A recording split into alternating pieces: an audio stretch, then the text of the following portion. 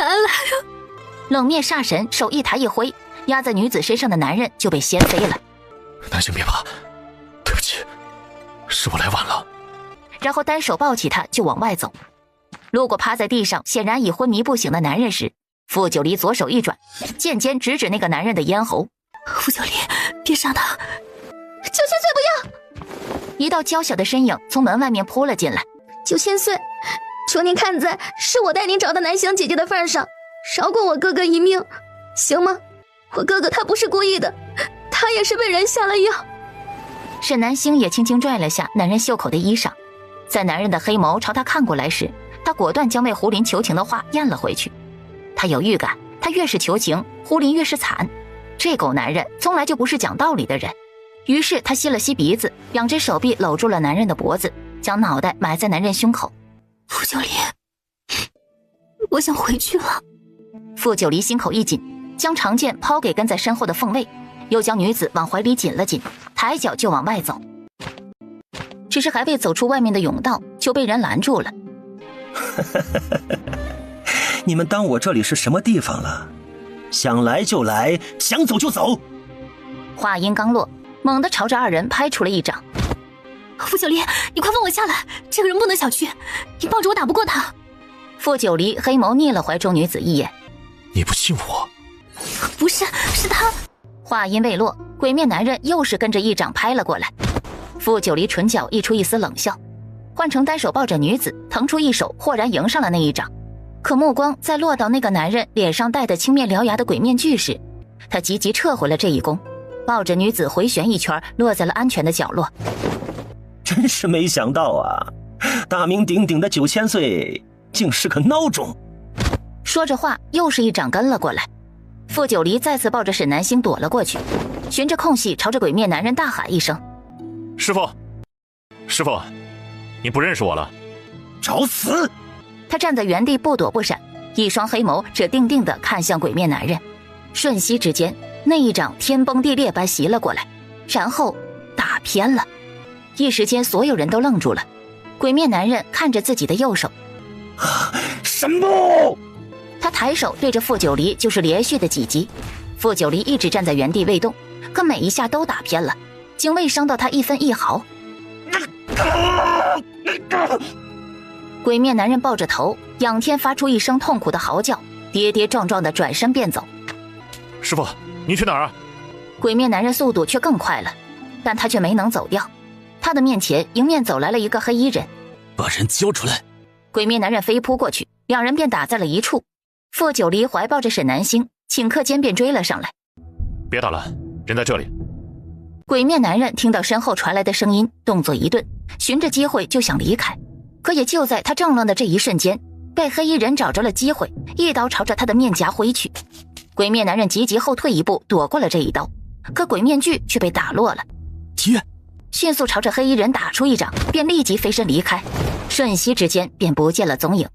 傅九离抬脚想追，可怀中的女子已经显然不对劲儿了。乖，别乱动，我这就带你去找大夫。他这一看就是中了那种药啊，找大夫做什么？我在这附近有个庄子，地处隐秘，你们去那里定不会有人打扰。你这是什么意思？给他解毒啊，你听不懂吗？你的意思是要找人玷污他？我怎么就是这个意思了？我是让你给他解毒。沈明，干嘛？你别以为我不敢杀你。撒爹，你难道敢杀我吗？傅九离不再说话，抱着沈南星就走。喂，你去哪儿？傅九离，一般的大夫可没有这个本事解毒。闭嘴！你上次在幽冥谷不是帮他解毒了吗？再解一次怎么了？我是说真的，一般的大夫真没法子。这里除了文香夫人，没人能。我这就去找文香夫人。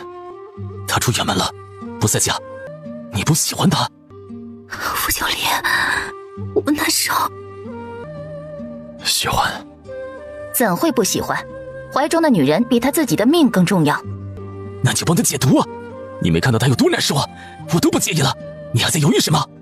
傅九离沉默了，半晌后下令：来人，去春风楼找个干净的男人来。你疯了！那你说怎么办？眼睁睁看着他去死吗？沈明怒极反笑：可你为何要随便找个男人来？我不信你不知道他喜欢你。傅九龄，我不要别人，我只要你。听到了吗？我告诉你，今日有我在，你休想让别的男人碰南星一下。我就问你一句，你给不给他解毒？若是你不愿意，就把南星给我。说着伸手就要去抢妹妹，傅九离抱着女子一个后跃，便躲开了沈明的触碰。沈明深深叹了口气，上一世就是这样，明明他才是南星的亲哥哥，傅九离却不让他见他，这一世也是连碰一下都不让，真是个小气的人。但一想到这人上一世为南星做到了那一步，沈明就连一丝责怪也不能有了。沈明无奈地将自己肩上背着的包袱取下，在里头翻翻找找，这是文香婶婶临走前给他的包袱，说是里面有许多药丸，兴许有解药也说不定。他就是想着万一南星受伤了能用得着，所以特意将这个包袱带着了。找到了，接住，这是解药，文香夫人给的，快给南星服下。下去吧，这里没你什么事了。等一下，说是解药有效才退下。主子，属下有个法子，一定能救这位姑娘，而且非常快。说。主子，属下方才看到地牢里有个男人，他也中了那种药，若是让他与这位姑娘交合。只听砰的一声，跟着一声惨叫，风卫话都没说完就被一脚踹飞了。地牢里的那个男人是胡林吧？哎，我就不明白了，人胡林可是没有成器，连小妾同房都没有的，算干净了吧？连春风楼的小官你都能接受，怎么就不能接受胡林为南星解毒呢？依我看啊，若是解药没用，就让胡林来吧。啊，一下子就能解了2个人的毒。你给我闭嘴！解药的药效来得很快，沈南星服用后脑子已经有些清醒了。傅九龄，胡林也中了药，解药也给他一些。死不了。来人，找2个女人给地牢里的男人送去。傅九龄，你别这样，胡林他……你心疼他？对上男人的目光，沈南星未说完的话终究是卡在了嗓子里。他本想为胡林说几句好话，可这男人的眼神，他就看不得他失落。算了，这好话不说也罢。我只会心疼你。男人身体一僵，片刻后眼底的无边墨色碎成了点点星光，唇角也不由牵起一抹弧度。累了吧？睡一会儿，我带你回军营。啊。好。男人小心地抱着女子，一步一步走得又稳又慢，就像抱着什么稀世珍宝一般。沈明见南星只用了一句话就让这浑身是刺的男人瞬间柔软下来，而且向来板着脸的冷面男人竟然会笑，还笑得一副不值钱的样子。本想嘲笑他一番，但话到嘴边却是如何也说不出口了。上一世那个在南星的坟前守了半生的那个满头白发的男人从未笑过，如今这般甚好。沈明默默跟在2人身后，只是走着走着眉头越皱越紧。他快走几步来到傅九离跟前，小声提醒：以你这速度，你明日都走不到军营，乌龟爬的都比你快。别吵。接着绕过挡路的沈明继续走得又慢又稳，可他却毫无办法，他也只能认命地跟在后面，以乌龟的速度。神木，神木！他双眸赤红。你不是死了吗？你不是说你心甘情愿把身体让给我，自己去死的吗？如今为何又出现了？你个不守信用的卑鄙小人，你给我出来！你出来！你出来啊！你出来给我说清楚！半晌，一声长长的叹息。若不是你执意要伤我徒儿，我永远不会出现。沈烨，是你先失约的。鬼面男人神色癫狂。谁让他要护着沈南星那个贱丫头的？他该死！南星怎么说也是你侄女儿，你为何就非要置她于死地呢？谁让他这般不懂事，碍了秋儿的眼？秋儿不想让他活着，那他就必须死。他的秋儿都已经病得快死了，唯一的愿望就是让沈南星去死，他又岂会违背了他的意愿？我一定会杀了沈南星，若你再要阻挠，我当年能抹杀你一次，如今就能抹杀你第2次。你旁的事我不会插手，但你若是再敢违背诺言伤我徒儿，我便与你鱼死网破。你别忘了，是你当初先答应了不伤我徒儿，我才会同意自毁。你骗我，你那晚根本就没有自毁。我没有骗你，我那晚真的。那你如今为什么还在？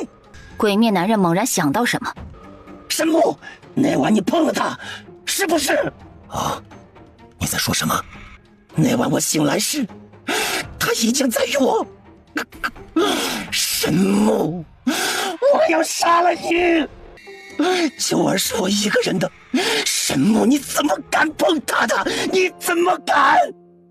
那晚他与沈木达成共识，沈木自毁，但因身体消耗巨大，完事后非常虚弱，就晕倒在了荒野里。沈燕，他喜欢你吗？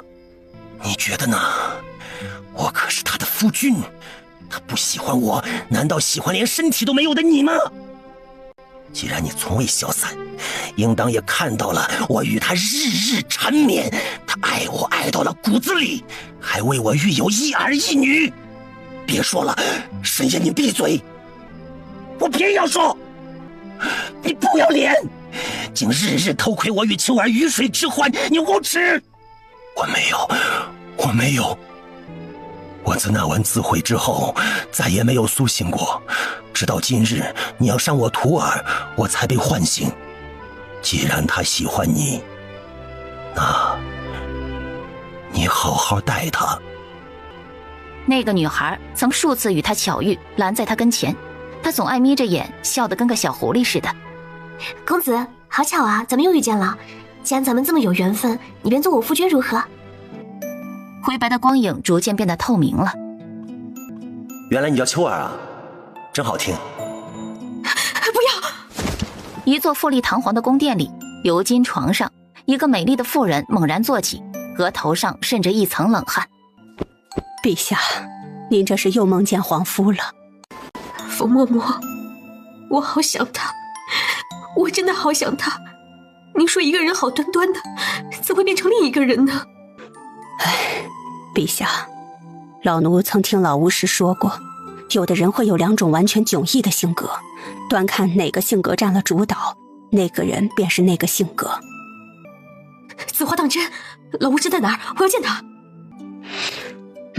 老巫师向来行踪不定，这段时日听说不在南疆。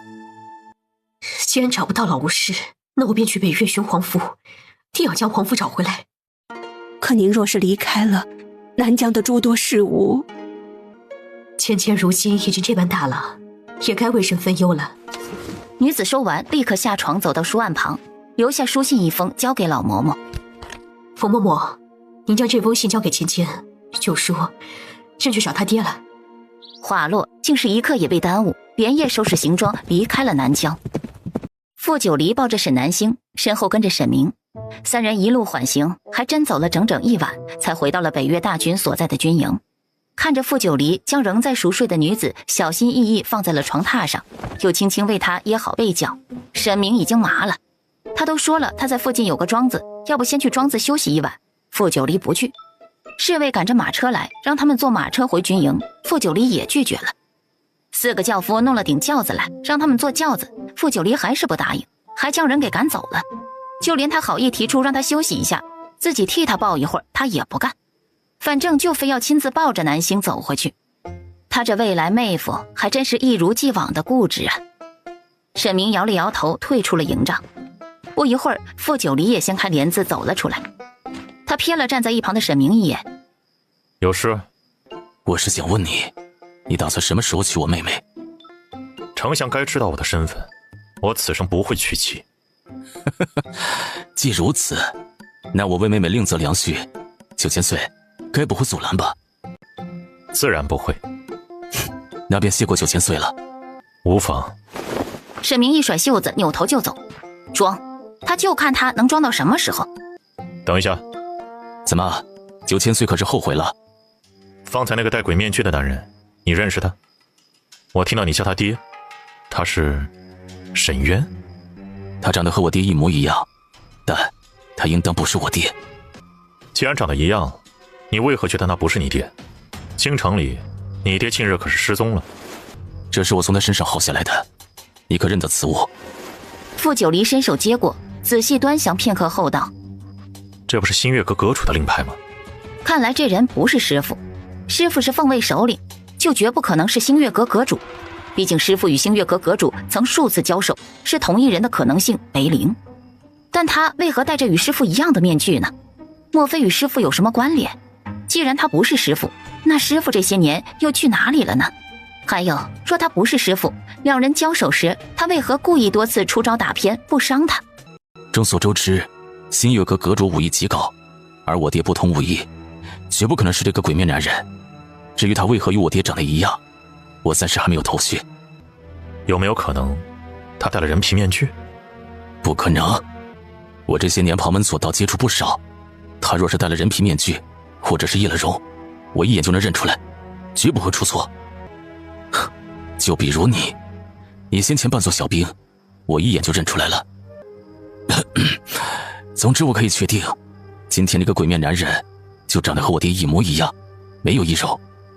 或许那就是你爹，他这些年藏了拙。绝不可能，我爹那身子骨就不适合练武，脑袋也是真不聪明，绝对做不了假。不信的话，你回京之后可以问问我祖父，可世上毫无血缘关系的两个人长得一模一样，我也是不信的。可我祖父祖母确实只有爹一个儿子呀，难道……是？女子干哑低沉的声音从营帐里传来，营帐外的两个男人一听到声音，立刻就冲进了营帐里。趁着傅九离倒水的功夫，沈明已经率先冲到了床榻旁。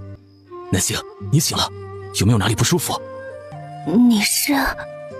沈明一愣，眼眸中闪过一抹慌乱，立即抬手摸了摸脸，察觉到黑色面巾还好好的附在脸上，心才稍稍定了。喝水。沈南星并未与他客气，微微低头，很快就将一小杯水喝了个干净。还要吗？还喝吗？要喝多少我都给你倒。沈南星先看着傅九离摇了摇头，而后将目光移到站在一旁的沈明身上。你是谁啊？我们是不是在哪里见过？傅九离冲着沈明挑了挑眉，说不说？沈明微微摇了摇头，不说。傅九离，他是谁？沈明心里一慌，急忙道：我是9000岁的暗卫。我怎么没见过你？9000岁暗卫众多，我比较不起眼。那你紧张什么？我天生胆小。沈明话一出口就想打嘴，生平头一遭，恨不得找个地洞钻进去才好。他是你的暗卫吗？不是。沈明都快疯了。好，傅九离，这么整他是吧？既然他在妹妹面前没脸了，以后别指望他能轻易同意他们的婚事。那他是谁？他是神。沈明再也无法无动于衷了。在听到那个沈字时，他动了，速度极快，落荒而逃。啊，他跑什么啊？怎么这么急？对了，你刚才说他叫什么？他是东来国丞相沈明。沈明？沈南星身体顿时僵硬了，眸中划过一丝恨意。虽说上一世他被擒是谢廷玉一手策划，是北越军中出了内鬼所致，可与谢廷玉暗中勾结的正是这个沈明，是他与北越内鬼里应外合，才害得他惨死，害得他祖父惨死，甚至于后来北越被东来灭国，这个沈明也是背后最大的功臣。感受到女子的情绪波动，傅九离的手轻轻落在了他的肩膀上。两军对阵，各为其主，沈明为东来谋划也是正常。沈明此人最是阴险狡诈，定是有什么阴谋。他还有一个身份。管他什么身份呢，得先将他擒住，可不能让他跑了。他是你兄长沈北岳。沈南星下他的动作进行到一半，卡在了那里。空气里安静了下来，男人也只静静地看着他。过了好半晌，沈南星才僵硬地转过了脑袋。你说什么？沈明，他是你的孪生兄长沈北岳，他没死，当年跌下悬崖后被文香夫人救下了。傅九离，我要见他，你让我见他。难怪他方才对他那般殷勤呢，原来是哥哥呀。别哭了，明日我便带他来见你。可不成想，不仅不管用，沈南星反而哭得更厉害了，抱着他的胳膊哭得上气不接下气。傅九离没法子了，只得将人搂进了怀里，低声哄他：乖，不哭了。沈南星将脑袋埋在傅九离怀里，放声大哭了一场。哭好后，缓缓地抬起头来，一眼就看到了男人胸前的衣襟有一块是明显的湿漉漉的，好丢脸呐！可哭好了？若是没哭好，我再换身衣裳来。你……沈南星顿时恼怒地推了他一把，抬起头来瞪了他一眼，又将脑袋扭向了一边去。过了一会儿，他垂着头小声道：傅九离，你是如何知晓他是我兄长的？他鬼鬼祟祟出现在军营附近，被我擒住了。他那时收到东来屠城的消息，急着赶回去，想让我放了他，就自曝身份了。所以是因为他从中周旋，东来才没有继续屠城，对吗？对，是他周旋的。我就知道他不是故意的，他一定是有苦衷的。我该如何做？什么？怎么才能让你不哭？若是把沈明捉来让你打一顿，可能解气？他一个用力，勾着男人的脖颈，将他拉向自己。在男人错愕的神色中，红唇贴在了他的唇上。你亲我，我便不哭了。你不在的这2日，军营发生了一些事情。乔大他们急着向你禀报，我还有事。说着急忙站起往外走，却踉跄了2步，险些跌倒。傅九离，何事？想走就走，你就是这般给人做贴身侍卫的吗？那你说，你还是不是我的贴身护卫？我可没撤你职。是。那我没让你走，你便不许走。好。你一日是我的贴身护卫，你就要有身为贴身护卫的觉悟。白日不许离开我10丈以外，夜里你便要在营帐里陪我睡。我是说，这营帐够大，你睡在那里。你想到哪里去了？我没想。直到出了营帐，风吹在脸上，傅九离才觉得身上的热意散了些。沈明一路快速奔袭，一直到一口气跑出100里地，这才脚步慢了下来。这会儿南星定然已经知道他的身份了，该怎么解释他与他作对的事儿呢？虽说他已经尽力去补救了，但也确实是因为他的疏忽，才导致了东来屠城的事情。他会将这件事怪到他头上吗？幸好上一世的惨状还未发生。沈明正专注地想着这些事，忽然一个女子不知从哪里冲了出来，抱住了他的腿。公子，求求你救救我哥哥吧！是你？你认识我？不认识。那你方才说……认错人了，还不放开？胡双儿却抱得更紧了，又有眼泪唰地流下。公子，你帮我将我哥哥送到医馆可以吗？我不知道这是哪儿，我也背不动他。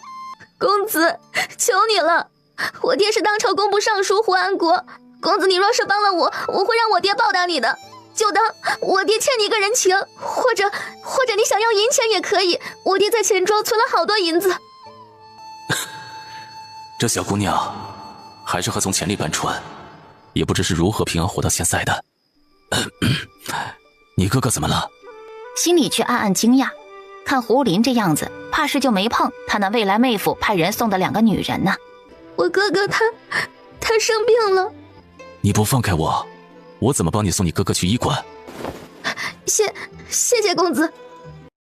沈明走到胡林旁边，蹲下身子，就看到胡林脸色惨白，整个人蜷缩在一起，不停地发抖，2只手臂还有大腿上衣裳破烂不堪，全是血迹。傅九离不是送了他2个女人，你要了他们不就没事了？何必把自己搞得这么惨？不强，别过来，别碰我！他若是脏了，就更配不上南星了。手里紧紧攥着的瓷片又狠狠在手臂上扎了一下，顿时又有鲜血涌出。哥，你别这样，别伤害自己。那2个女人已经被我赶走了，你别怕，她们不会碰你了。公子，你快帮帮我哥哥呀！求你了，我会报答你的。沈明从包袱里拿出解药塞到胡林嘴里，又一掌将人劈晕。解药已经给他吃下了，但他的外伤需要处理，我这就送他去医馆。为避免他不配合，我先将他劈晕，一会儿就能醒了。沈明将胡林背在背上，看了一眼脸上还挂着泪的胡双儿。别哭了，愁死了。你……可沈明并未理他，背着胡林大步往前走了。胡双儿眼泪都顾不得擦，匆匆抬脚跟上。沈明脚步很快，胡双儿得一路小跑着才能勉强跟上。当他被横在路上的一根枯树枝绊倒，摔在地上时，再也忍不住放声大哭了起来。摔倒了不知道爬起来吗？就会趴在地上哭，哭有什么用？他抬脚走了回去，似乎是察觉到他靠近，小姑娘哭声骤然停了。我摔跤了，腿疼。让自己起来吗？胡双儿摇了摇头，疼。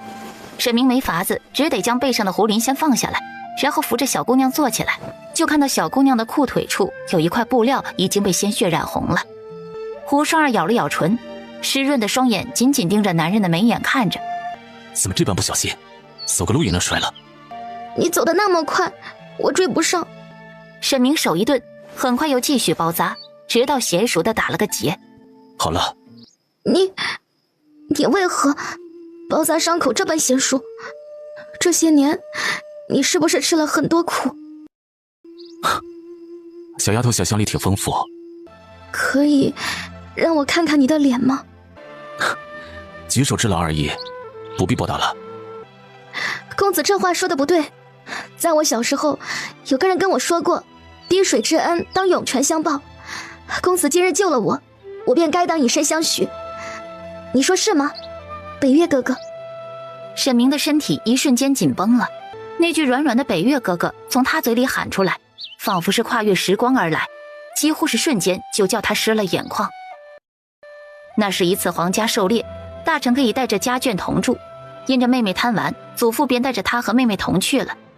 一群孩子玩捉迷藏时，他为了给妹妹追一只漂亮的小鹿跑远了，一时不察就迷了路，忽然听到了一阵细弱的断断续续的呜咽声。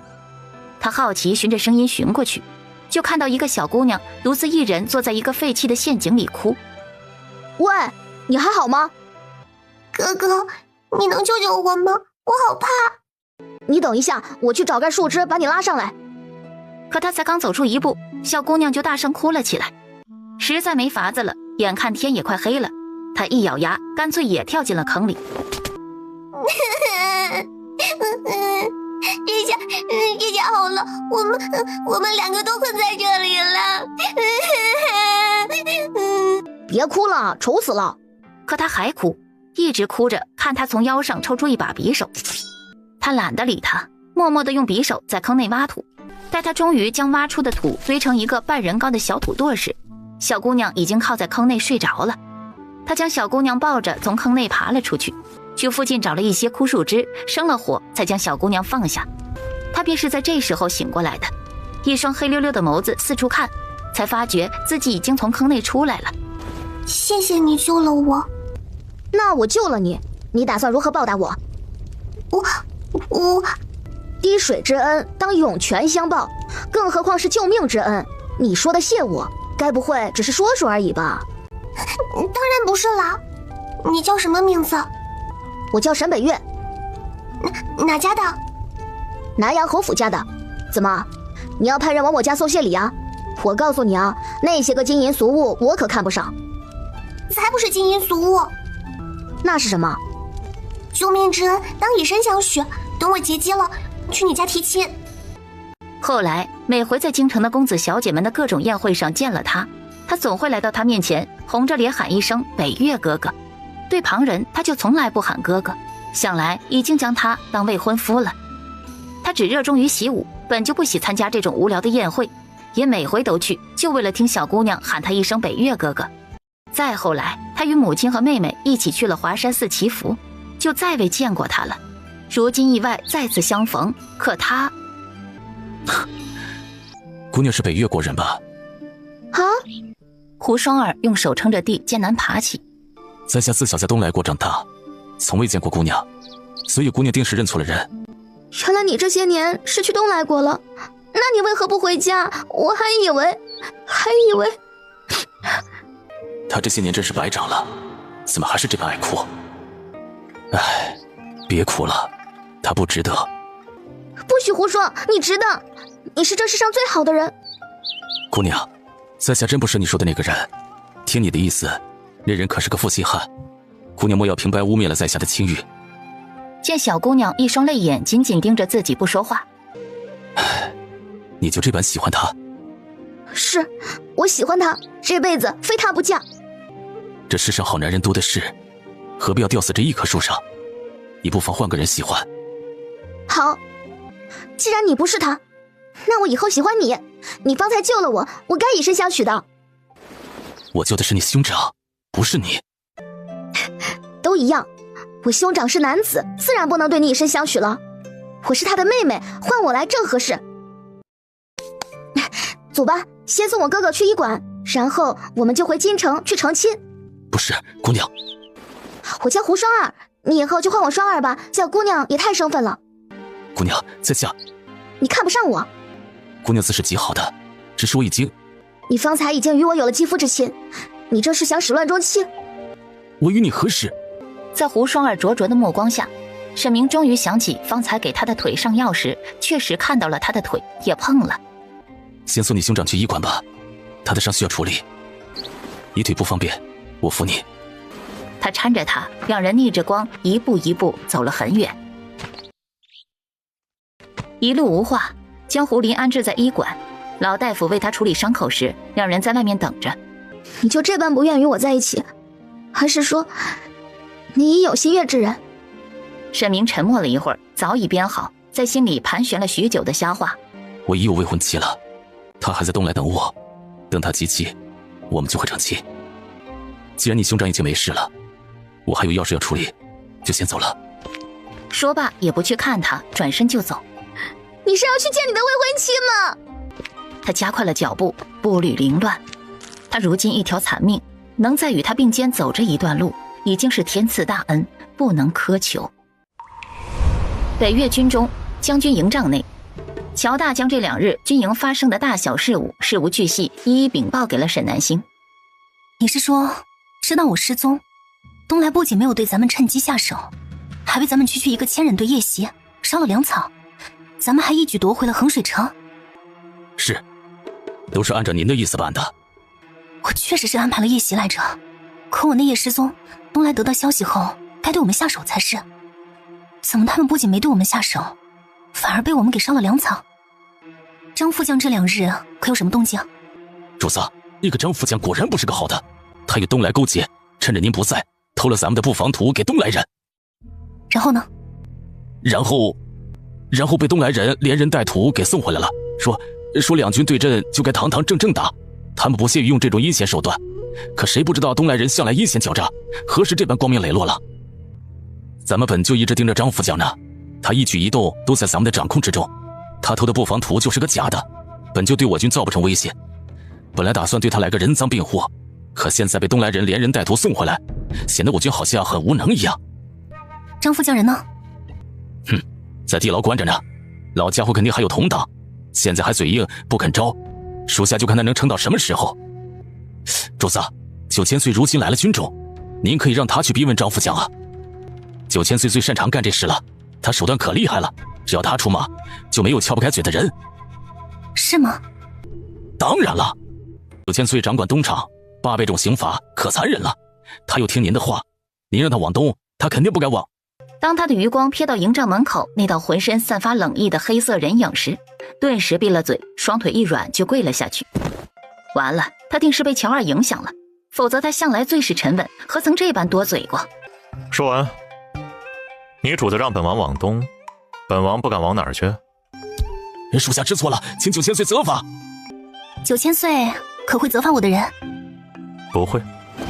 话音刚落，一道风吹过门帘，乔大的身影已然消失。800种刑罚，手段残忍？假的，东厂只有183种刑罚，并非800种，并且只对罪大恶极之人才会使用，并非世人所说的会滥用刑法。你……他竟在认真与他解释，是怕他误会他。我信你。傅九离愣住了，半晌后，抬手捂住了方才被他亲到的位置，他又亲他。怎么不让亲啊？不是你说的让我忍不住想亲人时，你会替我分忧吗？这才过了几日啊，便已经不作数了？傅九离沉默了下，并未答话，走到桌旁将食盒放下。饿了吧？先吃点东西。沈南星用余光悄悄瞥了他一眼，见他面色并无异常，心里踏实了不少。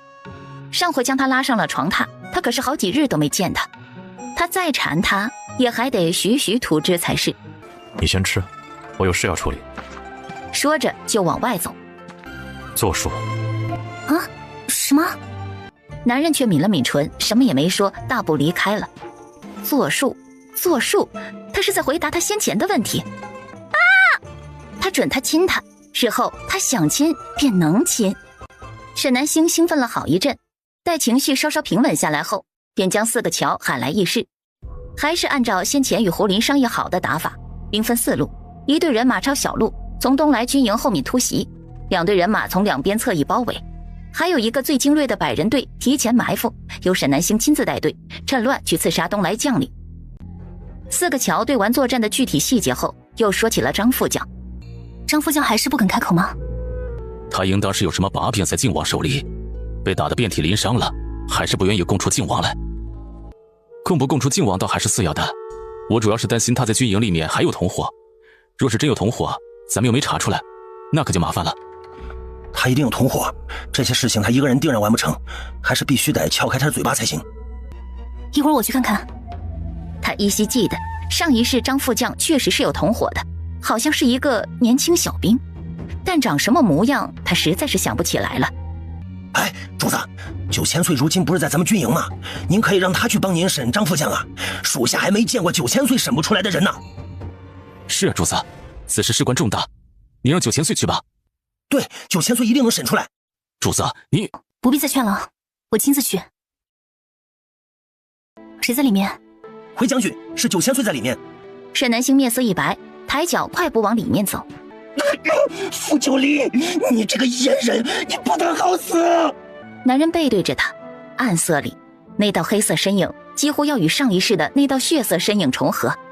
傅九离，男人身形显然僵住了，缓缓转过身来。傅九离，眼见女子越来越近，男人快走几步出了那间牢房，手背在身后，从旁边的木架上悄悄拿了一块抹布，用力擦拭手上的血迹。你怎么来了？这里脏，你先回去。傅九离，我身上脏。不脏。你先出去，听话。我要跟你一起出去。傅九离，你丧尽天良，残忍至极，日后必定不得。你再胡说八道，我杀了你！走，我们出去。这里黑，你不牵着我，我害怕。傅九离看着他那做贼心虚又故作镇定的模样，唇角微不可察地勾起一抹小小弧度。害怕就跟紧些。他牵着他一步一步离开黑暗，走向了明亮的出口。张铁柱已经跪在门口等了有一会儿了，这会儿一见到傅九离出来，立刻就扑过去抱住了傅九离的小腿。铁蛋儿，铁蛋儿，俺二叔就是一时糊涂，求你看在俺们往日的情分上饶他一命吧！只要你饶他一命，俺立刻带着他离开北岳，永远不再回来！求你了，铁蛋儿！别用你的脏手碰他，睁大你的狗眼看清楚了，他是铁蛋吗？先前没看到人，他还想不起来，可此刻一看到这人，便与他印象中张副将同伙的模样对上了，就是他，在偷布防图这件事上发挥了极其重要的作用。俺知道你不是铁蛋，你是刚刚在生的9000岁，可你当初扮作铁蛋时，俺是真心待你的呀。就看在这一点点的情分上，求你也放过俺二叔行吗？他已经受到惩罚了呀。俺思想父母双亡，是俺二叔独自一人将俺抚养长大，他是俺唯一的亲人了。能不能就看在他并未酿成大错的份上，饶他一命啊！9000岁，您要不就网开一面吧。张副将虽然有心做坏事，毕竟没做成不是？这张副将为人还挺不错的，估计也就是一时想差了，定然不是故意的。哎，铁柱平日里也帮了咱们不少忙呢。沈将军，您看能不能通融一下？沈南星面色难看极了。这一世因为乔大他们提前防范，这两人确实并未酿成大错，但上一世他们可是得逞了。他正欲开口拒绝，就听到身边的男人开口了：来人，把张铁柱抓起来，与张洪胜关在一起，一并等候处决。带回到营帐，沈南星问：张洪胜他都交代清楚了？没交代完，此事大概率与靖王脱不了关系，可只要一提及靖王，张洪胜就一口咬定此事是他一人所为，与靖王无关，态度十分坚决。哪怕在他意志最薄弱的时候，他也只供出了他侄子张铁柱，绝口不提靖王。张洪胜与靖王之间怕是有什么特殊的内情，让张洪胜甘愿如此。具体是什么，目前没有头绪。那你暂且留着张洪胜，是为了引蛇出洞？是，我已经派人将张洪胜是内鬼，已被关押的消息传回京城了，预计3日内应当会有结果。若是查出此事却与靖王有关，通敌叛国，乃是死罪。他既有胆子勾结东来人行谋逆之事，便注定该有一死。他自甘堕落，留他一命做什么？害人吗？你当真如此想？是。好，我知道了。你好好休息，我先走了。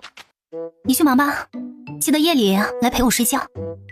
男人脚步倏然一顿，险些跌倒。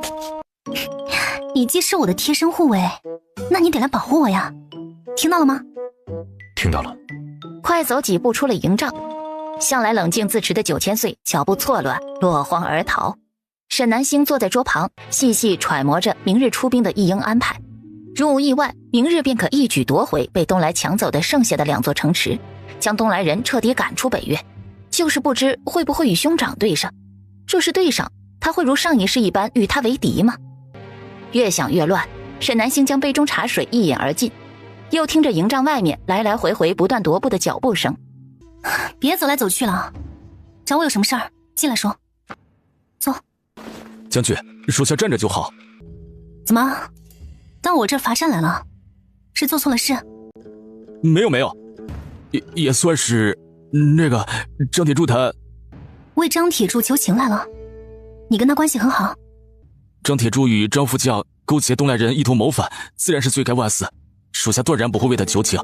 只是属下这段时日与张铁柱走得颇近，他的所作所为，属下竟一点未察觉。是属下失职，请将军责罚。起来，此事不怪你。要说与张铁柱走得近，铁蛋该是更近些。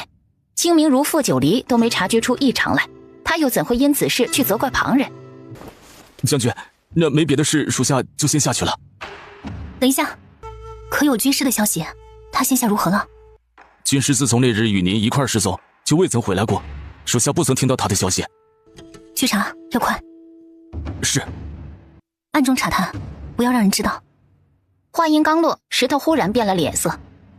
将军，有人在外面。两人迅速追出帐外，哪里还有半点人影？将军，这是个高手，他何时过来的？属下竟半分都未察觉到。我知道。整座军营能悄无声息靠近他的营帐，还能不被他发现的只有一人。方才的泄了半分气息，被他和石头察觉，定是因为听到了他让石头暗中查探胡林下落的话，生气了。沈南星头疼，这下又要解释不清了。附近影影绰绰的树枝中，乔大，你看到了吗？我没瞎，我还以为我眼花了，我竟然没看错。9000岁他这是连人带被子被咱们主子赶出来了。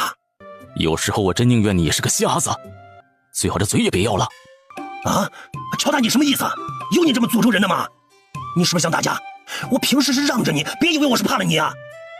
说的激动的挥着拳头蹦了起来，然后还没来得及动手，砰！哎呀，乔大！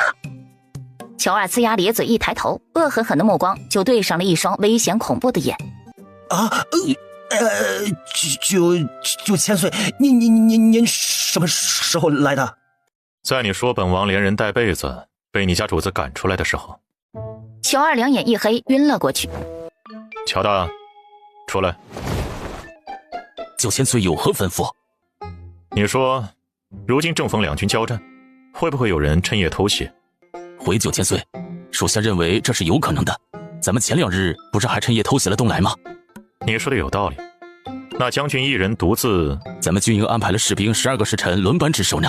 咱们这边地形也不利于东来偷袭，他们但一出现，全军就能迅速反应。再说了，咱们的士兵里还藏了不少东厂的高手，完全不用担心。然而话音方才落点，乔大就察觉到9000岁的脸色怎么越来越难看了。他眨了眨眼，脑海里忽然回忆起了9000岁方才好像说到了主子，然后他刚才着急表现竟打断了9000岁的话。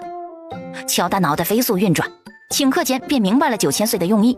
但是咱们军营虽然是不用担心，但主子身为北越主将，他的安危是重中之重，光靠咱们士兵巡逻还是不足以保护他的。9000岁之前毕竟是主子的贴身护卫，属下觉得这种关键时刻，9000岁还是亲自守在主子身边贴身保护，方为上策。请9000岁明鉴。眼见9000岁面色缓和了许多，乔大才终于松了口气，看来这下他是说对了。既然你都这样说了，那本王就去保护他一下吧。毕竟大战在即，他是北越主将，不容有失。说完就抱着被子扭头又往将军营帐的方向去了。乔大带人走远，抹了一把额头上的汗水，然后站起身来，一脚踢在了乔二身上。叫你以后还乱说话，学着点。以前他都是直来直去的，说什么就是什么。现在呢？现在有800个心眼子，说话还要别人猜。我劝你小点声。哦，应该没听到吧？都走那么远了。幸好他们被送给主子了。9000岁现在是越来越难处了。营帐中，石头离开后，沈南星寻思着还是得去哄哄某人。那个醋罐子若是不哄他，定然又要一个人生闷气了。可没想到才走出没2步，就远远地看到那道熟悉的黑衣黑发的身影朝着自己走来，怀里还抱着一床被子，这是来找他一块睡觉了。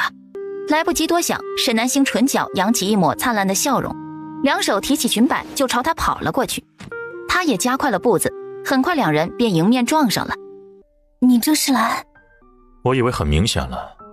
啊，对啊。我答应的事，向来便会作数。傅九离补充了一句，便绕过女子，率先往营帐里走。夜里，营帐里只有微弱的一盏烛火在桌上忽明忽暗。2个人，一个睡在床上，一个睡在角落铺着的被褥上。傅九离，傅九离，我只把胡林当军师，其他的什么也没有。我方才让人去查探胡林的消息了，只是因为他是随我一起来战场的，又是我军的军师，我总得确保他的安全啊。而且他爹是工部尚书，说是他出了什么事儿，我也不好向他爹交代。总之，我对他没有任何男女之间的想法，你可明白？沈南星一听还不高兴。我方才与石头说话，你听到了对吧？我知道你在外面定然是听到了。我承认，我将他暗中查探，确实就是为了瞒着你。但我那是怕你知道了多想，仅此而已。你看，你果然多想了吧？没有，胡林没事，沈明送他去医馆了，过2日便能回来。哎，你在救我回来的那个地牢里，有没有看到一把匕首啊？刀鞘是黑色的，刀身闪着金光。那把匕首是你的？你看到了？在哪里啊？胡林送你的？那把匕首不好，我回头送你一把好的。沈南星一愣，鬼刃可是天下名刃呐，是风玄大师耗时5年亲手打造，削铁如泥，这还不好？要知道这世上能比鬼刃更好的匕首就只有……但那把匕首更像是个传说，从来只闻其名，并未有人见过。沈南星这般想着，一时间没有答话。他送你的匕首，你就这般喜欢？没有，那把匕首是胡林借给我的，并非赠予我，因为要还的，所以不能弄丢。日后喜欢什么，可以与我说。一把匕首而已，至于要向人借？看来这胡林还真不怎么样，小气得很，的确是配不上他。好，日后我喜欢什么都告诉你。那鬼，胡林借给我的那把匕首，我昨日便已经派人还他了。昨日凤卫将这把匕首呈上时，他就认出是鬼刃了。当初工部尚书想送给他来着，他没要，所以猜到是胡林的，就让凤卫直接给胡林送去了。明日我做什么？他从头到尾什么事也没安排他。你就待在军营里，帮我守着大后方，可好？他见过他唯一一次上战场，便是上一世赶来救他。他提着血染长枪，双眸血红冰冷，一身黑衣被鲜血浸透，如同从地狱里爬出的恶鬼一般。他一人就收割了无数东来人的头颅。他很厉害，但他的那副模样，他永远也不想再看到。傅九离本能的就感受到了他心情的低落，他为何忽然就这般不开心了？他就这般想让他留守军营？好，早些睡吧，明日还要早起。好，你也早些睡。营帐里没了声音，顿时安静了下来。沈南星睡不着，方才勾起了上一世的惨痛回忆，心底一时间平静不下来。一闭上眼，就是一身黑衣的男人孤寂的身影。他在他的坟墓前守了半生，最后惨死，好想抱抱他。听着男人的呼吸声逐渐平稳，他动了心思。他都睡着了，他去偷偷抱一下，没事的吧？沈南星眸子微亮，轻手轻脚下了床榻，又踮着脚尖轻轻挪到了他旁边，悄悄躺下。这男人长得还真是好看啊，睡着了都这般好看，真是个妖孽。他忍不住抬起手，轻轻抚上了他的眉骨，他的侧脸，最后忍不住轻轻俯身，在他侧脸上轻啄一口，然后才满意的在他旁边躺下。抱一会儿就抱一会儿，然后他就回到床上去，不知不觉竟沉沉睡去了，所以自然也就没看到，在他熟睡后，昏暗中男人睁开了眼，无奈的轻笑一声，惹了他，他倒是睡得香甜。第二日，时辰已到，大军集结。沈南星长发竖起，银甲披身，骑在马背上，立于大军之首。出发！随后马缰一抖，双腿一夹马腹，整个人便如流星般飞跃出去，身后大军也跟着隆隆开出。在即将靠近东来军时，大军迅速分割成4路，按照计划分头行动。沈南星则亲自带着一个最精锐的百人队，马阶衔枚裹蹄，悄无声息，专挑水边密林，急速前进。到得东来军营，百人队很快便锁定了东来主将乌蒙的营帐，众人悄声埋伏，直到夜幕时分，看到东边山头狼烟冒起，沈南星一个手势，百人队顿时凌空而动，迅速四散铺开。沈南星带着10名精锐，闪电般突然出现在乌蒙营帐前，几乎是一息之间，营帐前巡逻的几个士兵都被抹了脖子，悄声倒下了。随后几人闪身进了营帐，就见乌蒙已经全副甲胄穿戴完毕，一柄重剑朝着几人狠狠斩来。乌蒙乃天生大力，一跺脚，一声吼，一把100斤重剑被耍得火星四溅，但一碰到立即就会毙命。几个呼吸的功夫，沈南星的队伍已折2人。看着乌蒙硕大的眼睛里闪动着狂妄的笑，沈南星手中长枪一翻，心中的怒气几乎就要抑制不住倾泻而出。上一世祖父被万箭穿心，就是这个乌蒙下的令，当时他也是这般邪恶的笑容。乌蒙，拿命来！哈哈哈哈！老子还当是谁呢？原来是你这个女娃娃呀！你祖父怎么没来？莫不是已经死了？哈哈哈哈！沈南星一根银枪在手中舞得猎猎生风，灵活极刺，很快就将乌蒙逼出帐外。此时两军已经正面对上，因着东来军毫无准备，被突然袭来的北越军分快绞杀，一时间哭喊成片，血色连天。他面色铁青，大吼一声，提着重剑狠狠朝着沈南星劈去。沈南星长枪往地上一撑，转瞬间就躲过了这道致命攻击，又立刻从另一个方向刺出一枪，在乌蒙黝黑粗糙的大脸上划出一道粗大的血痕。趁着乌蒙失神的片刻，提起长枪对准乌蒙的胸口就狠狠扎了过去。可就在这时，乌蒙的重剑不知何时朝着他的左肩砸了下来，他面色猛地一变，若是此时后退，自是可以躲开这一击，可若是退了，今日定然是杀不了乌蒙了。乌蒙是东来国最厉害的将军之一，诡计多端，曾亲手斩杀北越军民无数，一旦放了他，后患无穷。今日乌蒙必须死。他眼神一凛，手中力道不减，狠狠将长枪送入了乌蒙心脏，随着噗的一声，长枪穿透肉体，只来得及说出一个字，口中吐出大量鲜血。乌蒙脑袋一歪，岿然倒地，绝了气息。他的左肩无视，身穿黑色甲胄的高大男人在他面前身体坠落，下一刻就要跪在地上。他长枪一松，双手颤抖着抱住了眼前的男人。你是不是傻？无蒙一死，杀！北越将士们本就处于上风，此时见东来主将身死，顿时士气更是上涨，激烈的喊杀声震天，一个个朝着东来军就是猛烈冲杀。东来军纷纷丢盔弃甲，节节败退，丢下了遍地尸体。废物，一群废物！还有你，父皇还说你智多近妖，让姑多养正你，我呸！姑看你就是个智障。北约那个靖王都已经将布防图送到你手上了，你竟然都拿不到，要你何用？还有，北越大军偷袭，为何我军竟一点风声都未收到？派出的那些斥候都是干什么吃的？沈明静静听着，默不作声。布防图拿不到，自然是因为他没要。至于为何未收到北越偷袭风声，当然是消息被他派人拦截了。来人，把沈明给姑拖出去砍了！立刻从外部进来了一队甲士，将手中长剑直指沈明。可还未来得及动手，另一队黑衣皮甲的卫士从门外急速闪了进来，将先前那队甲士包围。好啊好啊，你就仗着有父皇给你的黑甲卫，觉得姑动不了你是吧？殿下可以试试。你且等着，姑这次回去定会将你做的蠢事如实向父皇说明。要是让父皇知道，就因为你的愚蠢，害死了他最倚重的乌蒙将军，姑就看你有几颗脑袋够砍的。哼，那臣就拭目以待了。哼，来人，传程速。程速很快赶来。太子殿下，丞相大人，你即刻拿姑的令牌，去景田大营调兵5万，火速前来支援。程速却是略一迟疑，还未待说话。怎么，连你也想反抗姑？属下不敢。是属下方才收到密报，大皇子秘密调兵3万，驻扎在京都西郊30里地，不知所图为何。若是景田大营的兵马调去对战北越，京都怕是……竟有此事，为何不早些来报？属下也是才刚刚收到消息，正要来报。锦衣男子看向一旁沈明，一副气定神闲的模样。你早就知道。自从此次出征，臣可是从未回过京都，殿下纵是太子，也不该如此冤枉臣下才是。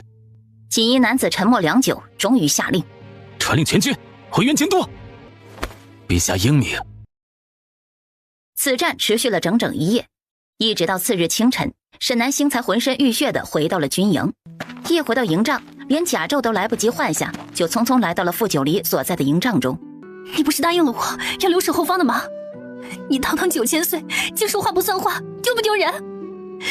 你不是武功很高的吗？怎么连个乌蒙都打不过了，还挨了他一剑，真丢人！怎么还流血了？怎么血都止不住啊？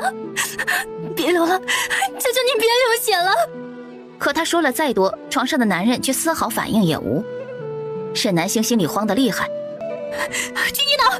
军医哪去了？救救他，他要不行了！他满身满脸鲜血，跪坐在地上，将守在远处的4个乔吓了一跳，连忙去找军医。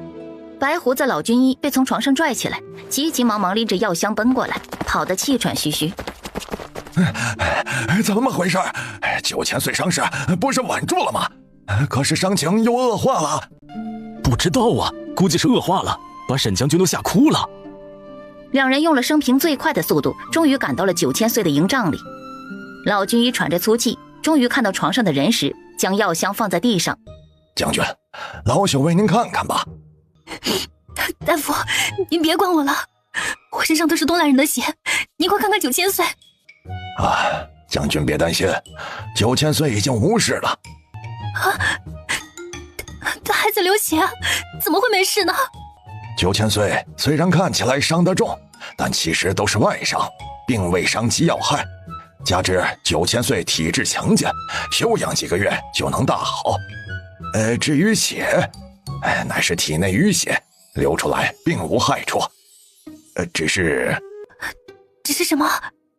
只是他胸中积聚了一股淤血，若是长期积聚于胸，不能排出，只会导致气血不畅，不利于恢复。那要如何才能排出呢？这也是老朽觉得奇怪的地方。按理说，他在遇刺的时候，口中就会吐血，就会顺势将这股淤血吐出了。可不知何故，他当时应当是没有吐出，反倒像是强行憋回去了，才导致气血淤结于胸。遇刺的时候，沈南星想起了他在遇刺之后，他就抱住了他，那时候他的唇角有一缕血迹，难怪他是不想吐在他身上，所以才拼命忍着吗？他竟生生忍着。不过问题也不大，老朽煎几副活血化瘀的药，吃下去也会好起来的。乔大本想劝主子去沐浴换身衣裳，但看他那眼神粘在9000岁身上，一刻也离不开的样子，也便作罢。想来劝了也是白劝，便没有作声，默默将老军医带走了。沈南星又在营帐里守了一会儿，直到石头在外面叫他说有事情禀报，他才出了营帐。将军，属下有禀报的事不急，您不若先去洗漱一番，属下稍后再与您细说。沈南星低头看看自己，血印都干在身上了，便未拒绝。待他梳洗完毕，换了身常服出来，看到守在外面的石头，想起什么，便问了一句：“你可有看到9000岁是如何受伤的？”属下看到了。怎么回事？9000岁武艺高强，怎会被乌蒙所伤？属下昨夜带兵突袭过来，刚一靠近军营就发现9000岁了。他一直守在您100米左右，应当是不想您发现他。您与乌蒙对上时，先前处于上风，9000岁就只是远远的看着，并未靠近。后来您遇到危险，他才过去。至于为何他会被乌蒙所伤，您那时与乌蒙挨得极近，情况又很紧急，在9000岁的角度，若是出手，怕是会误伤了您。所以他就自己挨了那一剑。据属下判断，在当时的情境下，都无其他可能。知道了。你方才说有何事禀报？回将军，属下在清点伤亡时发现一具女尸。什么？带我去看看。沈南星在石头的带领下，很快就来到了一具已经被摆放整齐的女尸旁。虽女尸面色已被鲜血所污，沈南星还是一眼就认出了是小桃。她穿着宽大的士兵甲胄，胸口和腰腹均有剑伤，双眼紧闭，面目惨白，早已没了气息。将她好生掩埋吧，莫要声张。将事情处理好后，沈南星便又回到了傅九离的营帐。他坐在床边的矮凳上，静静地看着男人俊朗的眉眼。此时细细看来，男人虽面色苍白，其实呼吸平稳。他先前是关心则乱了。你到底什么时候才能醒过来啊？傅九离，东来不知何故忽然退兵了，我们轻而易举就夺回了先前被东来占领的2座城池。你说是我兄长做的吗？他这一次是不是站在我这边的？你还说要带他来见我呢，结果呢，你自己受伤昏迷了。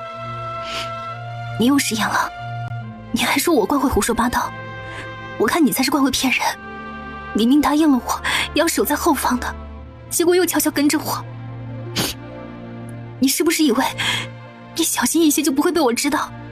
那你怎么这般不小心？你看，都被我发现了。你以后能不能别再受伤了？本就熬了一夜未睡，此刻说着哭着，终是倦意袭来。待他睡着后，男人长长的睫羽颤了颤，终是睁开了眼睛。他黑眸缱绻地看着他的侧脸，总是这般爱哭，叫他如何放心得下将他交给旁人。傅九离撑着身子下床，将他抱起，小心地放到床榻上，又为他盖好被子。主子，别吵。才刚说出2个字，门帘就被从里面掀起。傅九离轻轻将帘子放下，走出来，对着乔大招了下手，就率先朝一个方向走去。走出一段路程后，傅九离停下了脚步。什么事儿？说。属下不久前收到羽箭密信，请您过目。傅九离接过打开，就见上面只一句话：东来内乱，大军回援京都，边境10城防守薄弱，可一鼓而下。密信来处不明，属下担心有诈，便派出数十名探子打探消息。如今探子带回来消息，情况与密信一致。可这密信来的实在诡异，若是我军消息，完全可以坦坦荡荡。是以属下担心这是一场精心设计的骗局，目的是为了引诱我军深入，然后一举灭之。密信可信，传令全军休整，4个时辰后攻入东来。9000岁，若是密信所言属实，大军休整2个时辰就可以出发，不用。话未说完，便在那道冷冽的目光中，声音越来越小。是。方才是他反应慢了，现下可是想明白了，2个时辰不够主子睡好，除此之外岂有他在？傅九离回到营帐，看了一眼床上的人，见他睡得正香，又为他掖了一次被角，然后便独自来到军营不远处的那片密林。出来吧。一阵凌空破音后，一道戴着半边黑色面具的人影出现在了他面前。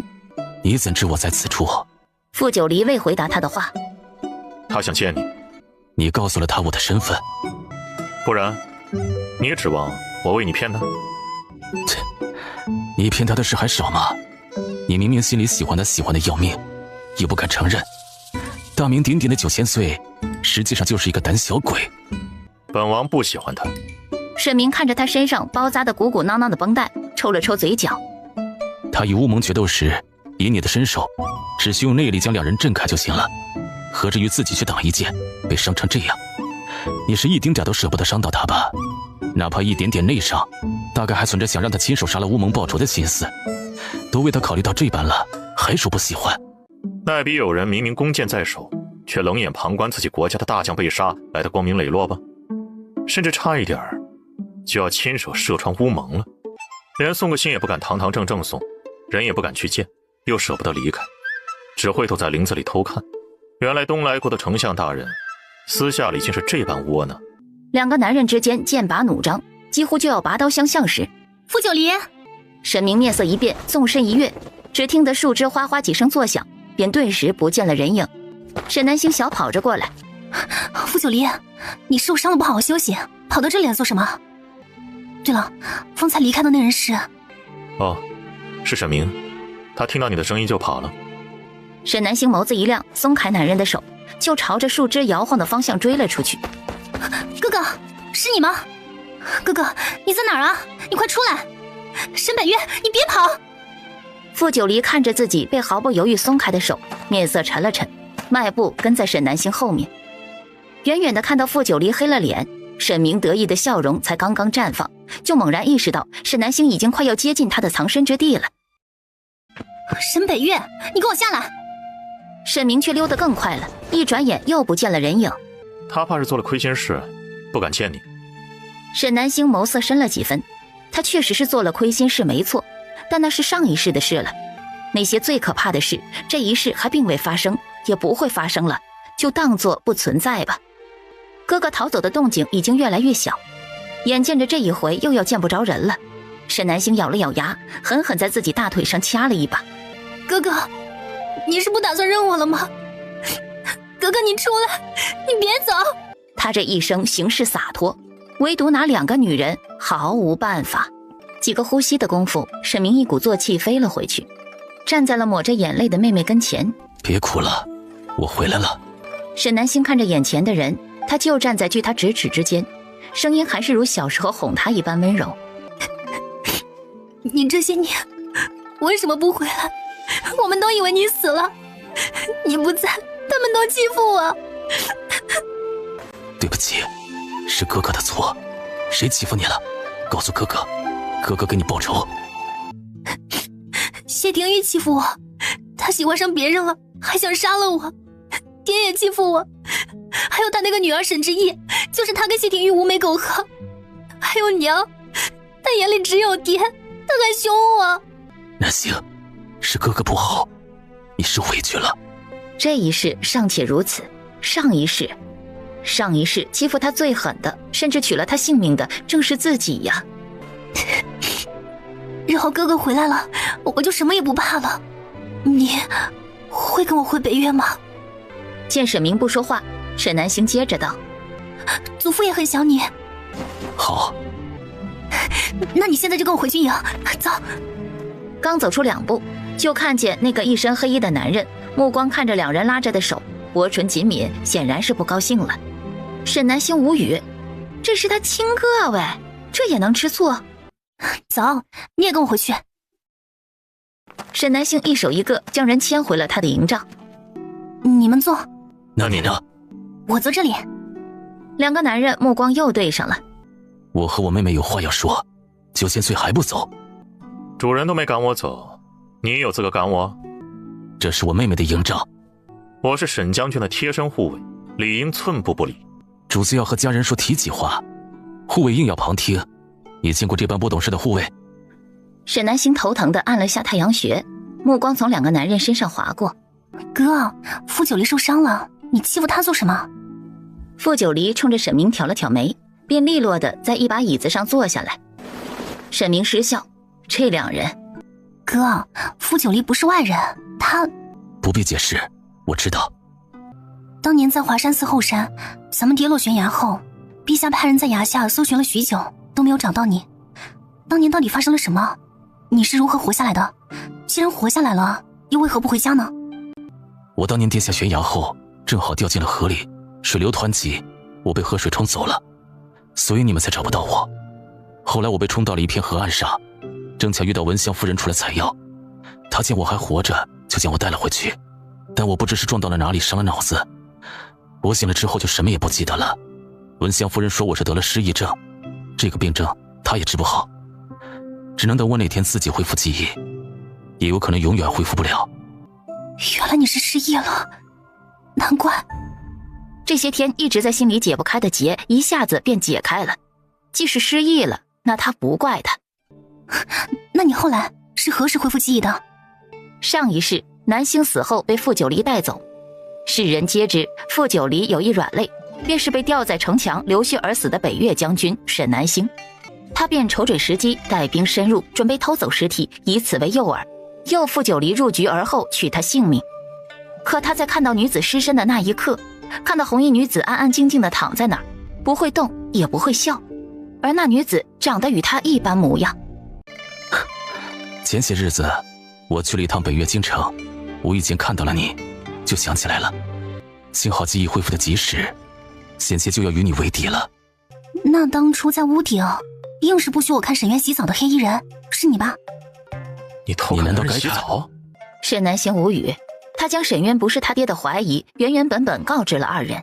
就是这样，爹当年为娘挡下一剑，右胸处留下了疤痕。可现在的沈渊，哥你亲眼所见，他右胸处也有剑伤留下的疤，证明他就是爹。可我就是觉得他不是爹，他武艺高强，眼里没有娘，怎么会是爹呢？听祖父和舅舅们的描述，爹虽资质平庸，但重情重义，待娘极好。可如今的沈渊，一心只有邱姨娘一个人，对娘没有半分情意。对我们兄妹，以前外祖父活着的时候还说得过去，自从外祖父去世，便更是无所忌惮。可他身上又确实有与爹一样的伤，还与爹长得一模一样。抓走你的鬼面男人，就是现在的沈渊。那他……我也觉得他不是爹，我猜测，他是爹异母同胞的孪生兄弟。不可能，祖父祖母只有爹一个儿子，爹哪来的孪生兄弟？沈南星说完，见沈明只静静看着他，忽然想到什么。你是说祖母她……在北越，双生子乃不祥之兆，按照北越律法，双生子只能留一个。或许祖母为了保护另一个孩子，刻意瞒下此事也未可知。别多想了，待我们回去便问问祖母，一切便可真相大白了。若真是如此，可那伤还有爹……唉，若是如此，他怕是早就开始筹谋取代了。至于爹，只怕是……傅九离一直未再开口，他的黑眸愈发幽深了。若是鬼面男人是师父，他杀了他爹，不可能。这人既是星月阁的阁主，便不可能是师父，绝对不是。忽然帐外传来乔二的声音：主子，有人要劫走张副将，已被我们的人擒住。沈南星眸子一亮，抬脚就往帐外走。走，去看看，鱼儿终于上钩了。放开他！放开他！可没有人搭理他。乔大举着烧红的烙铁，慢慢地逼近黑衣人。说，证据藏在哪里？黑衣人将头扭向一侧，不说话。乔大冷笑一声，毫不犹豫将烙铁狠狠摁在了黑衣人的脸上。我说，证据就藏在河。可话还未说完，张副将像一只暴烈的雄狮般一跃而起，狠狠将黑衣人撞翻，将他压在地上，狠狠撕咬。乔大面色铁青，狠狠一脚将张副将踹开。再去看黑衣人，脖颈处已是血肉模糊，被生生咬掉了一大块皮肉。为什么？沈南星三人匆匆赶到，正巧看到这一幕。是乔大疏忽，导致人证身死，请主子责罚。起来，张副将，你与谢廷玉是什么关系？你胡说什么？我区区一个军中副将，与靖王能有什么关系？说话客气点儿。沈南星瞥了一眼旁边地上的黑衣人尸体，轻笑一声：“真是没想到啊，你为了维护谢廷玉，竟连自己的义子都舍得杀害。看来你跟谢廷玉关系匪浅啊。让我猜猜啊，难不成你们是……靖王乃天皇贵胄，身份尊贵，又心地善良，一心为国为民。岂是你个贱女人能随便污蔑的？一个通敌叛国的皇子，阶下囚还差不多，身份尊贵，他也配？若是你老实交代，是如何与谢廷玉合谋，又是如何与东来人串通的，本将军便放了你侄子张铁柱，如何？”张副将眸中闪过一抹挣扎，突然口中猛地吐出一口鲜血，双眼圆瞪，软软的倒了下去。铁柱只负责与军中将士打好关系，好叫他们放松警惕，除此之外什么实际的行为都未做过，要紧信息也并未知会他。一旦自己身死，他们便不会用铁柱威胁自己，或许铁柱还能留得一命。且除了自己之外，唯一知道证据所在的义子也已经死了。如今只要他一死，便再无人能找到证据所在，便再无人可以威胁到靖王了。玉儿，便再度吐出一大口鲜血，不再动弹了。主子，他死了。傅九离看着他纠结的神色，眼中划过一抹笑意。不必如此麻烦，沈明身上想必有你要的东西，你找他要，他肯定给你。沈明无语，那可是他准备用来哄妹妹高兴的东西，谁要他多罪了？哥哥，给你，我与谢廷玉来往的证据都在上面了，每封信件上都有谢廷玉的私印，他否认不了。哥哥，谢谢你，有了这些证据，谢廷玉便只有死路一条了。沈明眼角眉梢都是笑意，能见到这般鲜活快乐的妹妹真好。4个时辰后，大军休整完毕，蓄势待发。哥，你看着他，不许他跟上来。这点小伤，我已经没事了。那么深的伤口，怎么就没事了？大夫都说了，叫你好好休息。就是，好好躺着吧你。南星，我让亲信看着他，不能不能？不能。除了沈明，整座军营还有谁能看得住傅九离了？他一个眼神扫过去，还不都得跪了？于是2个男人眼睁睁看着沈南星带着大军隆隆离开了。营帐里2人沉默无言，一炷香后，傅九离悠悠开口：“东来军向来狡猾，也不知沈将军会不会一时不察，落入什么陷阱？”“不会，留下守城的几个将领都是酒囊饭袋，没有能成事的。8邑守城的孙大勇，古罗守城的吴丹，可不是酒囊饭袋。这不必担心，他们已经被我的人解决了。但沈将军向来勇猛有余，谋略不足，要是一不小心中了计……你这样说他缺点，就不怕被他知道？你不说，他不会知道。你怎知我不会告诉他？好不容易认回了妹妹，你舍得说他？东来人做事向来没什么底线，万一……”沈明骤然想起上一世南星落入自己做的陷阱，顿时就坐不住了。你自己在这躺着，我去看看。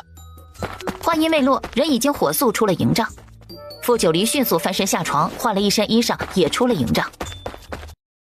沈南星带着大军长驱直入，几乎未遇到什么阻碍，只用了1日功夫，就下了东来国与北越国接壤的10座城池。正欲继续向前时，东来派特使求和，2国激战。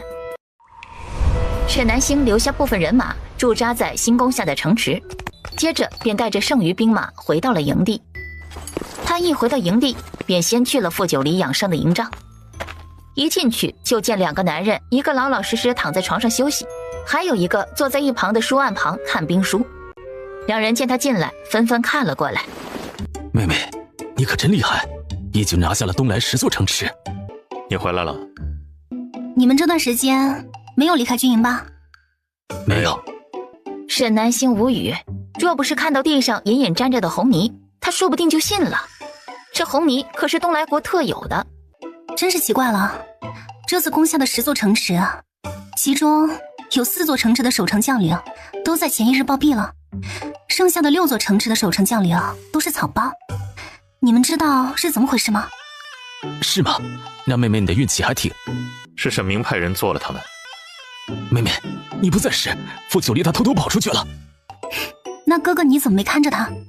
可是也跑出去了。沈明一时语塞，两个男人对视一眼，火花四溅。他们匆匆先他一步赶回来，还做了一场戏。这一下好了，全白费了。入夜，傅九离抱着枕头来到了沈南星的营帐门口，忽然就有些不好意思进去，于是在门口徘徊了几步，在走到10几步时，营帐里伸出一只纤纤玉手，将人给拽了进去，一直拉到床边坐下。你今晚就睡床上吧。我还是睡地上。夜里地上凉，你本来就受伤了，怎么能睡在地上？那你……我一个弱女子，你不会让我睡地上吧？若你非要让我睡在地上的话，那我……哎！身后男人喊了一声，沈南星嘴角溢出笑意，一个回旋就回到了床边。我就知道你不舍得我睡在地上，那我们一起睡床吧。如今还在军营，他还能借着贴身护卫的身份与他亲近些，一旦回京便再也不能了。明日就要班师回朝，便放纵一次吧，左右也不会有旁人知晓。你睡内侧还是外侧？傅九离张了张口，还未待开口回答。你睡内侧吧，若是睡在外侧，夜里不慎掉下去可就不好了。我睡在外侧保护你，上来吧。傅九离身体紧绷，弯腰脱了鞋就躺在了床上。他笑了笑，灭了烛火，也躺在了床上。躺在他旁边，沈南星是从未有过的心安。只是躺了没一会儿，外面就传来了声音：沈将军，胡林求见。他在医馆治疗，待身体略微好转，便与双儿星夜赶回了军营。战事已经结束，北越大胜，明日就要班师回朝。有些事他必须要亲自与他说明。他已经在营帐外守了许久，远远的便看见9000岁进了他的营帐。他便想着等9000岁出来，他再求见。可一直等到营帐中烛火熄灭，9000岁也未出来。我出去看看，很快就回来。你去吧。乖，等我回来。随后便穿鞋出了营帐。军师，你回来了。沈将军，可否借一步说话？我有些事情想要单独跟您说。好，就在这儿说吧。若是再走远的话，他床上那男人就听不到了，会多想，还会吃醋，解释起来怪麻烦的，不知道。好。你的身体没事了吧？谢过沈将军关心，我没事。那便好。你有何事要与我说？那行，对不起。是你救了我的命，我还会谢过你呢。你怎么还道上歉了？我那日险些轻薄了你。那日是情况特殊，怪不得你，你也别放在心上。毕竟你那时受药物影响，并不清醒。我愿意负责。南希，我那时虽被下药，但若说半分神智都没有，那是骗人的。我那时是有意识的，只是我心悦你，便一时没忍住放纵了自己。也说我趁人之危也好，说我卑鄙我也认。我从小就心悦你，如今你跟靖王也不可能了，能不能给我一次机会？我定会好好待你，我会爱你护你，终其一生也只会有你一人。胡林，别胡说。我没有胡说。南希，你看，这都是我自己划的，我没有碰见2个女人，我还是干净的，你别嫌弃我。我记得我跟你说过，我有心悦之人。可9000岁是太监，你总不能跟一个太监在一起。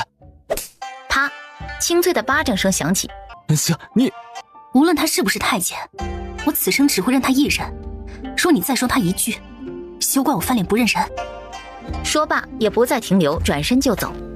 沈南星回到营帐里，看到傅九离好好的躺在床上，心中的怒意才稍稍散了。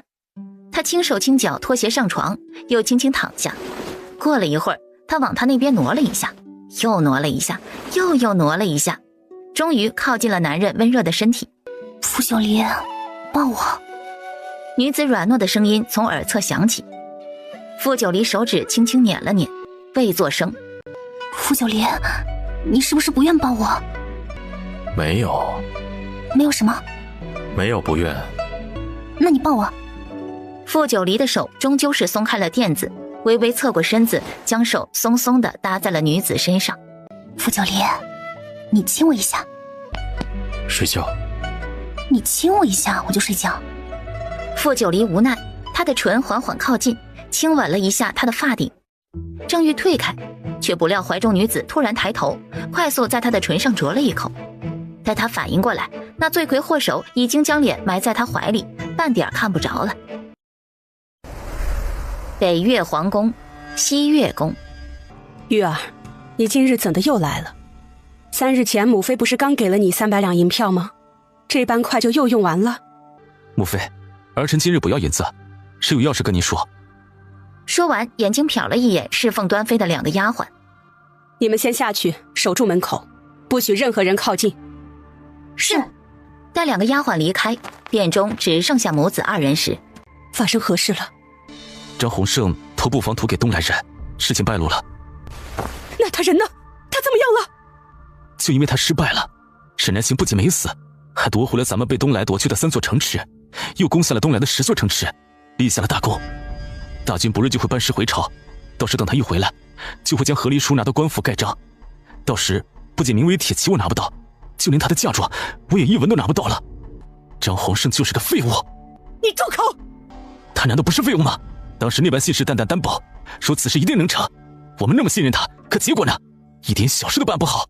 谢廷玉，我叫你住口，你聋了吗？谢廷玉一愣，剩下的话哽在了嗓子眼，再也说不出来了。母妃已经多少年来未连名带姓的叫他了。玉儿，告诉母妃，张洪胜他如何了？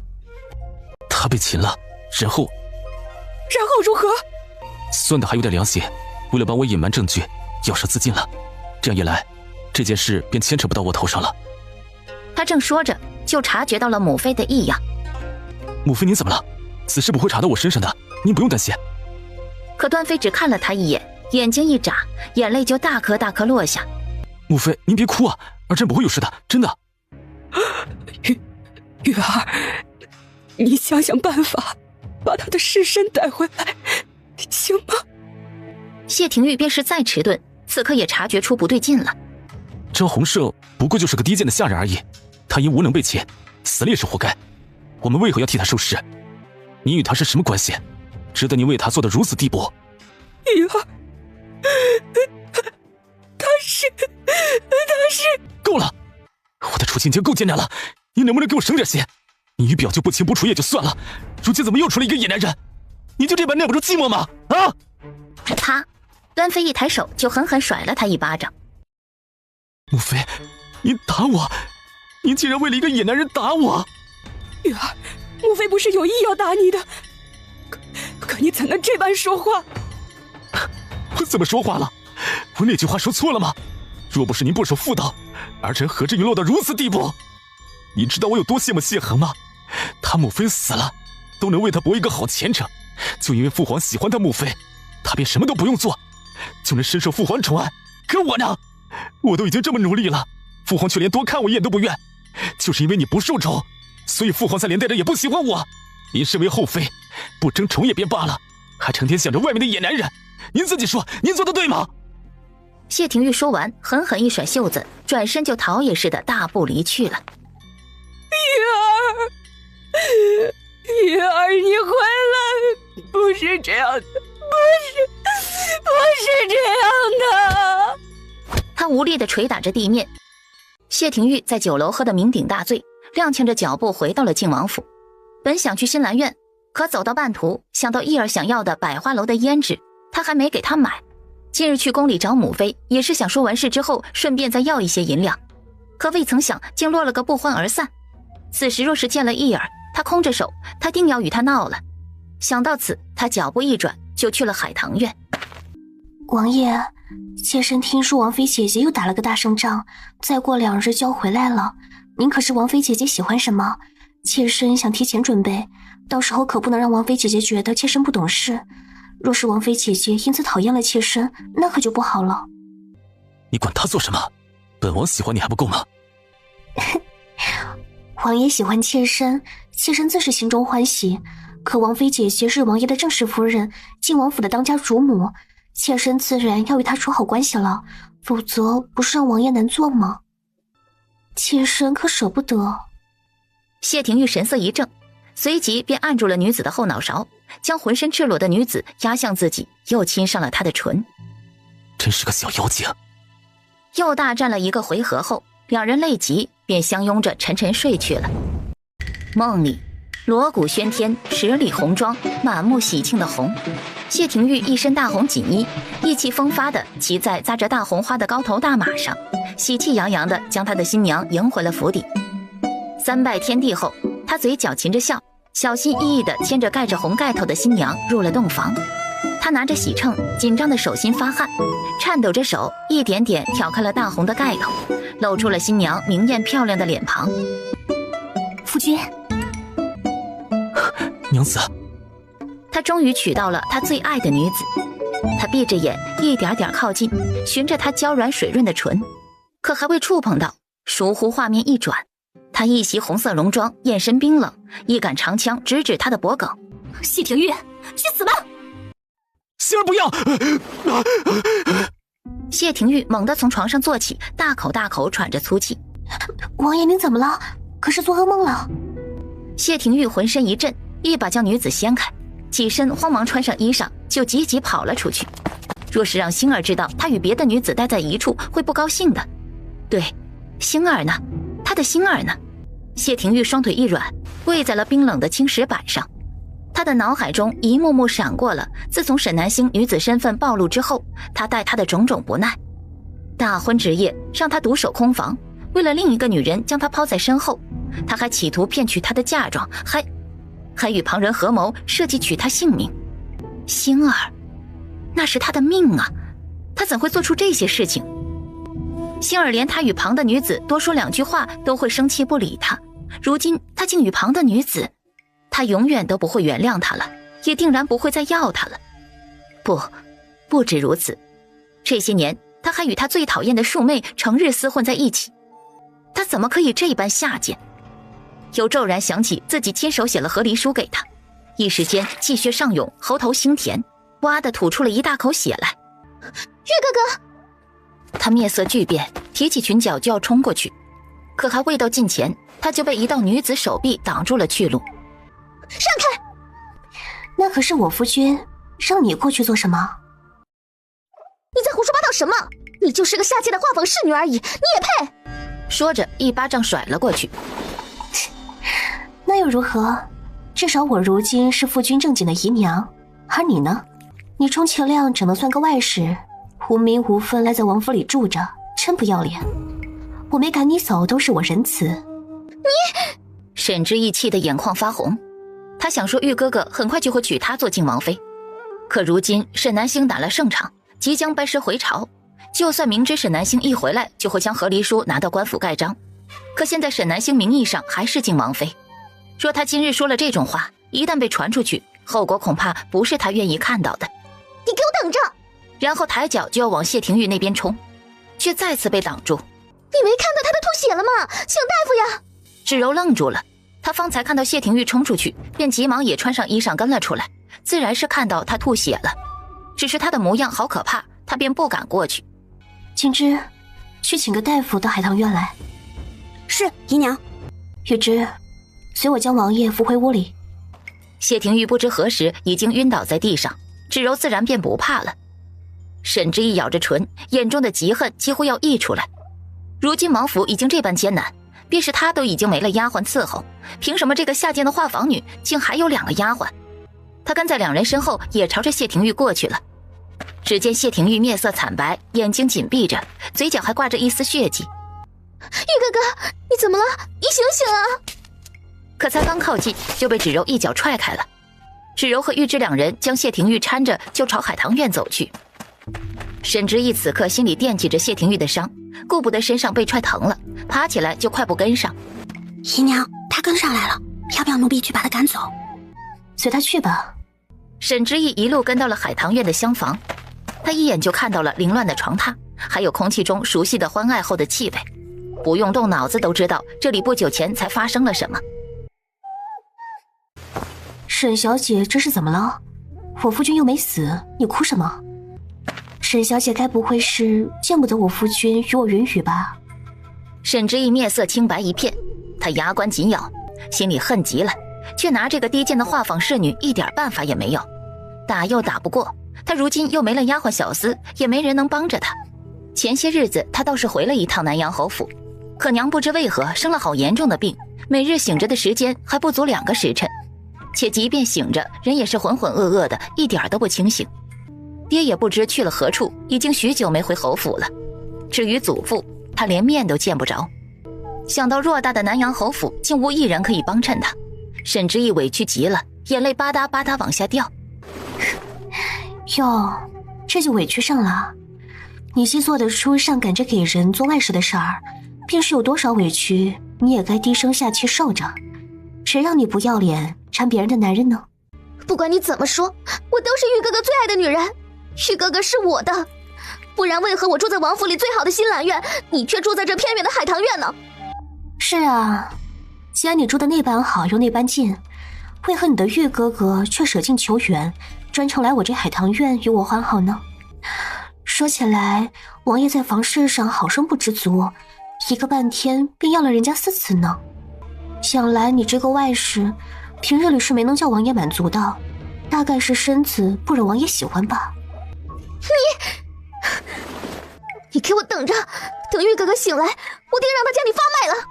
这屋子的气味令人作呕，沈之意再也待不下去，捂着嘴跑了出去。但玉哥哥在这里，他到底没舍得离开，只寻了处偏殿待着，竖起耳朵，时刻注意着厢房的动静，只等玉哥哥醒过来为他出气。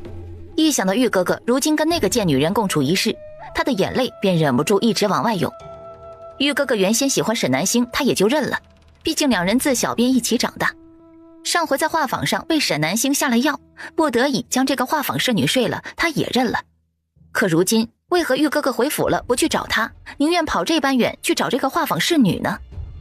他向来知道玉哥哥那方面的需求很大，他也一直在学习各种取悦男人的方法。除了跟娘学之外，他还偷偷花大笔银子向勾栏院的花魁学过，甚至不惜在别的男人身上练习，能让别的男人欲仙欲死的法子，他才会用在玉哥哥身上。玉哥哥一向很喜欢的，可最近他好像真的与他行房少了许多，难道他的身子真的对他没有吸引力了吗？玉哥哥，一儿日后便不能再陪着你了。沈南星不日就会凯旋归来，那和离书你就找他要回来吧，她本就是你的王妃，你们日后好好过日子。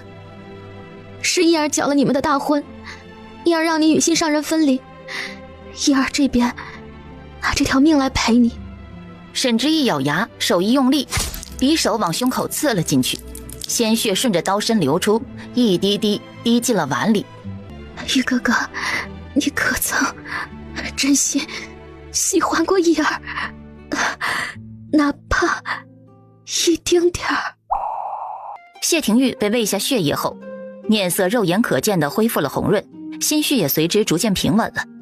他缓缓地睁开眼睛，微微侧头，一眼就看见他心爱的女人正光裸着身子躺在他身旁。一儿可是想要了？谢廷玉笑着就要轻身附上去，可才刚刚动作，女子胸口处刺眼的血色映入眼帘。一儿！谢廷玉惊慌出声，摔下床去，而后跌跌撞撞奔了出去。来人，府医呢？府医！府医匆匆而来，谢廷玉屏住呼吸等待着，直到府医将把脉的手从沈之意的手腕上拿开，他才白着一张脸问：大夫，他如何了？沈小姐伤及心脉，怕是不成了。王爷节哀，准备后事吧。不可能！本王昨日见他还好好的，怎么会就不成了呢？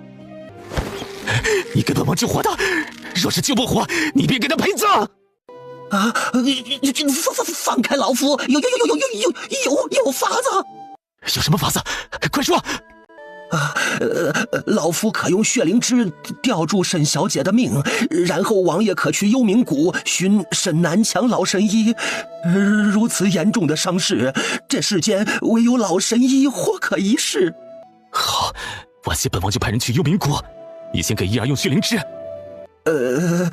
血灵芝长在天山顶上，极为难得。老夫还是20多年前机缘巧合得到半株。谢廷玉一听就懂了。要多少银子？溥仪颤颤巍巍伸出一只手。500两银子。黄金。谢廷玉一时半会儿上哪儿去弄这么多钱？但此刻一而重伤，也顾不得这么多了。不就是500两黄金吗？你还怕本王赖你这不成？快将血灵芝给他用，若是耽误了治疗，本王扒了你的皮！溥仪眼中闪过一丝欣喜，一路小跑回去取了血灵芝回来，当着谢廷玉的面将血灵芝切成小片磨碎，混入药丸里给沈之意喂了下去。沈之意面色终于稍稍好了些。溥仪再次把了脉，确定暂无生命危险后，便拱了拱手。王爷，您也看到了，血灵芝老夫已经给沈小姐服下了。您看这金子，本王的钱财都存在了钱庄，待过几日得空取了金子回来再给你。王爷，这血灵芝是老夫珍藏了20多年的宝贝，如今王爷需要，便二话不说给了王爷。王爷说要过几日再给钱，老夫不敢有一点意见。但王爷您看，是否方便给老夫立个字据呢？谢廷玉面色阴沉，沉默片刻后，一把将溥仪手里的纸拿了过来，刷刷几笔写下了字据。谢谢王爷，老夫告退。谢廷玉心里堵得慌，吩咐了2个丫鬟好生照顾沈之意，便又进宫去了。母妃，儿臣错了。你当真知道错了？是，儿臣知错了，儿臣不该不听您解释，仅凭自己臆测就胡乱怪罪你。儿臣回去之后仔细想来，张副将之事定然另有隐情，或许他昔日对您有恩，又或许是其他。外祖家是书香门第，您自小就是大家闺秀，总之您与他决然不可能有什么不该有的牵扯。自是不会。母妃放心，儿臣立即便派人去为张副将收敛尸身。你能理解母妃就好。张副将他确实与母妃曾有些渊源，但那已经是许多年前的事了。如今他纵是有错，终是为你而死。母妃只是不愿他曝尸荒野罢了。母妃，是儿臣错怪您了，尚未弄清楚缘由就对您不敬，您莫要因此与儿臣置气才是。起来吧，母妃何曾当真与你生气过了？母妃，您能再给儿臣600两黄金吗？你说多少？600两？你要那么多银子做什么？母妃，再有3月就要科举了，如今许多学子赶来京城，各府的贵公子们都招来了不少他们看好的学子，儿臣有几个赏识的有才学子，可却拿不出银子。他一开口就要600两黄金，若是硬要拿，也不是拿不出来，可他日后在宫中各处也需打点，也要银子。见端妃只是蹙着眉不说话，谢廷玉的面色渐渐冷了下来。若是母妃实在不愿，儿臣再想其他法子就是。儿臣告退。玉儿，等一下！谢廷玉停住了脚步，身体却未转过来。母妃还有何事？端妃快步绕到了他面前。玉儿，你可是生母妃气了？没有。都这样了，还说没生气呢？锦心，去本宫司库里拿600两黄金来，全都下去。没本宫吩咐，不许任何人来打扰。很快，院子里就清静下来，只剩母子2人了。玉儿，你是母妃唯一的儿子，这些年来，但凡你提的要求，母妃有哪回拒绝你了？方才你端看母妃犹豫，便以为母妃不愿给你银子，就又这般误会母妃。母妃对不起，实在是儿臣确实遇到了难处。母妃知道，自从南星他……不提也罢。总之事情已经这般了。但你也知道，你外祖家是清贵人家，书香门第，说出去自是有面子，但家底确实不如世家那般丰厚。母妃也只有入宫时你外祖父给的些提及银子，还有你父皇这些年陆陆续续给的赏赐，加在一起虽不算少，但这些年也用了许多，再加上这段时日时常补贴你，实在已经所剩无几。若母妃为难，这600两，这次的600两黄金母妃咬咬牙也还给得起。就是以后若是再有要用银子的地方，你又要怎么办呢？这终究不是长久之计呀。母妃的意思是，既然此次计划落败，南星已经打了胜仗，立下大功，这2日班师回朝，陛下定然重赏，再加上她嫁妆丰厚，不如……母妃您的意思是，儿臣不与她和离了？只要她是你的王妃，她的嫁妆和陛下赏赐自然也是靖王府的财产，如此一来，你就不必为银子发愁了。母妃看得出来，南星那丫头心里是有你的，只要你好好哄着她，还怕她将来不把明威铁骑给你吗？可先前闹成那样，儿臣已经给了她和离书，她一回来，定会立刻将和离书拿到官府盖章。所以你才要抓紧时间呢。她回京那日，你就去京郊接她，备些重礼，道个歉，再说几句软话，定将她拿捏得死死的。端妃见儿子拧着眉不接话，想到了什么。你该不会还想着你那个外室吧？玉儿，如今可不是意气用事的时候，南星马上就要凯旋归来，风头正盛。儿臣只问母妃一个问题，母妃须得跟儿臣说真话，不得隐瞒。好，你问。儿臣究竟是不是父皇的亲生血脉？你知不知道你在说什么？见儿子一双眼睛仍旧直直看着他，想什么呢？你当然是你父皇的亲生儿子。母妃没骗我。哎呀，母妃何曾骗过你？日后这种问题切莫再说了，听见没？是，母妃。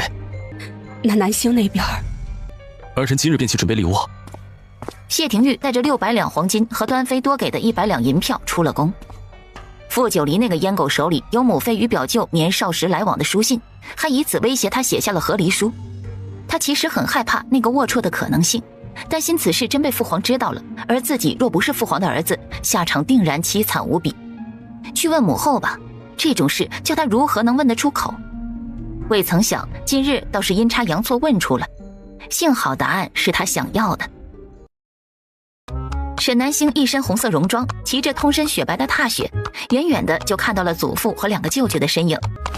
马到近前，2只前蹄高高扬起，做人力状，一声长长的嘶鸣后，便稳稳地停在了人群前。2匹雄健的黑马随后而至，停在了踏雪两侧。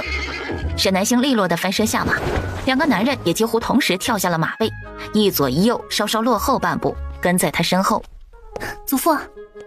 而后又笑着喊了2个舅舅，2个舅舅倒是笑着答应了，只有祖父抬头看天不看他。小老头还在生他气呢。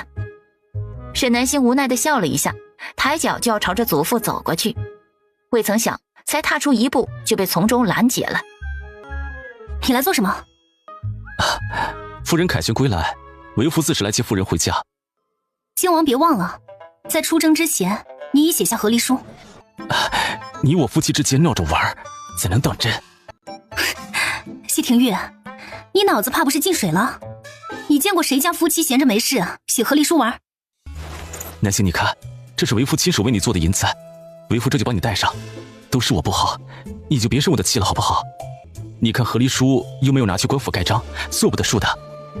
处在一旁听了好半天的司礼监陈大人一脸纳闷，谁说和离书没有盖章啊？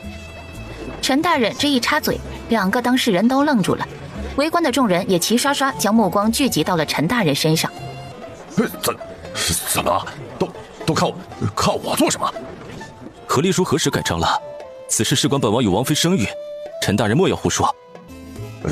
您写给沈将军的和离书就是盖章了，还是老臣亲自经的手，老臣绝不会记错。靖王若是不信，可亲自到司礼监一查，老臣是不是胡说，到时自会见分晓。陈大人生平最讨厌别人质疑他说的话，尤其还是在这么多人面前。是以他说完这些话，就冷着脸一甩袖子，竟径直去了。沈南星很纳闷，他离京前分明和离书是没有盖章的，可陈大人按理来说也不会说假话。难道……他悄悄看了右后方的男人一眼，挑了挑眉，那意思分明是在问：是你干的？傅九黎回了他一个眼神，什么也没说。但沈南星就是一眼看明白了他的意思，就是他干的。谢廷玉本来听到和离书已经在官府盖章，话又是经陈大人说出口的，心底就已经信了80%。而此时又看到沈南星旁若无人的与傅九黎眉来眼去。沈南星，你竟在大庭广众之下公然勾引一个太监，你还要不要脸？你一个你字才刚刚出口，谢廷玉就感觉眼前一闪，紧接着胸口和腹部同时一痛，整个人就倒栽了出去，2道黑影落地，一左一右护在沈南星两侧。在谢廷玉吐出一口血后，正挣扎着要起来，许国公和许太傅悠然走过去，一人踩住他一边胳膊，脚下还使劲碾了几下。你们做什么？本王可是父皇的儿子，你们不想活了吗？啊！他不说还好，一说许国公和许太傅更用力了。靖王殿下是被9000岁打成这样的，是吧，大哥？对，大家伙都看到了，是9000岁打的。那个沈将军已经迎到了，我等也该回去了。是，本官还有一堆事情要处理呢。一时间，官员走了个干净。开玩笑，许太傅那张嘴，谁敢得罪他呀？若是得罪了他，定是3天一折子，2天一弹劾，起码得做好被他追着骂1年的准备。哎呀，我早点弹忘了收了，我得赶紧回去了。哎，糟了，这天瞧着要下雨了，我得回去收玉米嘞。我还得赶着给我娘抓药呢。没多大一会儿功夫，百姓也都轰然去了。当官的都跑了，他们还不跑，等什么？总之，除了5里外停下等候的大军外，近处就只剩下了沈南星3人，以及南阳侯府和镇国公府的人了。祖父，可走近过去，才发觉祖父并未看向自己，而是绕过他，看向了他的身后。北岳打小就会护着妹妹，但凡若是妹妹受了欺负，他总是板着脸捏着拳，满眼怒气的将欺负妹妹的人打得哭爹喊娘。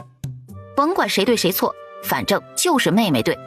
只要妹妹不高兴了，那一定就是对方的错，先揍了再说。就是这个眼神，一定就是他没错了。他张了张口，想要唤他的名字，又想到他既是戴着面纱，又是戴着面具的，定然是不想让人知道他的身份。感受到那道宛如实质的视线，沈明下意识看了过去。祖父，竟已经这般老迈了。沈明狠狠皱眉，压住情绪，移开眼去，如同在观景一般。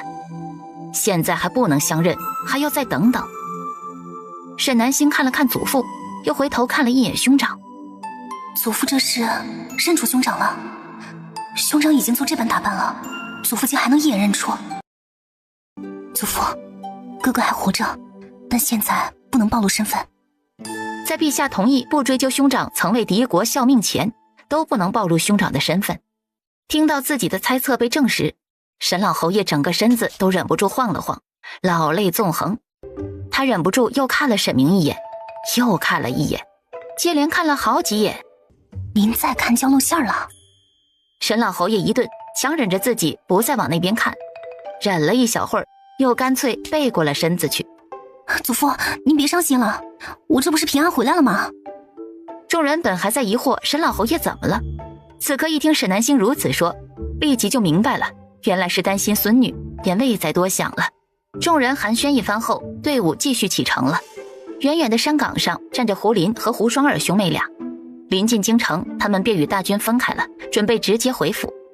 哥哥，既然南星姐姐已经心有所属，我们该祝福她。可他看上的是一个太监，太监能给他幸福吗？双儿，你说我到底是哪里做的不好了，让他宁愿喜欢一个太监，也不愿意喜欢我？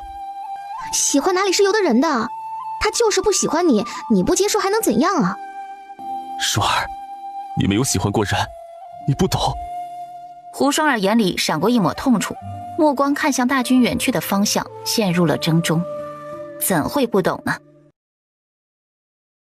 北岳皇宫朝堂上，众位官员齐聚一堂，气氛极其热烈。5日前，东来国派遣使者前来求和，主动与北越国签订了2国休战条约，约定10年内绝不互相侵犯，并因屠城之事公开向北越道歉，割让城池5座，奉上黄金10000两，另有财帛牛羊无数，美女100人，以示心诚。好啊！南星此次又为我北越立下大功啊，不愧是女中豪杰，将门之后，当赏，当重赏。陛下，臣女不要赏赐，臣女另有请求，还望陛下恩准。哦，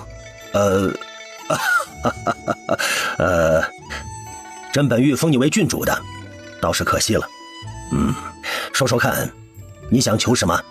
若是合情合理，朕便允了你。陛下，臣女本次出征，无意间发现臣女的兄长还活着。当年与臣女一起坠崖时，所幸被人救下，但因摔伤了脑子失忆了，后来阴差阳错成了东来国丞相。话说到这里，殿中响起了一阵唏嘘声和窃窃私语的声音，北越帝的面色也立刻变得铁青了。原因无他，所有人都知道北越这些年对上东来吃了多少亏，而这一切皆因东来国有个多智近妖的丞相在出谋划策。沈南星早就猜到这事说出来会是现在这种情况，毕竟在知道沈明是兄长前，他也想杀了对方来着。但没办法，兄长的身份他不可能瞒得住，只要陛下派人随意一打听，就能得知真相。但臣女的兄长自从前些日子恢复了记忆，便一直在努力弥补。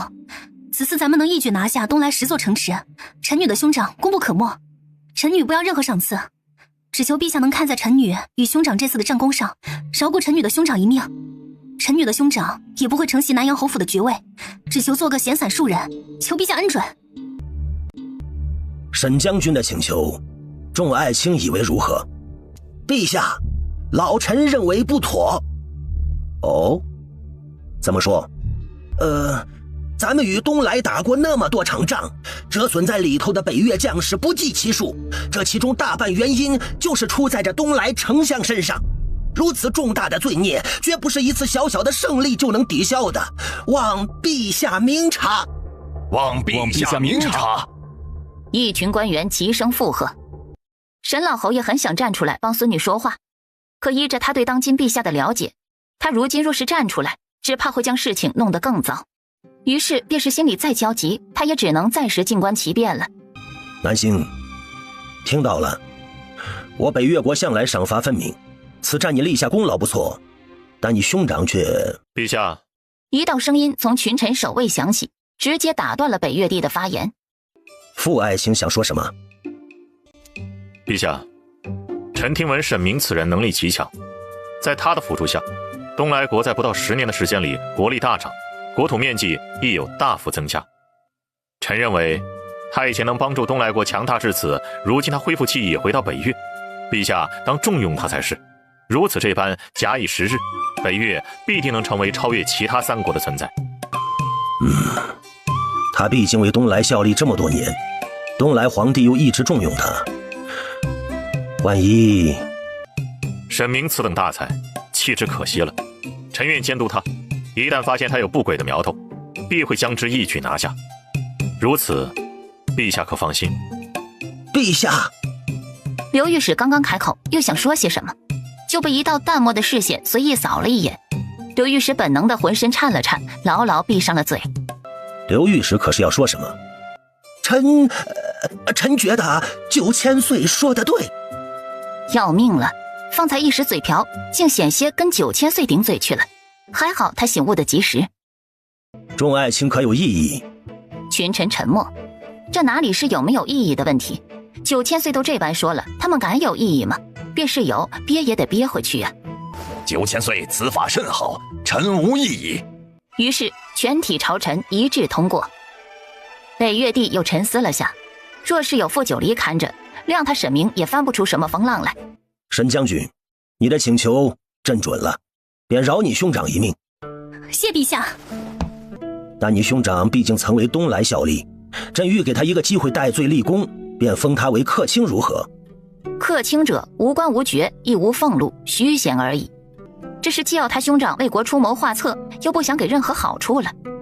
但如此已是最好的结果。臣女替兄长谢过陛下。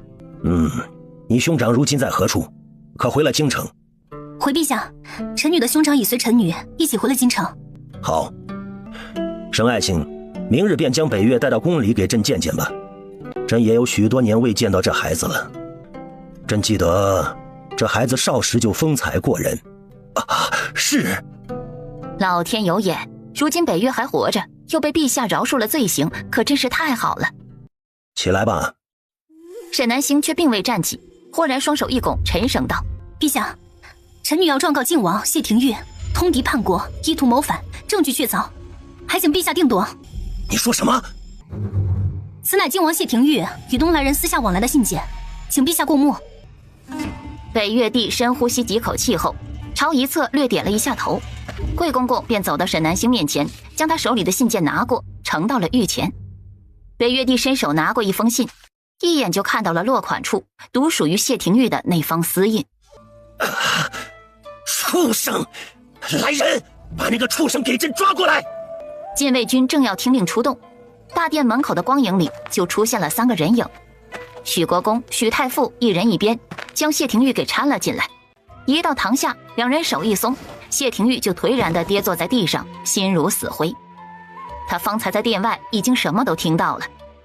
陛下，反贼谢廷玉已带到，还请陛下发落。父皇，儿臣不是故意的，儿臣也是一时受了蛊惑。父皇，都是沈明的错，都是他故意陷害儿臣的。他引诱儿臣与他合谋杀死沈南星，然后……够了！北越帝双眼通红，吼了一声。谢廷玉顿时便不敢再说话了。来人，将谢廷玉拖出去，杖责100大板，剥夺靖王封号。话音刚落，2名禁卫军便上前来，要将谢廷玉拖下去。沈南星急了：“陛下！陛下，谢廷玉通敌叛国，当斩！”父皇不要！儿臣只是被人蛊惑了，儿臣不是故意的。父皇求您了，您别杀儿臣！父皇！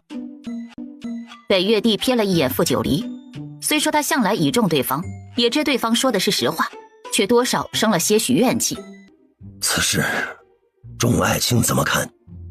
刘御史此刻是心乱如麻，他自是看出了陛下不想杀靖王，可难就难在北越律法确实如此规定了，且被9000岁给指了出来。若是其他人说的这话，他也不是不能一争，可说这话的是9000岁，他不敢。于是将脑袋深深低着，就怕帝王点到自己。然而怕什么来什么。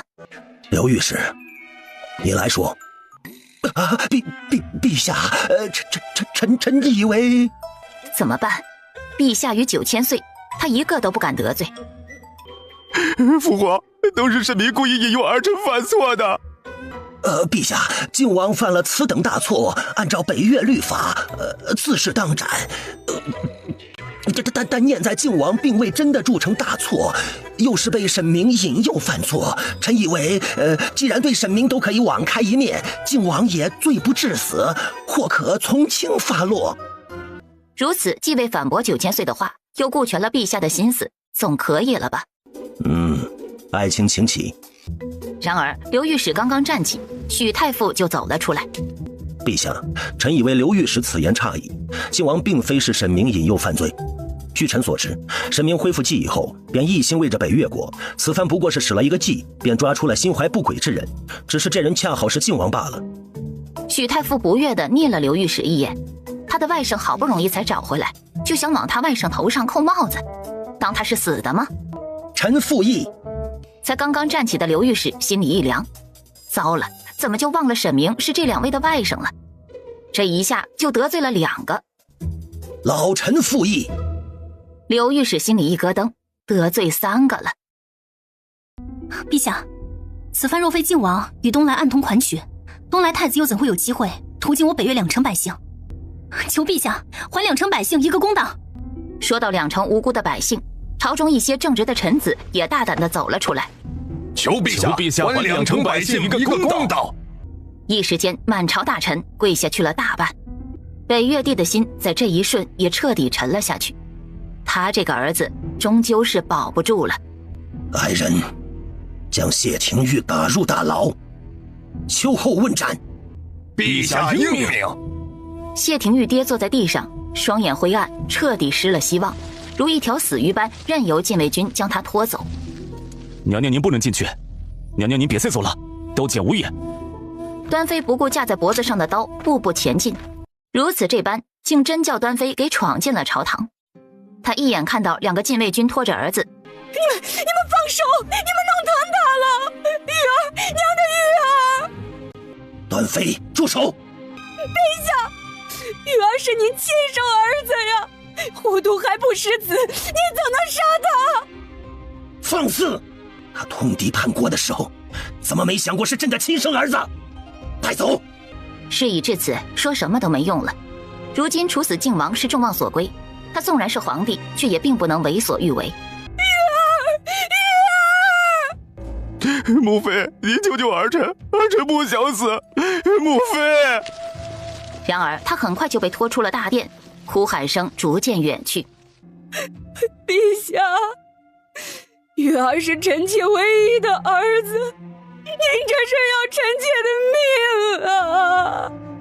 来人，将端妃送回西月宫。贱人，都是你害了我的玉儿，我要打死你！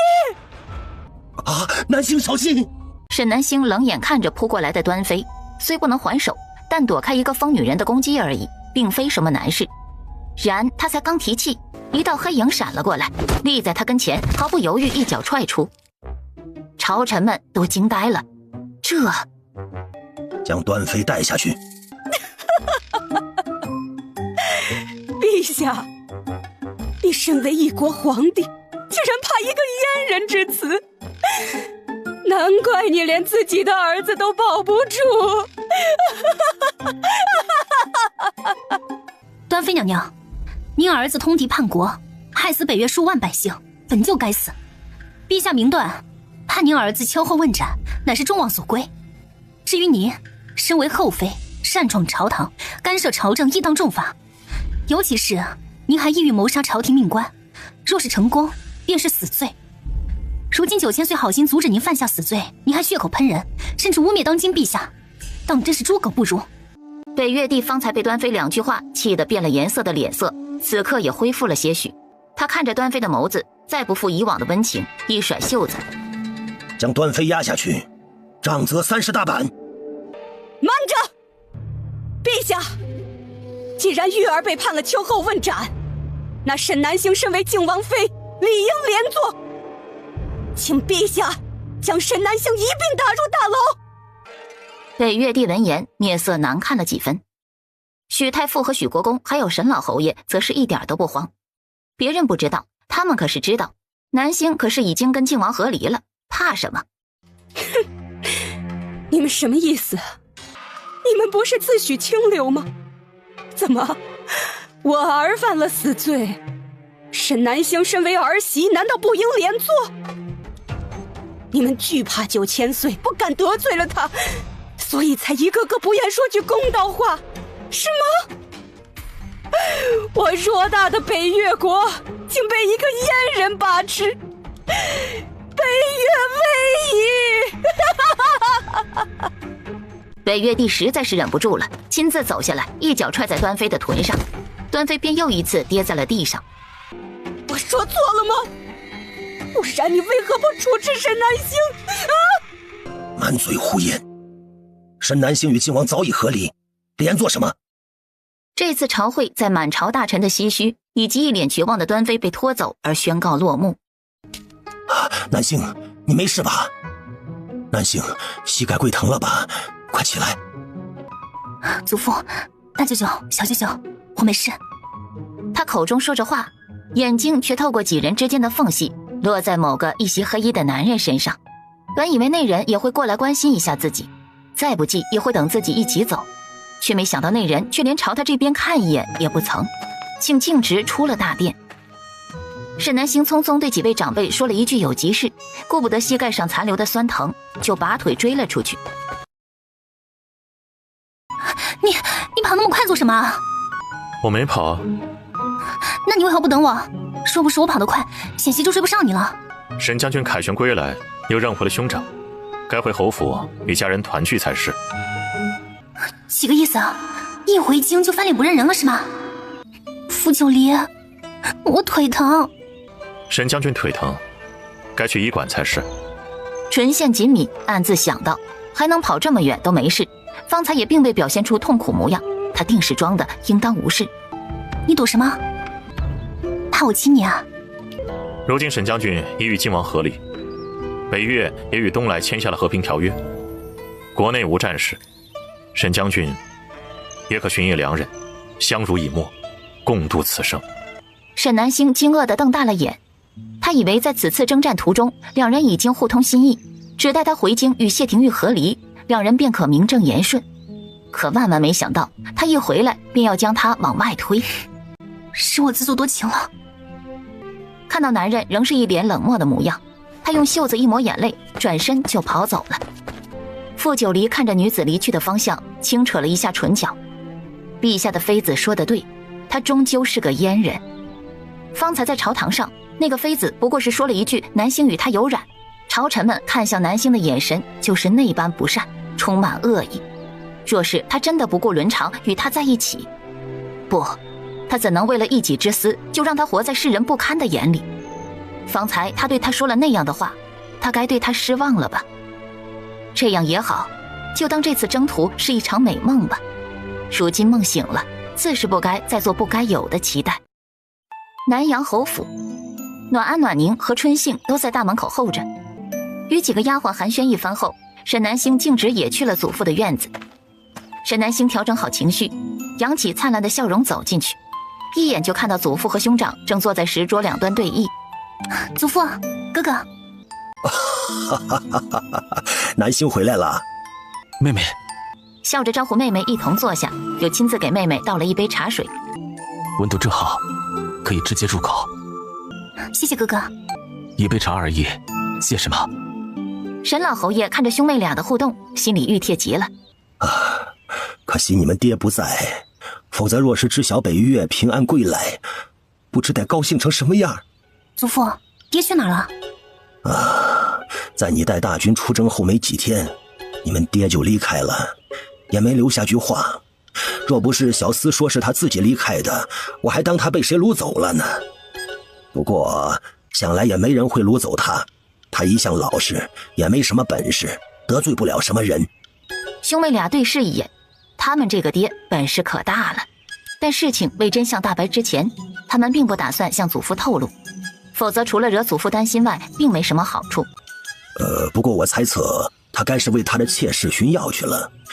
听说他那个妾室病了，还挺严重，府里大夫来了几波，连病因都未查出来。你们爹确实不是个东西，心里只想着他那个妾室，这些年对你们娘有多冷淡。真不知咱家怎么出了这么个东西，真是丢人。说到这些，兄妹两人还真不知该如何接话。祖父，祖母这些年一直没有回来吗？是啊，他除了没有削发为尼，每年还知道寄一封平安信回来，与那寺里修行的尼姑也没什么两样了。沈明和沈南星同时一怔，祖父这怨气都快要溢出来了。祖孙三人一说起话来就没完了，一直聊到了日落，几人腹中空空，才察觉到该用晚膳了。兄妹俩留在祖父这里用了晚膳之后，就一并同祖父告辞了。出了祖父的院子，沈南星看了看天色，哥哥，咱们去看看娘吧。这些年娘虽性子一直很偏执，但她心里是念着你的。好。兄妹俩便一起朝梅院走去。你没同祖父一起回来，是去见傅九离了？他不愿娶你？他叫我寻一良人嫁了。他大抵是嫌弃我是合离之身吧？这话你自己信吗？沈南星只低着头不说话。妹妹，你可别被傅九离那家伙给骗了。沈南星抬眼看他，眼眶还是红红的。傅九离那人就是个大粗缸，哥哥敢笃定他心里是有你的，他定然做不到眼睁睁看着你与别的男人在一起。见妹妹泪汪汪地看着自己，沈明道：若你不信，咱们一试便知，保管他上赶着来咱家提亲。看妹妹仍是一副不信的样子，沈明垂着头小声道：咱们就这般。声音很小，小到只有兄妹俩自己能听到。暗处的四个桥只能看到主子时而皱眉，时而点头。主子和他哥哥到底在谋划什么惊天大秘密？他们使劲竖起耳朵，也只听到了晚风刮过树枝的声音。我怎么觉得9000岁要倒霉了？你的感觉很敏锐，看来咱们有好戏看了。9000岁竟敢叫主子嫁给旁人，他自己要作孽，谁能救得了他？乔二听了乔大和乔三的话，忧心忡忡。咱们要不要给9000岁报个信儿，好叫他提前防备？笨呢！乔大和乔三看向乔二，异口同声：笨。乔二疑惑，什么东西？他又被排除在外了？在四人几乎静音的议论声中，兄妹俩继续往梅院去了。院子的门依旧是虚掩着的。沈南星心里五味杂陈，即使明知爹不在府里，娘始终日日给爹留着门，就盼着哪一日爹会突然过来。沈明利落地推开了院门，很快一个清瘦的女人赤着脚从屋里跑了出来。待看到站在门口的人时，许氏垂着眸，一句话未说，转身就要进屋。娘，哥哥还活着，他回来了。许氏转身的动作僵住了。与此同时，忽然砰的一声响，一个大大的花盆砸在地上，四分五裂，将几人的目光吸引了过去。怎么莽莽撞撞的？还不快些将碎片收拾了离开？老人啊啊地应着，用2只手快速抱起花盆的碎片往篮子里放，手被碎片戳流血了也不管，继续快速收拾碎片。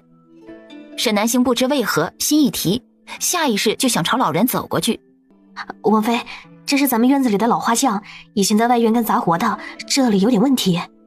不用管他，他皮糙肉厚，不怕疼的。还不快点！老花匠哆嗦了一下，迅速将碎片收完，就抱着篮子离开了。南星已经与靖王和离，日后叫小姐就是。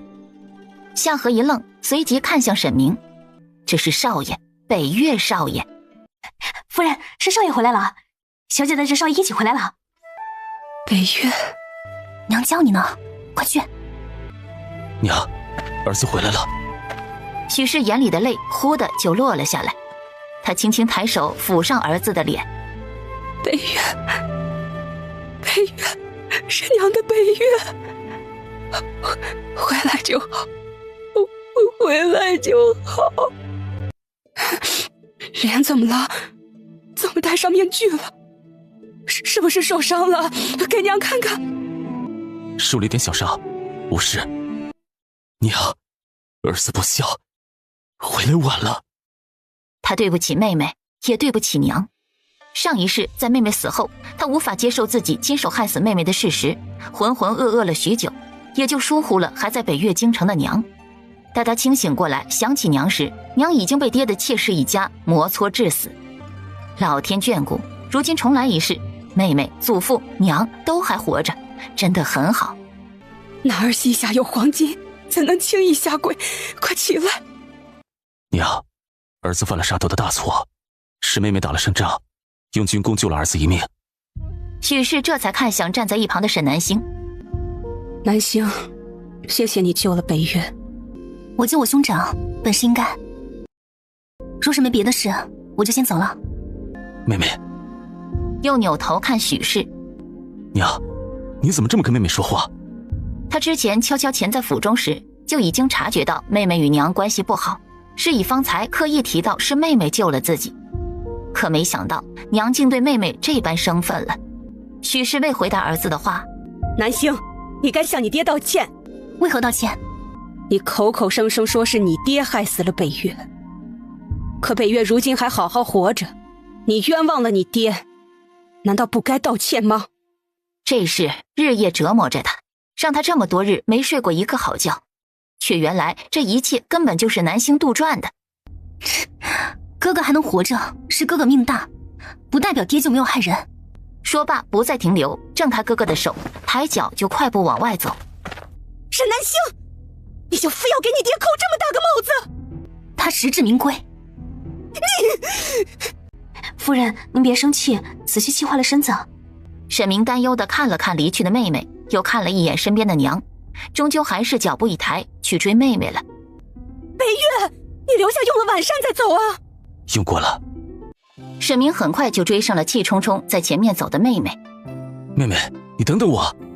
可沈南星不仅不等他，还加快了脚步。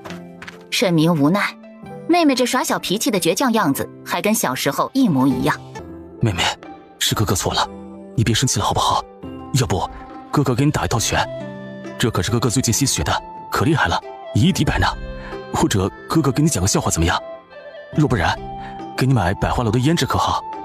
一直在前面暴走的沈南星听着听着眼睛就酸涩了，又想哭又想笑。他的哥哥回来了，自小就无条件宠着他，处处让着他，总是会逗他笑的哥哥，在死去了10年后真的回来了。对了，你不是最爱碎心斋的糕点和甜酒吗？哥哥请你吃怎么样？你想吃什么咱们就点什么，想吃多少咱们就买多少，哥哥保你吃个尽兴，如何？哥哥现在有的是银子，若是你喜欢，便是把铺子买下来也。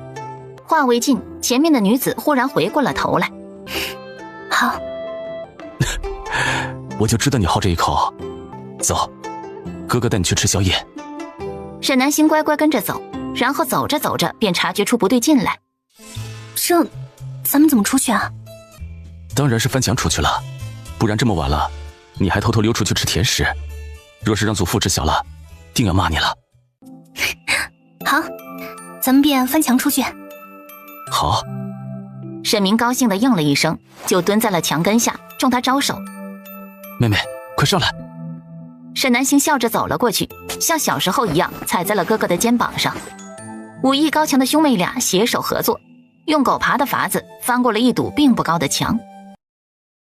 次日一早，沈老侯爷便带着沈明坐上了前往皇宫的马车，奉旨去见陛下。一会儿见了陛下，无论陛下问什么，你只管如实告知便是，切勿有所隐瞒，知道吗？当今陛下与先帝一样，向来宽厚，既然昨日在朝堂上已经宽恕了你，就断然不会再与你计较。沈老侯爷想了想道，陛下今日宣你进宫，大抵是想问问东莱国这些年的情况。你如今既已回了北越，立场便要明确。祖父说的是，孙儿记住了。北越帝宽厚，不过是未触及到他的利益罢了。些许小事，作为帝王，为了笼络臣子的心，不去计较而已。一旦触及到他的利益，他便是一头冷血的狼。若非如此，上一世他又如何会在明知外祖家是被冤枉的情况下，还坚持要将外祖一家76条人命满门抄斩？甚至连大舅舅拿出了先帝御赐的尚方宝剑，北越帝也能颠倒黑白，仗着无外人知晓，竟公然否认此事，导致大舅舅当场自刎。这一世铁山的事情是不会再发生了，但以北越帝对镇国公府的忌惮来看，保不齐还会有别的什么事发生，得想想法子提前规避才是。若是真有一日有什么苗头了，他便是弑君也要保住外祖一家的性命。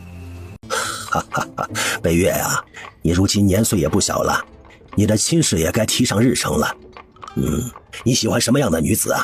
告诉祖父，祖父托人帮你留意。昨夜祖孙3人畅谈一番，沈老侯爷已经知晓孙儿在东莱并未成亲，亦未定亲。如今孙儿回来了，儿子失踪了，儿媳又是那副德行，整日浑浑噩噩的，孙儿的亲事少不得要他这个老头子来操心。祖父，孙儿经历过生死，如今只想陪着您和妹妹，并无成婚的打算。那怎么行？你不成婚，是想让老沈家从你这里断了香火吗？妹妹以后若是生2个孩子，过继个到沈家便是。你妹妹刚与晋王和离，还生2个，和谁生去啊？一说起这个，沈老侯爷就来气。你也别指望你妹妹再嫁，你可知道看上了谁？你妹妹她看上了傅九黎，还生2个呢，1个都生不出来。别以为他老眼昏花，昨日在朝堂他就看出来了，那个傅九黎分明也觊觎他孙女。沈明心想，那肯定是生得出来的。看傅九黎那高大强壮的模样，要不是真的太监，难道还会不行？妹妹生得那般冰雪漂亮，傅九黎长得也还人模狗样的，日后2人生的孩子还不知会如何好看呢。看来得加快促成2人的进度了。若是运气好，他还能赶上小外甥出生，看上一眼。但傅九黎不是太监这事儿事关重大，他此刻还不能说，于是便只能保持沉默了。沈老侯爷一看他那样，更生气了。你必须得成亲，你现在不想成亲，是还不知道成亲的好。祖父也不是要你3妻4妾，你只娶一个心意相通的女子就行。哎呀，咱家的男子向来都是只娶1个妻子的，一直都是夫妻琴瑟和鸣，家庭和睦。哎，直到了你爹这一辈就把我沈氏一族的门风都败光了。你不许学他，听见没？听见了，孙儿记住了。你只专心留意，只要看上了哪家的姑娘，任她家中门第如何，只要人家姑娘愿意，祖父都可以为你上门提亲。若是需要的话，去求陛下赐婚也行。只要我喜欢，娶谁都行。当然，祖父什么时候骗过你？你有喜欢的女子啦？哪家的？没有，我帮妹妹问的。想来祖父待我和妹妹是一视同仁的，不可能偏疼我这个孙儿些。那当然，祖父对你们都负九黎不行。祖孙二人说着话，马车很快到了宫门口，两人又改成软轿，一路到了御书房门口。沈爱卿，你先出去吧，朕与北岳单独聊一会儿。沈老侯爷不放心，还想说什么，沈明给他递了一个安心的眼神，沈老侯爷才出去了。只是在御书房门口越等越焦灼，站在外面什么也听不到，也不知陛下会跟孙儿说些什么，孙儿又能否应对得当。虽说一路上有交代过，但孙儿头一次独自面对陛下，沈老侯爷终究是放不下心，在外边的小道上踱来踱去。忽然远远的走过来一道人影，沈老侯爷认出那是许太傅，骤然眼睛一亮，就快步迎了上去。许太傅。许太傅脑袋高高仰着，看向远方，就跟没看到他一样，径直就要路过御书房了。沈老侯爷有些羞恼，但也知此时并不是计较这些的时候。孙儿已经在御书房里待了这般久了，他实在是不放心。而如今在北岳最深受陛下信任的官员就两个，一个是傅九黎，另一个就是这个许太傅了。这不是南阳侯吗？这好端端的拦在本太傅的前面做什么？沈老侯爷一噎，心中暗暗提醒自己不要与这酸腐文人计较，待今日这事了了，回头再与他吵不迟。北岳被陛下留在御书房说话，这已经半个时辰过去了，还未出来，可否请许太傅进去看看？北岳这孩子才回京，以往也未与陛下接触过，若是有什么不妥当的，还请太傅帮忙照拂一二。既然沈老侯爷都这般求本太傅了，那本太傅便进去瞧瞧吧。不过北岳是本太傅的外甥，便是沈老侯爷不说，本太傅也当护着些。沈老侯爷一顿，怎么就忘了北岳也是这家伙的外甥来着？这家伙定然是听说了此事，特地过来的。这姓许的心太黑了。远远的看到许太傅跟守在御书房外面的贵公公说了句什么，贵公公转身进了御书房，不一会儿又出来将许太傅请了进去。沈老侯爷虽生气，却也着实放心了不少。许太傅这人向来老奸巨猾，想来有他护着，北岳定不会有事。于是沈老侯爷索性在不远处的亭子里坐了下来，才抿了一口宫女奉上的热茶，沈老侯爷就看到工部尚书胡安国朝着亭子里走来。沈老侯爷，好巧啊！沈老侯爷蹙眉，他与这胡尚书也就是点头之交，除了平日里在朝中遇上了，礼节性的互相点个头之外，并无其余来往。胡尚书何故对他如此热情？今日又不上朝，胡尚书一大早怎么也进宫了？这不是工部有事要向陛下禀报吗？听说陛下在御书房，便过来了。沈老侯爷呢？也是来见陛下的吗？沈老侯爷心里的纳闷更甚了。这胡尚书平日里不是不苟言笑的吗？素日里惯爱板着一张脸，跟谁欠了他银子不还一样，怎的今日见着自己，一张老脸都笑出褶子了？无事献殷勤，非奸即盗。他且等着胡尚书露出狐狸尾巴。陛下召见，本侯带孙儿进宫面圣。哎呦，说起您这孙儿北岳，那可真是人中龙凤啊，长得也是一表人才。北岳8岁跌落悬崖，虽万幸捡回了一条命，但伤了脸，左半边脸毁容了。男人嘛，容貌有什么要紧的？北岳年纪轻轻就位极人臣，将来前程不可估量啊。北岳那是做的敌国丞相，如今能保住这条命，已是陛下格外开恩，连侯府爵位都无法承袭，高官厚禄更是万万不敢奢求的。沈老侯爷看了一眼御书房的方向，莫非这胡尚书是奉陛下旨意来探听他口风的，担心他们侯府有不臣之心？胡尚书有什么话不妨直说。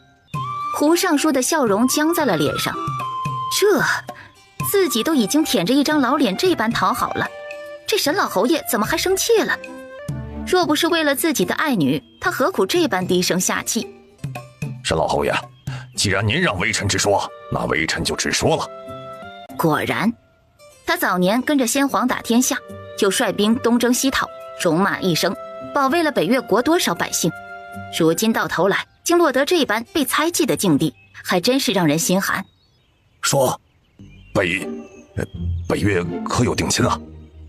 沈老侯爷怔住了。就这？北越的亲事啊？没有，北越还没定亲。沈老侯爷这时候才算是明白了，感情这胡尚书方才一会儿说北越一表人才，一会儿又说北越位极人臣的，原来竟不是刻意讽刺，而是在真心夸奖。就是这夸奖的方式，还真是一言难尽呐。微臣家中有一女，气质温婉，温柔贤淑，琴棋书画样样精通。您看，2个孩子年龄也合适，咱们2家不妨结个亲，岂不是美事一桩啊？沈老侯爷下意识就想满口答应下来。胡家的女儿，他曾在皇家宴会上远远地看过一眼，倒是个漂亮伶俐的小丫头。但话到嘴边，他又想起了在来时的路上孙儿与他说的话。虽然眼下并无成婚的打算，若是自己贸然做主给他定下，怕是不好。但就这样拒绝的话，沈老侯爷又不甘心。胡尚书的意思，本侯知道了，但孩子们的亲事，总得先问过孩子们自己的意思。是，还是沈老侯爷您考虑的周到，微臣也会去问问小女的意思。胡尚书自是不用问的，他家闺女的意思已经再明显不过了。此生若是不能嫁给沈北岳，怕是再也难得开心了。是以胡尚书与沈老侯爷约好各自回家问过2个孩子的意思，至于能不能成的，过后再互相通个气。胡尚书喜滋滋地走了，这事儿有戏。因前一晚与兄长在外面玩晚了，沈南星早晨醒过来时已是日上3竿。沈南星想起自己的嫁妆还在靖王府，既然他已经与靖王和离，那嫁妆自然是要拿回来的。于是他吩咐暖安和4个乔一起去靖王府把嫁妆搬回来。至于他自己，他要去幽冥谷找老神医，问问兄长的脸是否还有法子救治。暖安领命正要离开，沈南星忽然想起了兄长昨日对他说的话。暖安，等等，小姐可是还有什么吩咐？沈南星冲着暖安招了招手，待暖安凑近时与他耳语了几句，暖安连连点头。大半日的功夫过去，沈南星的嫁妆整整装了8辆马车，浩浩荡荡从靖王府出发，往南阳侯府而去。途中路过离王府时，车队的速度不经意间慢了下来。车队缓缓驶过，路上遗落了一捆整整齐齐扎在一起的画卷。隐在暗处的冷月飞身而下，将画卷捡起，朝着车队掠去。很快便找到了车队中的暖安。东西掉了，给你。谢谢你啊，冷月，这可是9000岁之前为主子挑选的未来夫君的人选，幸好没弄丢了。如今主子的兄长回来了，说是要亲自为主子把关呢，定能为主子挑选一个顶顶好的夫君。哎，好了，不与你说了，天色也不早了，我还要赶着回去给主子整理这些嫁妆呢。有少爷把关呢，说不定很快主子就要嫁人了，嫁妆还是得快些好好收拾一番才是。说完便不再多话，指挥着车队继续行进了。随着车队离去，暖安心头暗想，先前与冷月合作那般愉快，相信这次冷月也不会让他失望才是。离王府后院，数月未见，陛下的棋艺还是一如既往，一点长进也没有。数月未见，离王还是一如既往的没有抱到美人归啊！听说有人都扮作小兵潜入军营了，唉，结果还是自己一个人孤零零的回来。傅九离面色一沉，冷风，送客。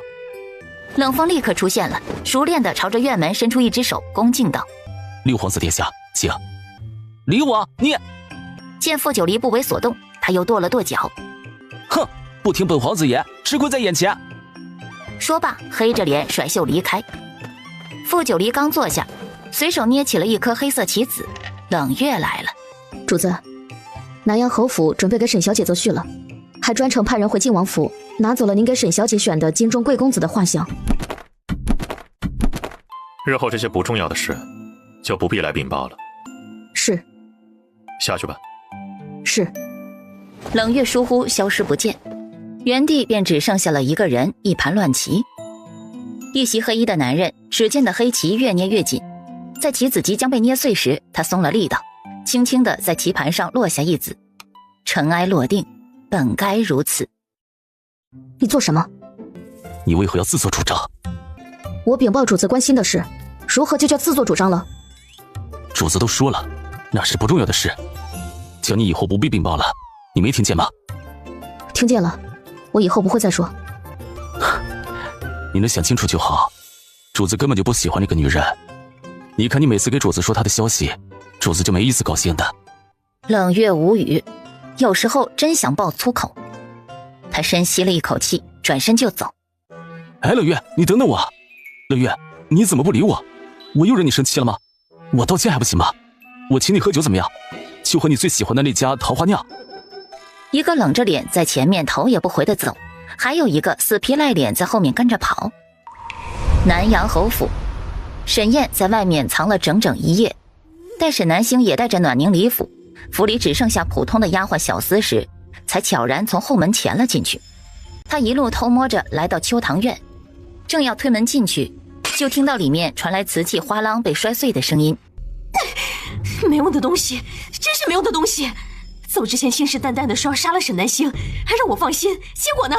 沈南星不仅没死，还立了大功回来，还带回了沈北月，活着的沈北月。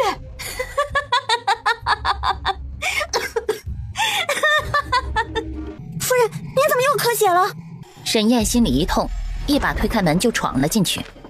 秋儿，屋内的两个丫鬟见老爷回来了，狠狠松了口气，逃命般赶紧退下了。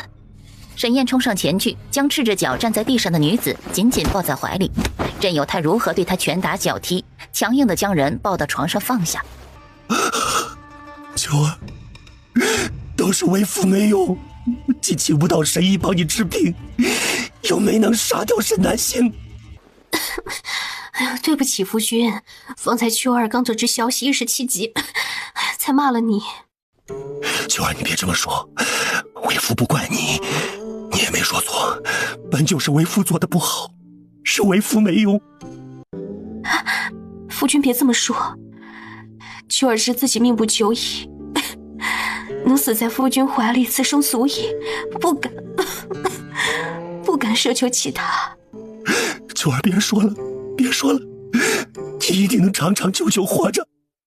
心底暗暗下定决心，沈南星他要杀，神医他也要请到，不惜一切代价。沈燕一下一下轻拍着女子的背，将她哄睡后，又在她的唇上轻轻印下一吻，吩咐丫鬟收拾屋子后就毅然离去了。万万没想到，他才刚出了南阳侯府的后门，就被一个衣着华美的女子给拦住了去路。你病都没好全，要去哪儿？我都说了我不认识你，你能不能别总是跟着我了？虽知晓此时掌控这具身体的人并不是他的爱人，可这人顶着这张脸，对他一脸不耐烦的模样，仍是刺痛了他。印象里，他的沈木永远都是风度翩翩，虽数次被他捉弄，对他很是无奈，可也从未对他冷过脸，更别提用这等不喜的目光看他。不过没关系，他一定会找到法子让他的沈木回来，让如今这个霸占他男人躯体的人彻底消失。但在这之前，他要守护好他的身体。我好不容易才救回你一条命，你就不能爱惜点身子吗？才刚刚好一点就乱跑。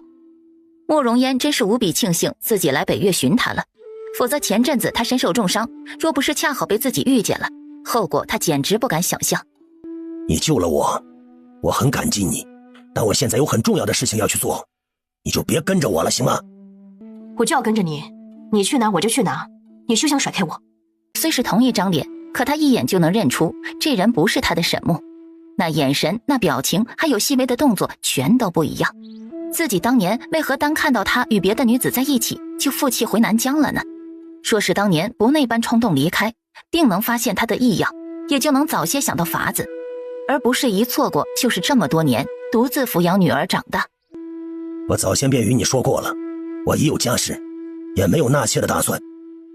我看你长得也不差，家世应当也不错，为何偏要缠着我呢？反正能伤还没好全，哪里也不许去。现在就跟我回去休息。你不可理喻！你先养好身子，若是需要做什么，我帮你去做便是，行吗？是不是等我身体恢复好了，你就不再缠着我了？是。除了给女儿留下保护她的人手外，他已经调动了南疆皇室所有暗探，在4国寻找老巫师的下落。想来应该过不了多久就能有消息。老巫师活了300余岁了，又向来见多识广，想必有法子将沈木换回来。幽冥谷，前辈，您在家吗？话音刚落，一道身影从屋里旋风般冲了出来，一把捂住他的嘴，紧张地左右看了看。嘘，怎么了这是？我把手拿开，你不许说话，听见没？沈南星听话地点了点头。老神医将捂着沈南星嘴的手拿下来。哎呀，我说你这个女娃娃啊，没事来找老夫做什么？沈南星正要开口说话，老神医急了：“也别说话！”他右左右看了看，不管你找老夫有什么事儿，都以后再说。你现在赶紧走。老家伙，你在跟谁说话呢？老神医面色赫然一变，一手一个，迅速将沈南星主仆2人往屋里推。快躲起来，快点儿！老妇人的身影顷刻间到了眼前，在看到沈南星与暖宁的背影时，面色立刻就阴沉了下来。沈南强，你竟敢背着老娘勾搭女人，还一勾搭就是2个！自从这幽冥谷1月前来了这老妇人，往日里幽静的山谷里3、5不时便会传来这老妇人的河东狮吼。哎呀，不是的，老夫没有，是这2个女娃娃忽然就找上门来了，老夫根本提前就不知道。好你个沈南强，你当老娘很好骗是吧？若是没有你提前打招呼，你这谷里养了这么多武艺高强的护卫，怎会轻易放他们进来？哎呀，放手！有外人在呢！说，我不知道啊，他们自己就进来了，这真的。哼，你养的护卫你不知道？若是你不知道，那便说明他们常来，护卫根本就认识他们，所以才不拦他们的。他们就是你的相好，你认是不认？老夫不认。你能不能讲点道理啊？老夫都要入土的年纪了，哪个小姑娘会看得上老夫？也就你，把老夫当个宝，怕别人抢。沈南强，你莫要当老娘是傻子。老娘当初进谷里，你那些个护卫一个个像山峦一样，把老娘拦得死死的不让进。如今这2个女人一来，她们连样子都没做一下。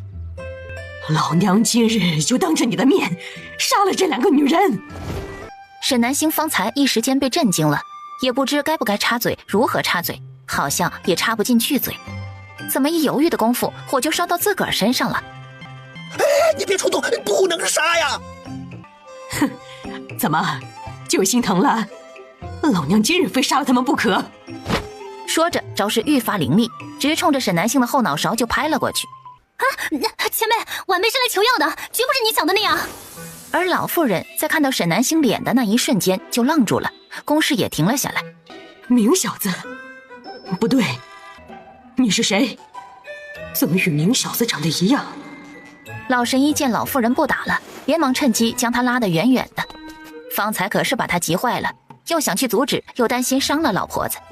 可不阻止也不行，说是眼前这女娃娃在他这有什么闪失，傅九黎那家伙非得把他这把老骨头拆了不可。这女娃娃可是那小子心尖尖上的人。哎呀，他是沈南星啊，就是那个刚夺了东来10城的女将军。问你了吗？沈南星目光闪了闪，方才老妇人叫他明小子，明小子是对兄长的称呼吧？这老妇人既认识他兄长，又叫得这般亲昵，那么这老妇人的身份应当就是兄长的救命恩人文香夫人了。见过前辈，晚辈是南阳侯府沈南星，也是沈明的孪生妹妹，谢过文香夫人救了我兄长。文香夫人先是一愣，很快笑容就爬满了脸庞，她上前双手扶起沈南星。哎呦，好孩子，快起来！声音轻柔，那模样与先前的凶悍判若两人。你叫南星是吧？来，快到屋里坐。谢谢文香夫人。你既是明小子的胞妹，就与明小子一样，喊我一声婶婶吧。好的，婶婶。哎呀，老身见到明儿的时候，他浑身是伤，半边脸血肉模糊，都看不出本来样貌了。他昏迷了大半个月，后来好不容易醒了，又什么也不记得了，连自己的名字也想不起来。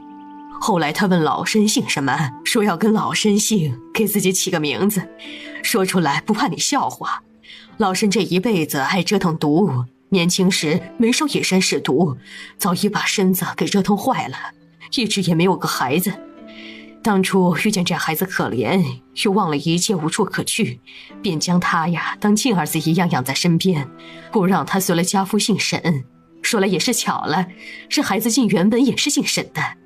这么多年过去了，没想到这孩子竟还能找到亲人，还有个你这般漂亮聪慧的妹妹，也算是苦尽甘来了。哎呀，就是明儿阴差阳错做了东来丞相，与北越敌对多年，哎，都是老身的错，你们别怪他。老身年轻时性子倔强，总爱以身试毒，家父为了此事多次与老身产生争执。再有一次，老身试了一味剧毒，差点把自己毒死后，家父就决然不许老身再以身试毒了。老身当然不同意了，便与家父大吵了一架，放出狠话，自称与他老死不相往来。因此他在北越，老身干脆就住到了东来，与他远远的。是以明儿就跟老身在东来长大。明儿呢又天资聪颖，就这么一路做到了宰相的高位。哎，若不是因为老身一时赌气，事情也不至于到如此地步。沈南星听了这些，笑着抹了抹泪。这怎么能怪您呢？您救了兄长的命，便是我们一家的大恩人。说是我们还纠结此等小事，那该是忘恩负义，要遭世人唾弃了。况且此事已经解决了，陛下不会再追究。此话当真？千真万确。此次北越与东来大战，多亏了兄长，我们才一举夺下东来10座城池，与东来签订了休战条约。此战兄长功不可没，陛下封了他做客卿，虽说无实质在身，但好在陛下也未追责。婶婶，兄长如今已经回了侯府，人就在京城，过2日得空，我便与兄长一道来看你。好，真是太好了。如今他与老东西和好了，搬回北越了，正好明儿也回了北越，又认回了亲人，真是再好不过了。我说丫头，你该不会还没把傅九黎那小子拿下吧？那若不然，他今日怎么没陪你一起来？沈南星一听，原本笑着的眉眼暗淡了下去。哎呀，真没用啊，半点比不上你婶婶。想你婶婶当年追老夫的时候，那可是……沈南强，你给我滚出去！文香夫人拍桌站起，一脚踹在了老神医的臀上，将人踹出了屋去。老神医在屋外踉跄了好几步，才站稳了身形。那群读书人说的果然没错，唯女子与小人难养也。老夫大度，不与你计较。说完，双手背在身后，雄赳赳气昂昂离开了。那个，婶婶在追男人方面呢，确实有些心得。沈南星在幽冥谷一直待到日头偏西，才和暖宁一道与老神医夫妇告辞离开。除了拿到了治疗兄长脸的药膏外，还有一大包老神医夫妇热情地塞给他的各种药丸跟药膏。这次来幽冥谷本来是打算向老神医求药的，未曾想遇见了文香夫人。且听文香夫人说，她早已研制出了给兄长治脸的药膏，也给了兄长一瓶，就是不知兄长为何没有用。沈南星坐在回城的马车上，凝眉想着，忽然又想起了文香夫人与他说的那些追男人的心得，一时间脸色微红。文香夫人竟说男人都是贱骨头，还说对付傅九黎这种认不清自己内心的狗男人，就该虐他，狠狠的虐，虐完就老实了。还有许多话叫他哭笑不得，但细细想来却又不无道理，与兄长昨晚对他说的那些倒是有些相似。祖父，祖父，我回来啦！沈南星与往常一般，脚步轻快，刚一靠近院子就开始喊，却无人应他。他觉得奇怪，便加快了步子，一把推开了院门，然后一眼就看到祖父与兄长2人正面对面坐在院中的石桌两旁，互相都是冷着脸。啊，发生何事了？说出来，本小姐给你们评评理。臭小子，你自己跟你妹妹说。沈明却是撇过了头去，一副不愿说话的样子。哥哥，可是陛下为难你了？没有，陛下就问了我一些东来国的朝务政事，我都如实告知了。后来陛下又问到了一些宫廷秘事，牵扯到东来皇室秘密，本身我也不太清楚，倒是不便作答。但大舅舅正好来了，替我圆过去了。过几日朝臣休沐，到时大舅舅小舅舅都在家，咱们上门去看看他们吧。好。南星，你兄长他不肯娶妻。沈南星愣住了，怎么忽然就说到娶妻了？上一世传闻说东来丞相沈明性格阴质，不近女色，身边连个侍妾都没有，近身伺候他的也都是各色美貌男子。这东来丞相好像是个断袖，那时候也不知道沈明就是他兄长。沈南星自是没在意这些传闻，可如今沈明既是自己兄长，他自是不能置之不理了。他一双眼直直看着沈明。你喜欢男人？胡说什么呢？我怎么可能喜欢男人？只是还未遇到心仪的女子罢了。哼，你连见都不肯见，怎知人家姑娘就不是你喜欢的？见孙女疑惑的目光看了过来，沈老侯爷就将今日在御书房外遇到胡尚书的事情细致地与孙女说了一遍，说完又瞪了沈明一眼。我看这胡家小姑娘就不错，可这臭小子连见人家姑娘一面都不肯，就叫我去跟胡尚书说，拒了这门亲事。胡尚书的女儿，那不就是双儿吗？沈南星眼睛蓦然亮了，双儿这小姑娘好啊，可爱又善良，若是能骗回来，娶回来做她嫂嫂，那可真是再好不过了。兴奋之余，沈南星又想起刚重生回来的时候，在醉心斋遇见双儿，他好像就是将自己认成兄长了。他喊他北岳哥哥，还抱着他哭。莫非双儿心悦兄长？在想什么？这般高兴？哥，你先别急着拒绝这门亲事，你先见见胡姑娘好不好？为何？哥哥如今好不容易才回来，只想好好陪陪你和祖父，不想成亲。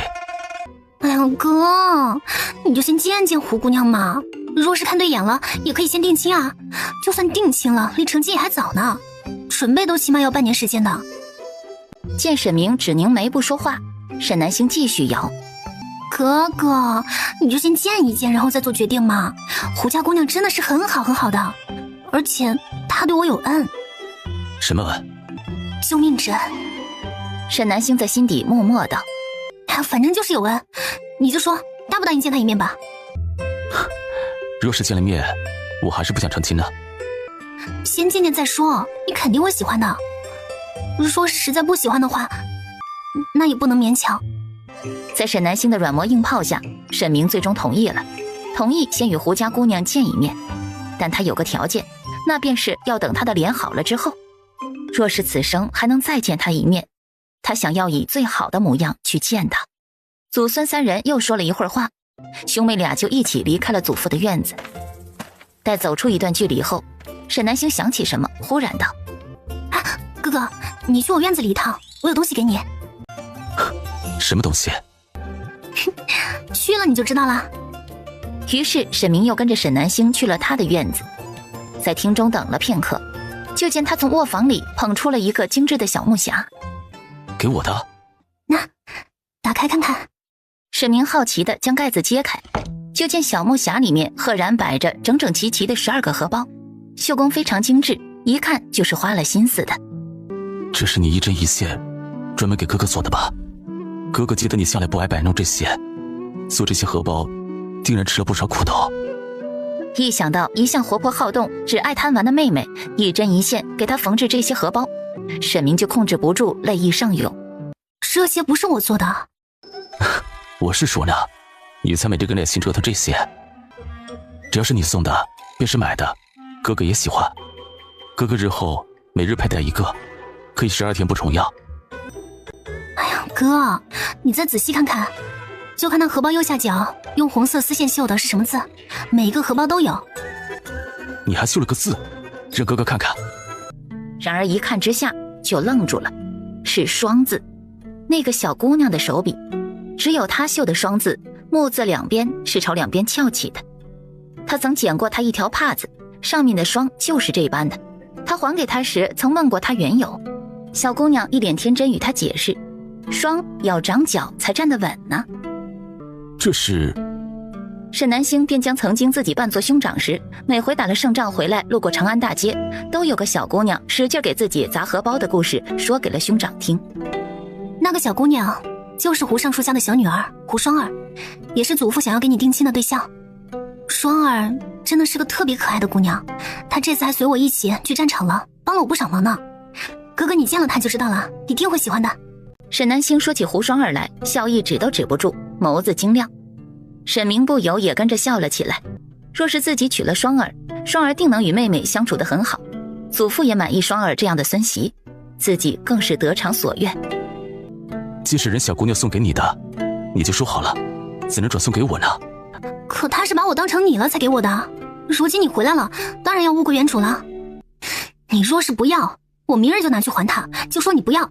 他说完就伸手去拿小木匣，却拿了个空。哎，罢了，人家都送给你了，哪里还有还回去的道理？既然你不想要了，那哥哥帮你收着就是。小姑娘本就爱哭，若是这一匣子荷包就这么被还回去了，还不知得哭成什么样子呢。沈南星目送兄长抱着那一匣子荷包离开，目光闪了闪，若有所思。他总觉得方才兄长看到荷包上绣的双字时，神色有些异样，就好像认识。哎，要不咱试着看看其他男子，这京中好男儿还真不止他傅九黎一人。他这些日子就发现了几个好的，可感受到妹妹冷下来的眼神，他的语气便渐渐弱了下来，直至进了声。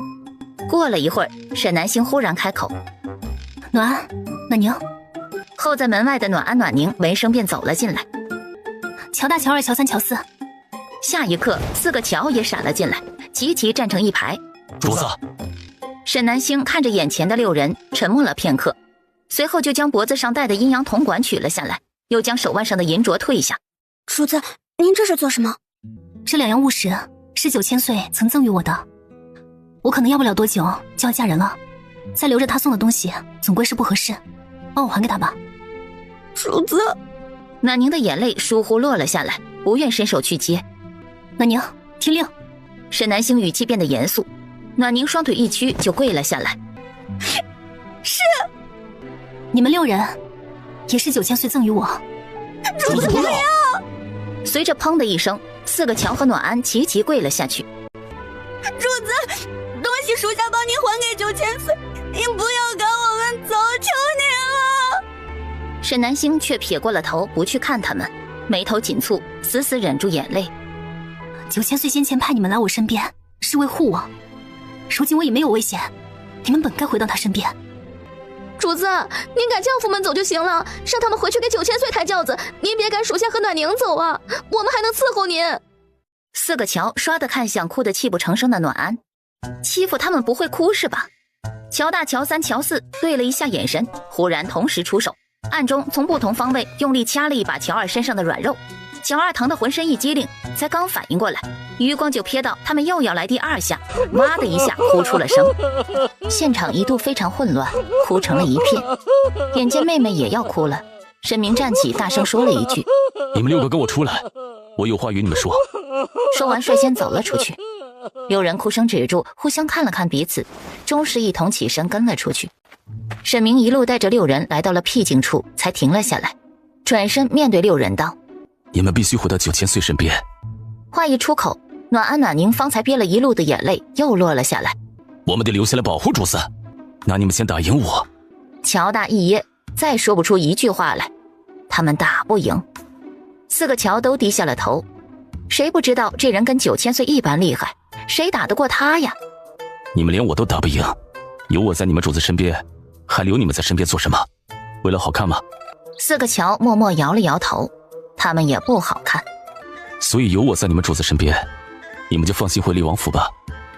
侯府有春杏照顾你们主子的日常起居，你们也可以放心。暖安、暖宁别过头去，不想理他。你们对我妹妹这般忠心，她当然不会真的不要你们了。6人齐刷刷将目光聚到他身上。相信你们都看出来了，我妹妹与9000岁两情相悦，但傅九离这个人欠收拾，不肯直视自己的内心，都如今这般情景了，他还是不肯接受我妹妹。你们说，咱们是不是该虐一虐他？既然你们也赞同，那接下来就看你们的了。6人一怔，他们何时说了赞同了？沈明却只顾说自己的。所以，只要你们演好这场戏，等傅九离那厮服软了，乖乖上门求娶我妹妹了，你们以后自然还是能跟着我妹妹。若不然，那你们就只能永远跟着傅九离那个冷冰冰、不近人情的主子了。就这样，在袁东来大权臣半是诱哄半是威逼的一席话下，次日一早，6个人听话的带着东西回到了黎王府。6人一字排开，低着头，神情落寞的站在黎王府门口。这不是9000岁的4个轿夫吗？怎么这么久没看到，如今灰溜溜的回来了？还有这2个女子，看着打扮应该是9000岁的暗卫才是，如今怎么光天化日站到黎王府门口了？看他们这表情，是受委屈了。快进去通报，就说我们被沈小姐赶回来了。李老头的内心戏丰富极了，被乔大这么黑着脸一瞪，就立刻转身一溜烟往府内跑去通报。那4尊煞神也有今日，快哉！叫他们平日里总是眼睛长在天上，这下遭报应了吧？黎王府后院书房里，傅九离一目十行地看完了一封信，面色难看。冷风应声出现。日后6皇子的信不必再呈上来。是。冷风领命离去。书房里只剩下了傅九离一人，他坐在书案后沉默了片刻，最终目光落在了一旁孤零零的信上。这已经是6皇子最近半月以来给他送的第13封信了，几乎是每日一封。每封信的内容几乎都是一样的，告诉他沈明又去参加了哪位贵公子举办的小宴，并细数那次宴会上都有哪些青年才俊参加了，还逐一罗列了其优点，有世代书香的，家中人员简单的，相貌英俊的，温柔和煦的，武艺高强的。每列完这些，信件的末尾总会指向一件事，那便是沈明在给他妹妹择婿，估计这次宴会就能有人入选，比如谁何等优秀，沈明与其交谈甚欢，想必很快南阳侯府就会有喜讯传出来。自那日后已有大半个月，他都未曾见过他。本以为只要不见就能遏制自己不该有的阴暗欲望，可他控制了自己不去见他，却控制不住自己思之如狂。每到夜里，女子或巧笑嫣然，或渲然欲泣，不断入梦。萧侍卫，麻烦通传9000岁。9000岁以前的那4个轿夫被人赶回来了，如今正在大门外候着。傅九离猛地站起，书案上的折子掉了一地。让他们进来。是。李老头拱手作答，然后一溜烟就跑了。他气喘吁吁来到门口等候的6人面前。快进去！千万莫要让9000岁等急了，怪罪他传话慢。得到允准后，不过片刻功夫，6人就出现在了书房里，站成一排，低着头，谁也不敢看坐在书案后的9000岁。你们惹他生气了？回9000岁，并未。那他为何不要你们了？不是不要我们了。傅九离目光落在他身上，乔二一鼓作气，身边的乔三拉都没拉住。他是不要您了。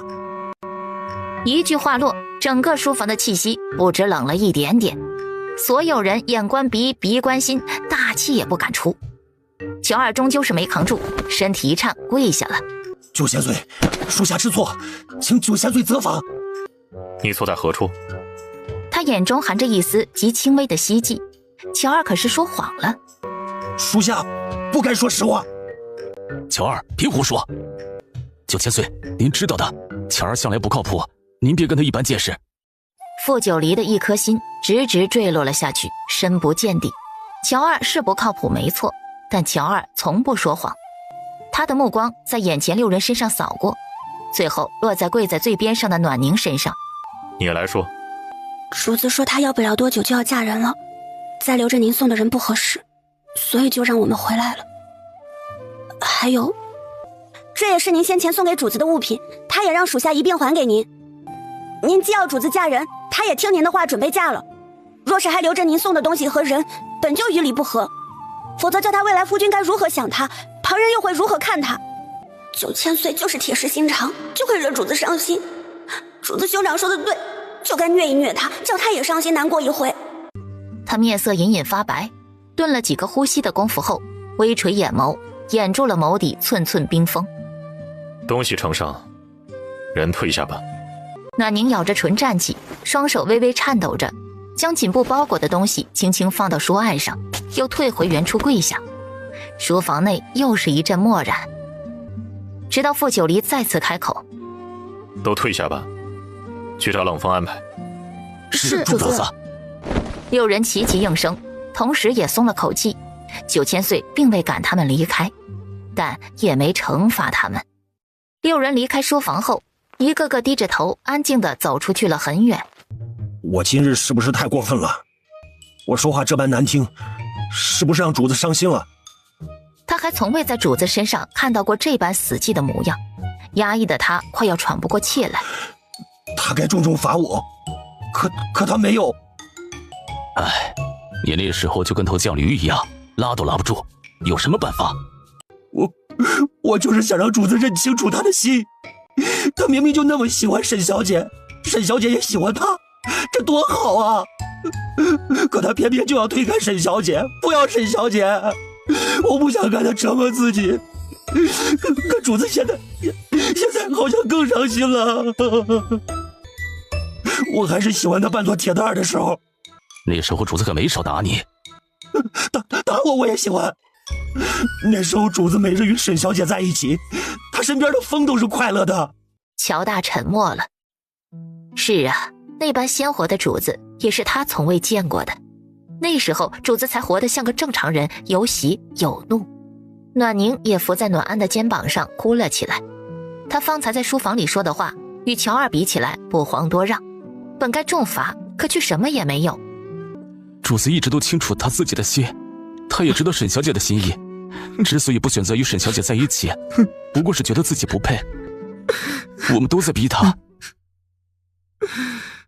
书房内，傅九离从白日坐到了黑夜，没有点灯。他一直愣怔地盯着书案上那个锦布包。他把他送的东西都还回来了，把他送的人也还回来了。他不愿再与他有半分瓜葛。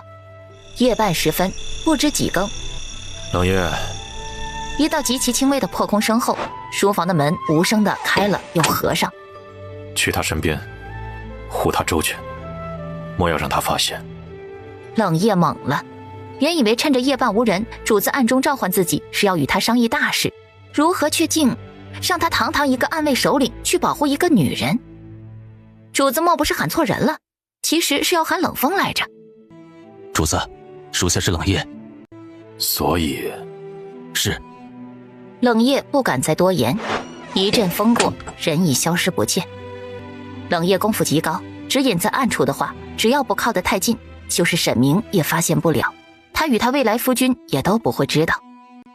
等鬼面男人的事情解决了，他彻底安全了，他就将冷夜撤回来，也不再派人守着他。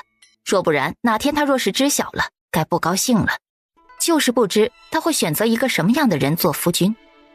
傅九离眉头紧蹙，将京中的适龄贵公子挨个细数了一遍，这个不行，那个也不合适，就连他当初为他精挑细选的那几人，细细想来也还是或多或少有些毛病。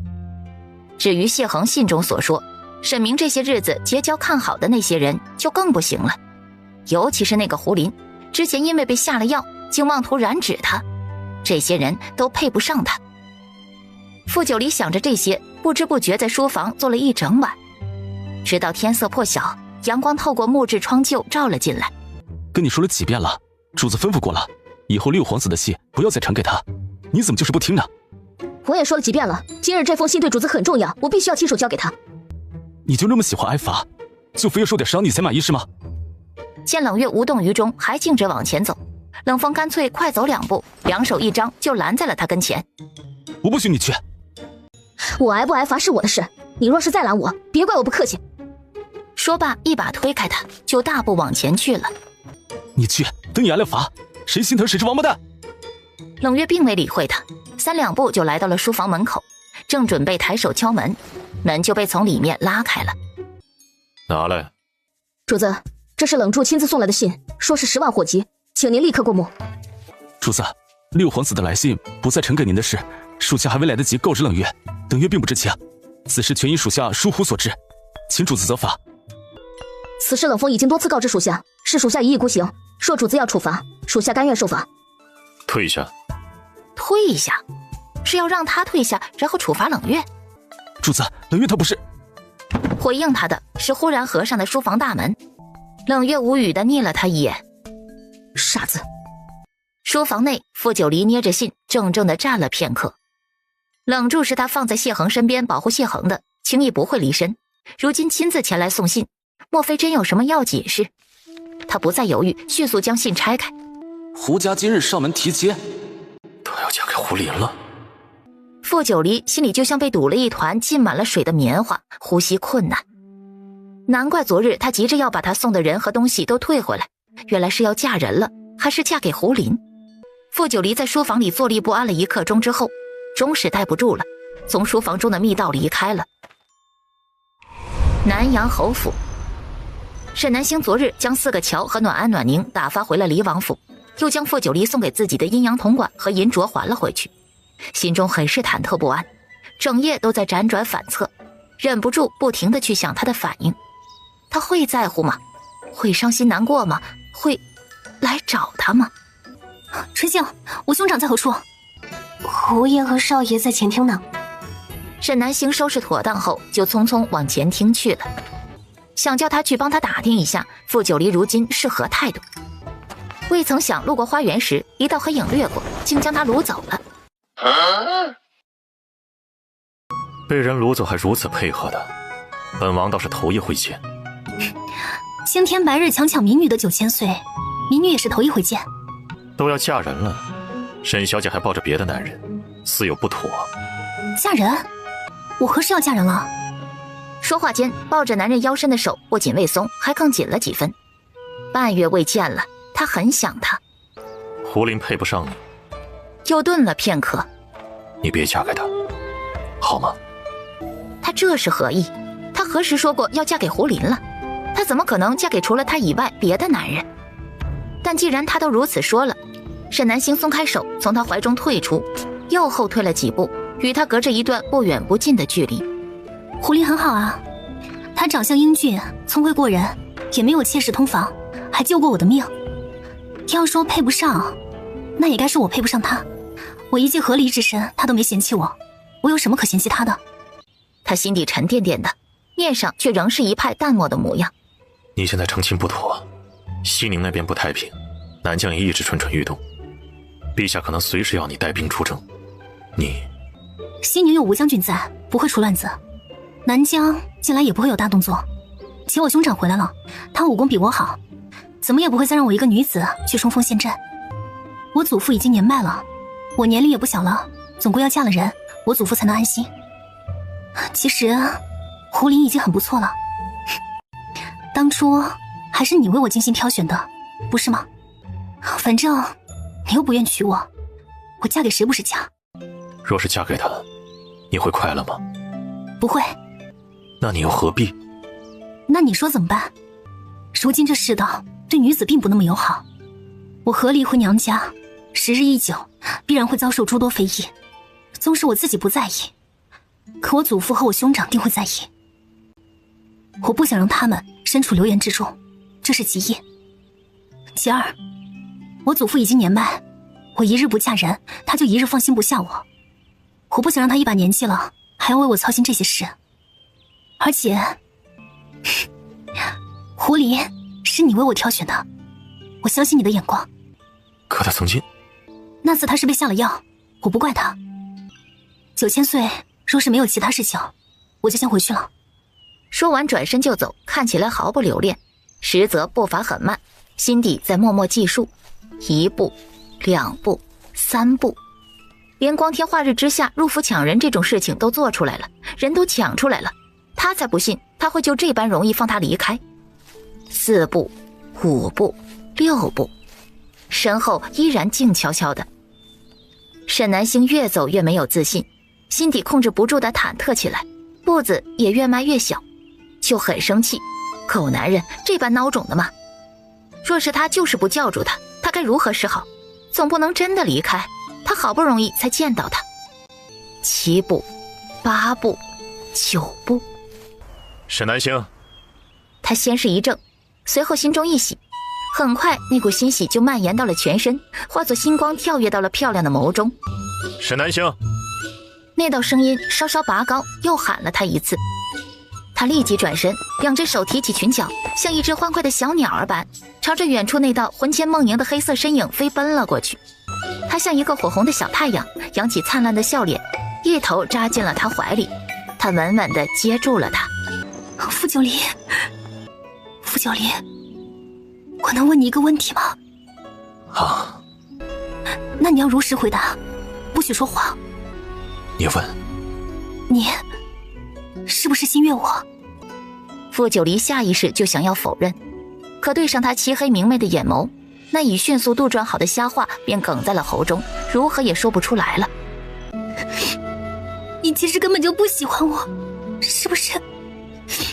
所以你才一次又一次劝我嫁给别人，你就是嫌我烦，所以你这些时日在躲着我。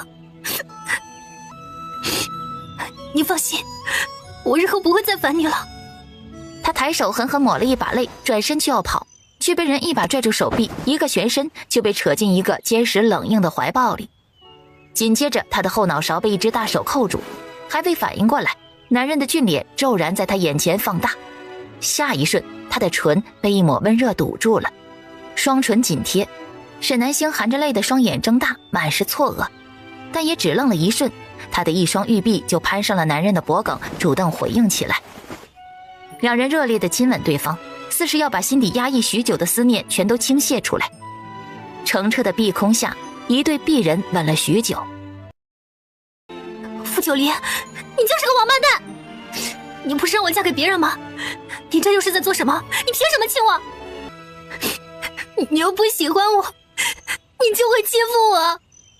看着女子眼眶通红，满脸泪水，他上前一把将人捞进怀里，不顾她的反抗，紧紧抱着。乖，别哭了。王八蛋！好，我是王八蛋。你就会欺负我，你又不喜欢我，你还亲我。我喜欢你。话落，天地间一瞬间就安静了下来，似乎连风都止住了脚步，想要偷听。你刚刚说什么？我没听清。他双手捧起她的脸，俯身在她水润的红唇上轻轻咽下一吻，一触即分。我心悦你，沈南星。沈南星刚刚忍住的泪，忽然不受控制又落了下来。怎么又哭了？你先前以为我不喜欢你，你也哭，如今我承认喜欢你了，你还哭，这般爱哭，你说我该拿你怎么办才好？是你自己说喜欢我的，是也不是？是。那你不许反悔。不反悔。那我们拉钩。沈南星说着，朝他伸出了秀气的小指。拉钩上吊，100年不许骗，谁骗人谁是小狗。傅九离只低头看他，嘴角噙着一抹笑。待他念完，又配合着他将两人的大拇指合拢，这就算盖过章了，不能反悔。我们得赶紧回去。回去做什么？天都没黑，他还没与他待够呢。胡家今日去侯府提亲，得让老侯爷回了这门亲事。沈南星眸光流转间，又联想到他先前酸溜溜说他要嫁人的话，很快就想明白了其中关节，定是胡家今日上门了。至于提亲，应当是胡家为双儿向兄长提亲，虽不知为何会是女方上门提亲，但定是这般不会有错了。心里有了底，沈南星便想着逗一逗他。这门亲事挺好的呀，为何要回了？你觉得这门亲事很好？是啊，挺好的。你还要嫁给胡林？他一把握住女子手腕，将她拉到身前。那我算什么？你不想让我嫁给胡林，那我应该嫁给谁？又是一阵长长的沉默后，他终于憋出了那句话：你愿意嫁给我吗？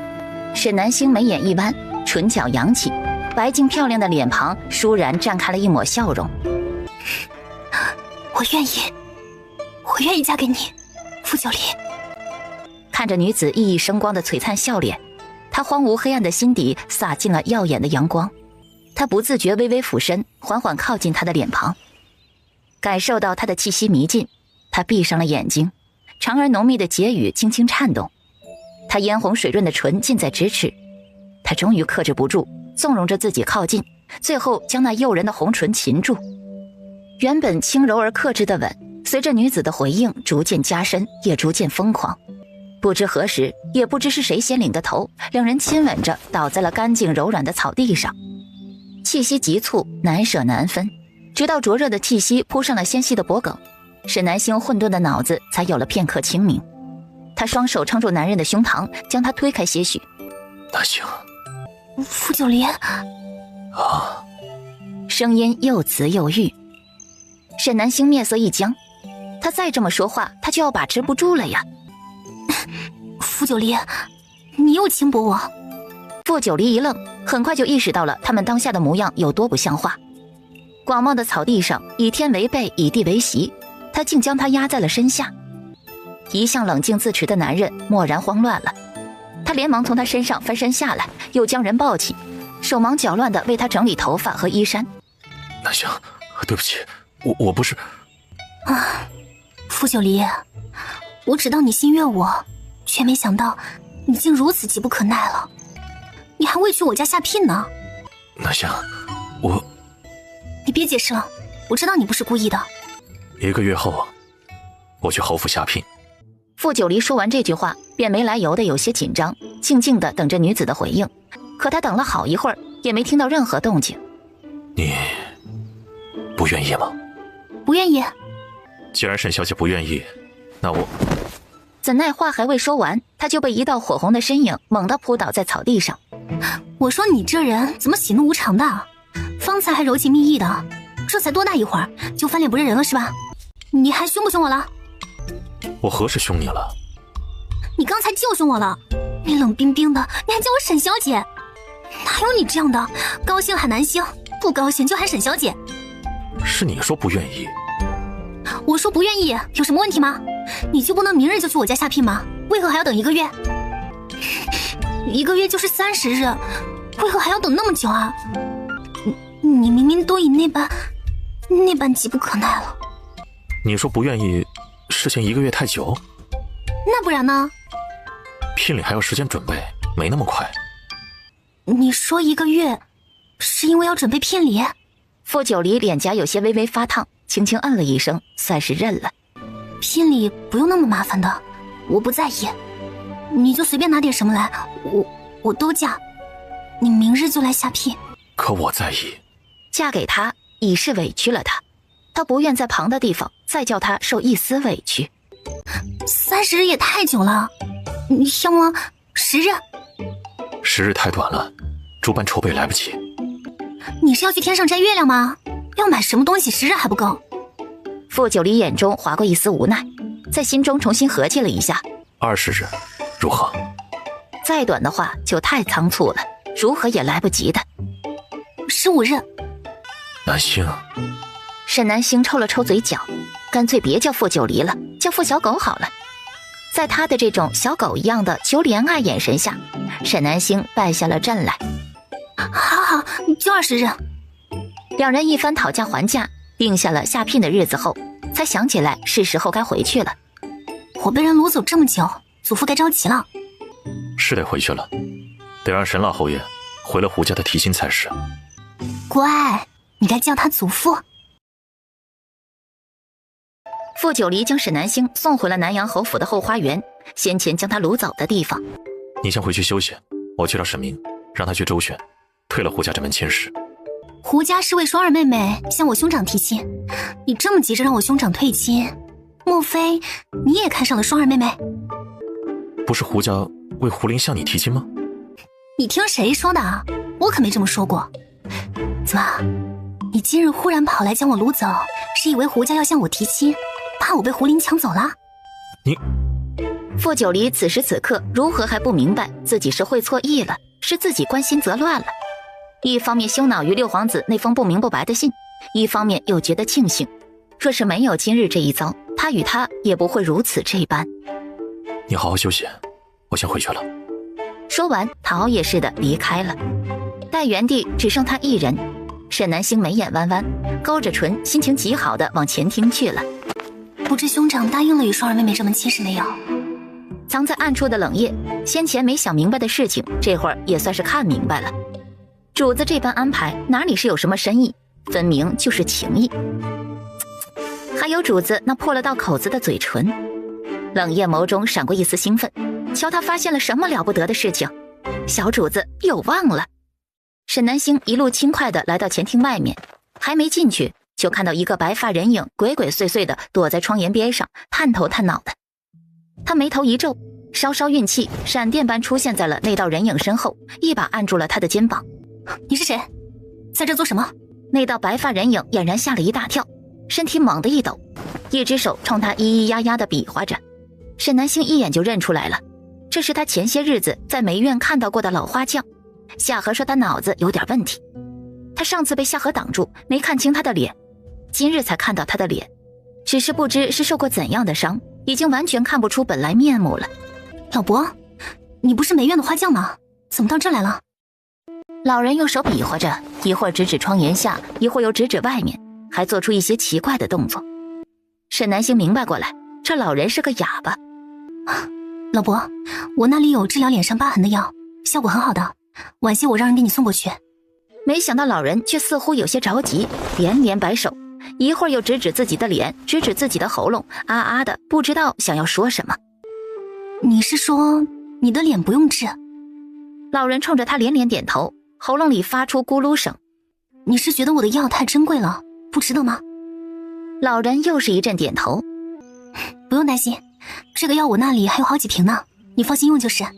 老人还在摆手，又摇头，似乎有些着急，啊啊的想要说什么，又说不出来。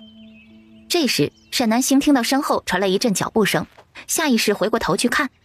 妹妹，你怎么这么早就起来了？怎么不再多睡一会儿？用过早膳没有？这还早啊，都快要到用午膳的时辰了。说话间，两人已到了他跟前。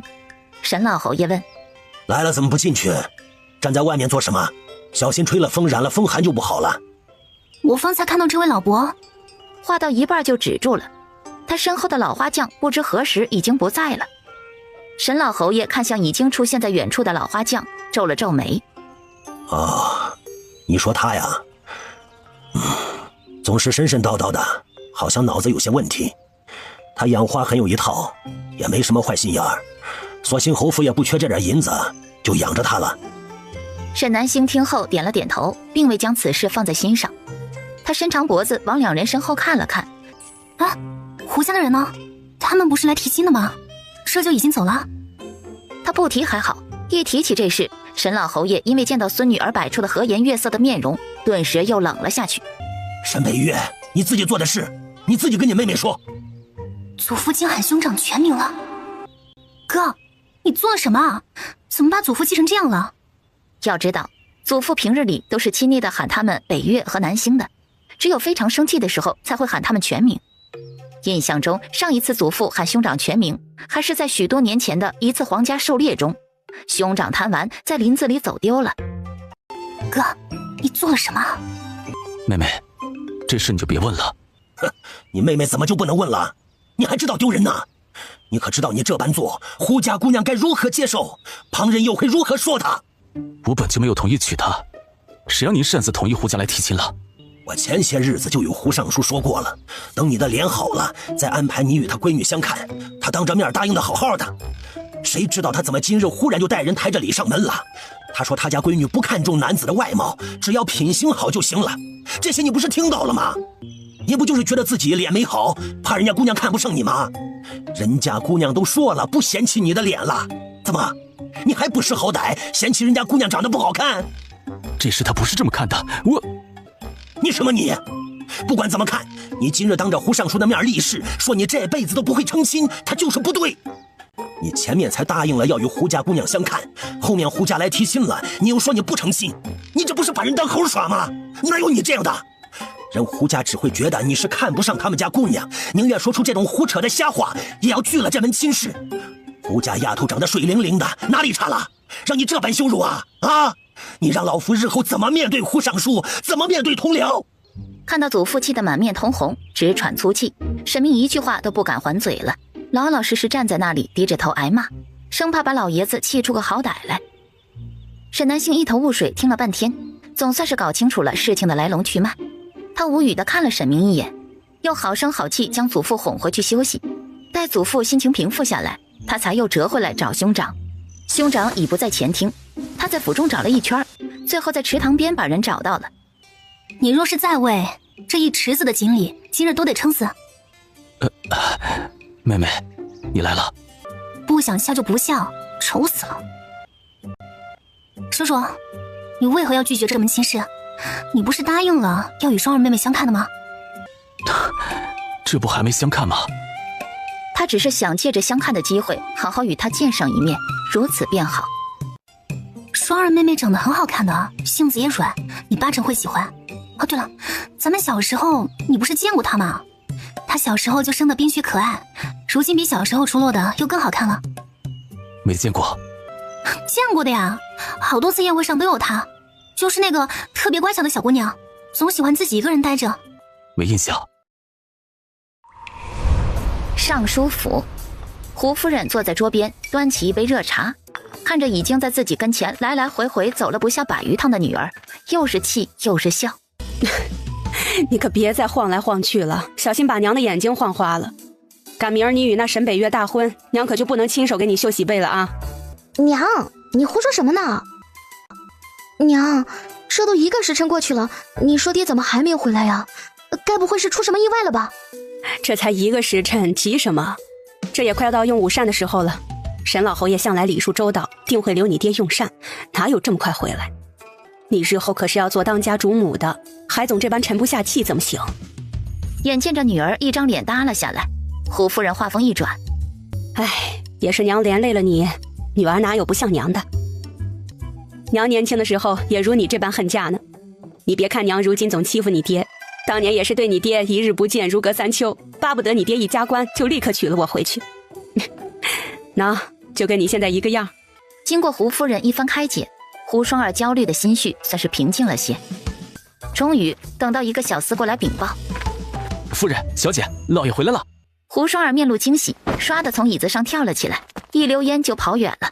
胡夫人扶额，自家女儿这德行简直没眼看。走，去门口接老爷。胡尚书吩咐小厮将马车从偏门赶进府里，再悄悄把礼物运到库房。看到小厮将马车赶走了，他才整了整衣冠，准备回府见夫人和女儿。先瞒着吧，能瞒几日瞒几日。他实在见不得宝贝女儿哭，也不想听夫人骂他没用。他深吸一口气，抬脚迈上台阶。万万没想到，他才迈第2步，就看到他的宝贝女儿正站在门口看着他，眼眶红红的，眼里噙满了泪水。双儿，你怎么出来了？外面风大，走，跟爹进去。爹，北月哥哥他是不是不要我？那怎么可能？爹的宝贝闺女，天下第一好，哪有人会舍得不要你啊？快别哭了啊！那他为何没有收下您带去的礼物？是嫌咱们准备的礼物不好吗？那里面还有他亲手为北月哥哥缝制的腰带和荷包，他这是没看上吗？胡夫人便是这时候来的，她只看了父女俩一眼，就猜想到了个中缘由。双儿，外面冷，先跟娘进去，娘慢慢跟你说。胡双儿怔怔的像失了魂，任由胡夫人将她搀了进去。胡尚书低着头，不远不近的跟在母女俩后面，努力降低自己的存在感。可即便如此，他还是看到夫人抽空扭过头来瞪了他一眼，那眼神分明是在说没用的东西。翌日天亮，尚书府的天塌了，胡双儿不见了。丫鬟小厮将整个尚书府找遍了，也没找着人，几个门房也都说没见到小姐出去，把胡尚书急得团团转，连早朝都告假了，没去上。胡夫人却是急了一阵之后冷静了下来。先别找了，那孩子8成是去找沈北月了。我这就去侯府接他回来。别去，让他自己与沈北月当面把话说清楚也好。夫人啊，你是没见过沈北月那嚣张样，他说话可难听了，可不能让双儿见他。不许去。为什么呀？沈北月那就不是个好东西，不能让双儿受欺负呀！我得去。去什么去？你老实在府里待着。胡夫人眼珠子一瞪，胡尚书的气势就弱了下去，一句不敢再犟了。双儿不会希望我们去打扰的，他也长大了，有些事情他必须要学会自己去面对。昨夜与女儿聊天，他把能说的话都已经说完了，大道理也说得足够多。这世间唯独爱情一事是勉强不来的。他的双儿与他一般死心眼，但运气没有他好，他看上的男人正好也爱着他。胡夫人也心疼女儿，可没法子，双儿这番苦头看来是非吃不可了。那戴着半边黑色面具的男人刚一走出府门，胡双儿就快速冲了过去，两手一张就拦住了男人的去路。北月哥哥，好久不见。小姑娘，见到个男人就叫哥哥，可不是什么好习惯。北月哥哥，我是双儿，你不记得我了吗？男人眉头紧蹙，状似认真想了想，忽然拍了下脑袋。是你啊？是我。走，有什么话我们到那边慢慢说。好。然后就乖乖跟着男人一路去到了巷子深处。北月哥哥。双儿妹妹，昨日就是你爹来侯府提亲是吗？你想嫁给我？原来北月哥哥昨日拒绝爹爹提亲，是没认出来那是他爹，今日见着他才想起来。听说北月哥哥当年是摔到脑子失忆了，那没认出他爹来也是正常的，但他今日一见他就记起他来了，那便说明他在他心里是特别的。可我还不想这么早成亲。胡双儿抬头想说他也不急，他们可以先定亲，可才一抬头就看到了男人眼里轻佻的笑意。不过你既这般想嫁给我，我倒是可以考虑先纳了你。你今日便跟我回府，如何？哥哥以前的那些女人可都没有你这般姿色，今夜哥哥就让你好好快活一番。他指尖挑起胡双儿的下巴，俯身就要亲上去。沈北月，你禽兽！怎么，你不是喜欢我吗？不让碰。沈北月，我讨厌你！小姑娘一双眼红得像只可怜的小兔子，抬起袖子掩面，呜呜哭着跑开了。男人目视她离开，抬手抚了下被她打过的脸颊，眼底的轻佻戏谑已全然消失不见，取而代之的是无边的暗沉。对不起，双儿。他时日不多了，他还有许多事必须要去做。暖宁，你们不是回厉王府了吗？怎么回来了？主子和9000岁都要成亲了，我们自然要回来了。不止我们，4个轿夫也回来了呢。还有9000岁送给我们小姐的银镯子，还有戴脖子上的铜管都回来了。沈明一愣，沈南星笑着对3个丫鬟道：“你们先出去，我与我兄长说说话。”是。3个丫鬟笑吟吟地退了下去，每个人的脸上都洋溢着浓浓的喜意。哥哥，你快帮我看看哪个颜色最好看，我要做新衣裳。沈明看向桌上的几匹布料，缎面光滑，在灯下流光溢彩，色泽极好。他在东来为相多年，自是一眼就认出了这些布料是皇家专供的流光锦，价值连城，至少外面买不到，南阳侯府也是没这东西的。傅九黎送的。要与傅九黎成亲了。他看来下聘了，就这几匹布料就把你收买了。哎呀，不是的，他说准备聘礼20日，待20日之后就来咱们家下聘。这些布料他就随便送来的。祖父可同意了？哥哥。祖父还知都不知道是吧？沈南星不好意思地点了点头。你胆子倒是大，瞒着祖父就敢与人私定终身了，连下聘的日子都偷偷定好了。若是我今日不来，你是不是打算连我也瞒着？那哪能啊，我本来准备昨日就告诉你的，可你昨日心不在焉的，我没找到机会说。沈明想起了昨日被自己喂多了鱼食撑死的那一池子锦鲤，就什么话也说不出来了。怎么回事？傅九离来找你了，他终于肯直面自己的内心了。沈南星面色羞红，但还是一五一十将昨日发生的事情向兄长交代了，这掩去了两人之间些许亲密的举动。沈明听完后，心里总算是松了一口气。妹妹与傅九离在一起了，他日后也能放心的离开。祖父那边，你就不用担心了，傅九离他自己就能搞定。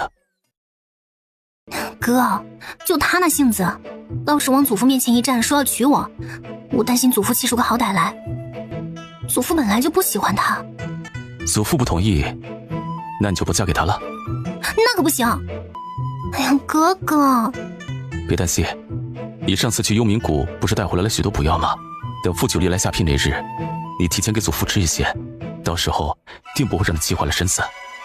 沈南星鼓着一张脸看他，显然是对他的提议不满意。这事你就放心交给傅九离吧，莫非你对他连这点信心都没有？沈南星确实没有信心，他之前在祖父跟前试探过好几次，没有哪一次祖父是松了口的。沈明见妹妹确实担心，收起了笑意。好了，若是傅九离实在说服不了祖父，哥哥就暗中助他，这样行了吧？谢谢哥哥，就知道哥哥你对我最好了。他的兄长是什么人？那可是赫赫有名，传闻中智多近妖的东来丞相，有什么是他搞不定的？不用谢，毕竟他可没准备真的插手。若是傅九离连这点困难都解决不了，也配娶他妹妹？哥，你这时候来找我，可是有什么事儿？如今京城这边已经无甚大事了，咱们这2日就去趟寒山寺，见见祖母吧。你是说去问祖母关于爹的身世？鬼面男人前些日子被他自己反噬，身受重伤，这才没法来找咱们的茬。若是等他的伤恢复了，定然不会善罢甘休。在这之前，咱们得先弄清楚他的身份。还有，既然他不是爹，那爹如今又是否还活着？好，那咱们什么时候出发？明日便出发。这么着急吗？沈南星有些为难，他约了傅九离明日去城外骑马。寒山寺路途遥远，咱们一来一回差不多得要半月10日，回来正好赶上傅九离给你下聘。司马，你时间不方便？我要跟傅九离约会？哪有？你胡说！我时间方便，咱们就明日出发。好，那你提前准备行装，咱们明日一早就出发。说完就大步离开了。哼，还没成亲就想跟他妹妹约会，傅九离想都别想。离王府，管家正拿着一张长长的礼单，向9000岁逐一说明每一项的采买进度，以及每样物事大约什么时间可以入府。其实昨日才将各地采买的人手安排出去，这才过了1日，哪里就有进度了？可耐不住9000岁今日就要照他来问，他也只能挑那些在京城就能买到的已经办妥的说。说着说着，额上的汗水越来越多，着实进展太少，不值一提。礼单给我。管家战战兢兢地垂着头，双手捧着礼单奉上。傅九离接过礼单，看到一长串的礼单上只有10余项，后面划了勾。冷夜，出来。自4个轿夫与暖安暖宁回了南阳侯府后，冷夜自然就回到了主子身边。礼单上的东西务必在半月内备齐。冷夜一听，骤然瞪大了眼，懵了。他堂堂一个暗卫首领，何时做过这等采买的活？让锋卫去做，定要确保万无一失。是。无论是要办何事，只要主子愿意动用凤卫，那便是好事。冷夜眼眸中闪烁着兴奋的光芒，双手颤抖着接过了主子手中那张长长的单子。然而一眼看去，他就愣住了。锹珠、玲珑瓷瓶、翡翠玉石、绫罗绸缎，这都什么玩意儿？冷夜不死心的在单子上寻着，看有没有别的发现。终于，飞鱼双剑、绣弩、神弓，这不是兵器吗？冷夜兴奋地瞪大了眼，主子终于想通了。可在看到后面写的数量时，又觉得不对。既是要买兵器，只1、2件怎么行？哪里够凤卫用的？主子，这兵器数量是否太少了？少吗？好像是少了些。他素来喜爱舞刀弄枪的，他想了想道：那便再加1杆桃花枪，1根红缨鞭。此外，让凤卫多方寻觅，有适合女子用的上好兵器，都买回来。冷夜更猛了，凤卫都是男子啊，为何要买女子用的兵器？还有问题？主子，您这些东西买了是用来聘礼。冷夜惊了，他怎么就忘了主子昨日才把沈小姐掳走了一回？他只是没想到会这么快，便心情极好的领命离开了。主子要娶妻，那很快就会有小主子，到那时主子假太监的身份就藏不住了。若是继续留在北越，便是满门抄斩的欺君之罪。就算是为了保护夫人和小主子，主子也会选择回西宁继承皇位的。他们在北越蛰伏多年，总算要有出头之日了。管家和冷夜都离开后，傅九离坐在书案后，手指一下一下轻轻扣着书案，凝眉沉思着。他此次动用凤卫，除了看中凤卫的力量，为了能快些买齐礼单上的聘礼之外，实则还有另外一层用意。自古以来，伴君如伴虎，像他这般手握重权的权臣，大多最终没有好下场。他以前孤身一人倒是无所谓，能活多久以及结局如何，向来不在他所关心的事情之列。可如今不同了，他就要娶她为妻，他若要护她一世安稳，就必须站在权力之巅，否则总有被人掣肘的时候。太阳落山了，夜黑风高之际，书房的门被哗地推开了，随着风一并闯入的是一个笑容明媚的红衣女子。傅九离蓦然抬头，才刚看清女子灼热的笑脸，下一刻他已撞入了她怀中。怎么总是这般冒冒失失的？傅九离，怎么这时候来了？我想你了。沈南星俏皮一笑，捧着他的脸就在他的唇上亲了一口。你有没有想我啊？别闹，你这么晚出来，你祖父和兄长会担心的。我让冷月送你回去啊。那你有没有想我吗？你说想我了，我就回去，怎么样？过了好一会儿，他的喉咙里才溢出一个轻轻的字。我就知道你想我了，我也想你了，所以为了解你相思之苦，我就自己送上门了。时间不早了，你该回去了。好吧。沈南星从他身上下来。我今日来找你，不只是因为想你了，还有件事要与你说，说完我就走。我明日要与我兄长去一趟寒山寺，去找我祖母问一问我爹和那个鬼面男人的事。这一去就是半个月呢，咱们约好的明日要一起骑马的，只能延后了。好，我派些人与你们同去，护你们周全。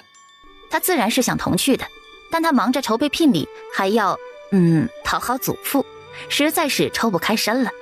此次一别便是半月时间，1连半月你都见不着我，你一定会很想很想我的。所以你要不要亲亲我？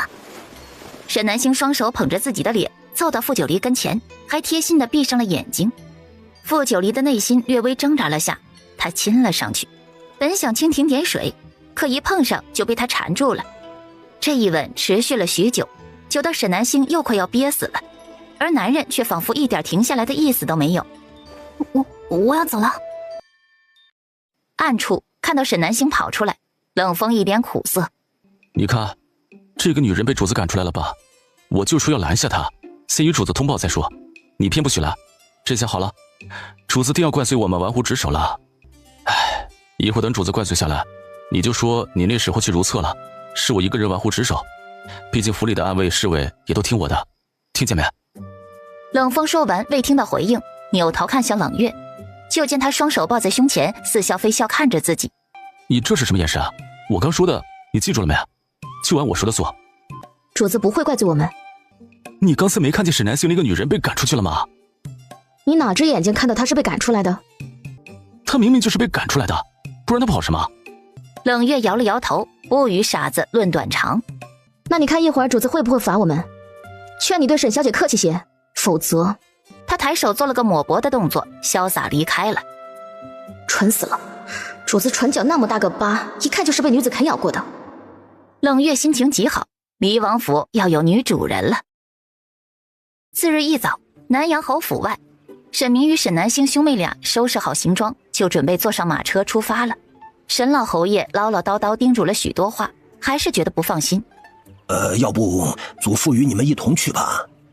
您去凑什么热闹？若是遇上危险了，你又帮不上忙，还要给我们拖后腿。他臭小子，有你这么说自己祖父的吗？祖父，您这身子骨哪里还经得住这么长时间的跋涉呀？您啊，就乖乖待在家里等我们回来啊。沈老侯爷想了想，也是。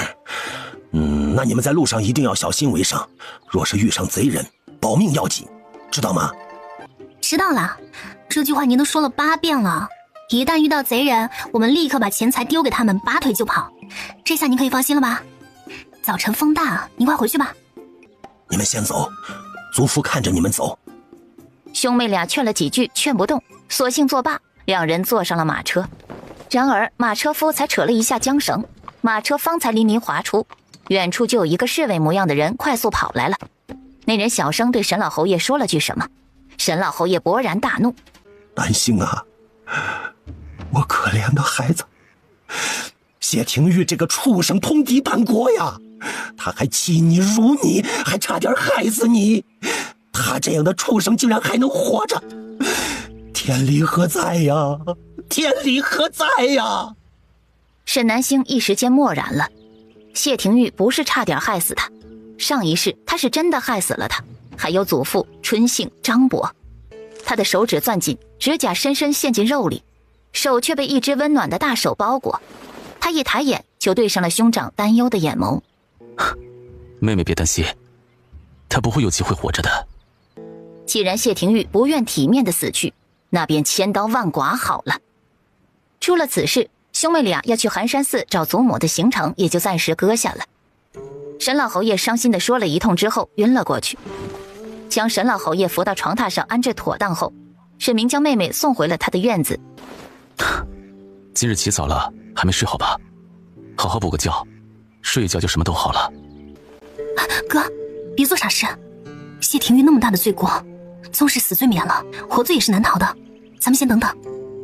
好，哥哥知道了，等陛下的处置下来再说。沈南星疲惫地点了点头，沈明才离去了。他并未听兄长的话去补觉，兀自坐在窗前发呆。正凝眉思索着，他的头顶忽然被笼罩了一道暗影，遮挡住了窗外的阳光。下意识抬头，就对上了傅九离那双黝黑的眸子。你来了。在想什么？在想谢廷玉。我在想怎么才能取他狗命。端妃已死，留下遗书要以命换命，陛下既已同意，那这次要暗死谢廷玉是不可能的。然他死罪可免，活罪难逃。明日群臣就会联名上书陛下，建议将谢廷玉流放到极寒之地，到时让他死在流放路上并不难。如此处置，你可满意？群臣愿意听你的？不愿意。沈南星眼皮又垂了下去，懒得看他。但他们都有把柄在我手上。沈南星恍然，是啊，东厂人手遍布北越，甚至另外3国，手中密心纸多不少，有朝臣们的把柄可太正常了。让他在流放之前再游个街，如何？与此同时，大理寺监狱，沈明躲在暗处捏碎了一颗药丸，守在监狱门口的一队狱卒悄无声息倒地了。他如鬼魅般一闪身就进了监狱甬道，一路上又劈晕了一队巡逻的狱卒后，他顺利找到了关押谢廷玉的牢房。你是谁？你要做什么？你别过来！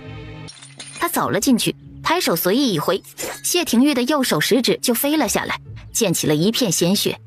谢廷玉面色扭曲，张嘴就要痛呼出声，却在张口的刹那被塞了一团破布堵住了嘴，只能从喉咙发出呵呵的声音。沈明眼神冰冷，第2次举起了长剑，这次对准的是他的右手中指。只未曾想，在他第2剑劈下时，竟被一把宽大的刀横在了剑下。公子住手，是我。沈明看清对方的模样后，抬手就是一掌，将谢廷玉给劈晕了。你是修罗？是。9000岁派你来的，为何阻止我杀他？主子已有妥当安排，公子莫要冒险，不值当。我已卸了他一根手指。公子但先离开便是，有修罗善后，保公子无事。若我非要杀他呢？公子若要一意孤行，修罗自是拦不住。但主子有言，若您要做什么，先想想您妹妹再做决定。哼！沈明一甩袖子，径自离开了牢房。第2日朝会上，刘御史率先上书，陛下，谢廷玉通敌叛国，险些酿成大错，纵有端妃以命相求，免其死罪，也该有合适的处罚，如此才能对北越百姓有个交代呀。北越帝的面色瞬间沉了下去，他昨日才失了爱妃，心情本就沉痛着。端妃唯一的遗愿就是玉儿能活着，是以他昨日就已下了口谕，免了玉儿死罪。那你说该如何处罚？刘御史身体狠狠颤了一下。北越朝风言论自由，他纵是惹了陛下不悦，最多挨一顿陛下的眼刀子，但若是惹了那位，不敢想。陛下，臣认为只有将谢廷玉流放到最北边的蛮荒之地，方可平息民怨。最北边，那可是极寒之地。请陛下下旨，将谢廷玉流放至蛮荒之地，以平民怨。北越帝一口气差点没上来，环视一圈，最后将目光落在唯一站着的傅九黎身上。傅爱卿，此事你怎么看？臣附议。半日后，有圣旨下到了牢狱，着谢廷玉流放至蛮荒之地，明日午时绕城1周后出发。谢廷玉是在极端的恐惧中晕过去的，再度醒来时是被一大盆冷水浇醒的。大胆，竟敢拿冷水浇本王，是不想活了吗？你们听到了吗？他竟敢自称本王！他身后跟着的几名狱卒也跟着大笑起来。你们笑什么？还不快拿衣服来给本王换上，否则等本王出去了，定要尔等小命！他还想要我们的命，笑死人了！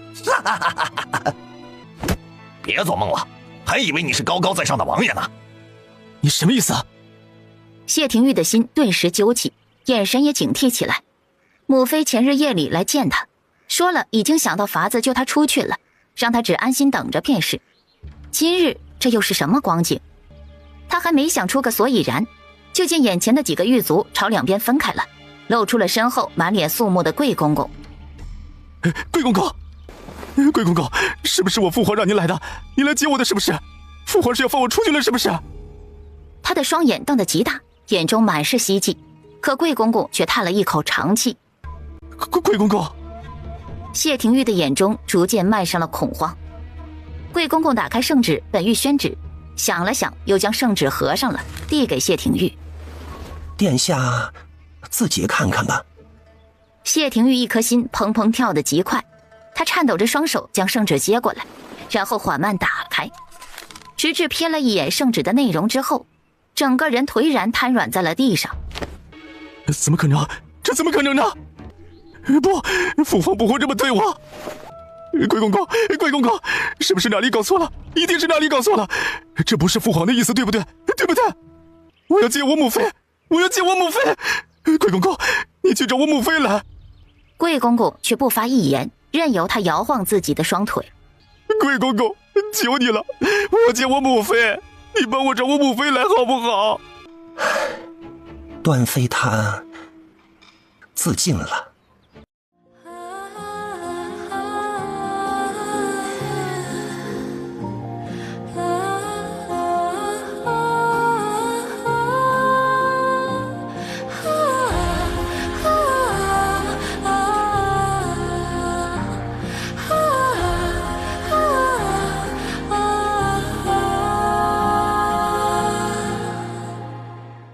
叶儿，你怎么来了？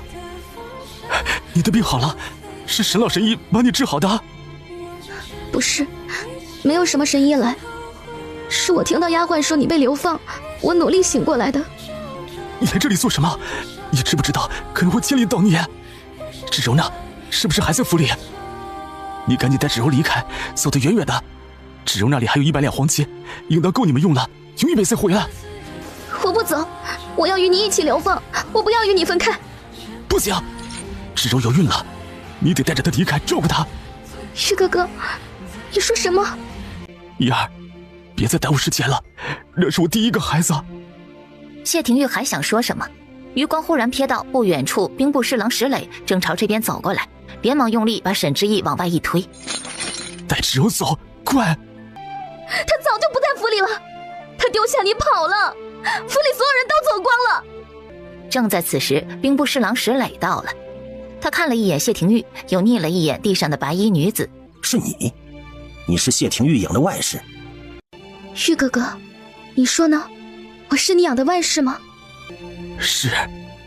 本官明白告诉你，你若是他的外室，此番他获罪与你无关；若是妻妾，则需一同流放。所以，你到底是他的什么？石大人，民妇是谢廷玉的妾室，愿意承担罪责，与夫君一同流放。沈之意，你疯了！你知不知道蛮荒是什么地方？你当流放是什么好玩的事情吗？那里很冷很苦，你自小锦衣玉食，你受不了的。沈之意，你清醒一点可以吗？玉哥哥，依儿不怕苦，依儿只想跟你在一起。他说完，不再去看他的反应，回过头看向石磊。石大人，我与夫君夫妻一体，本该同担罪责，一同流放。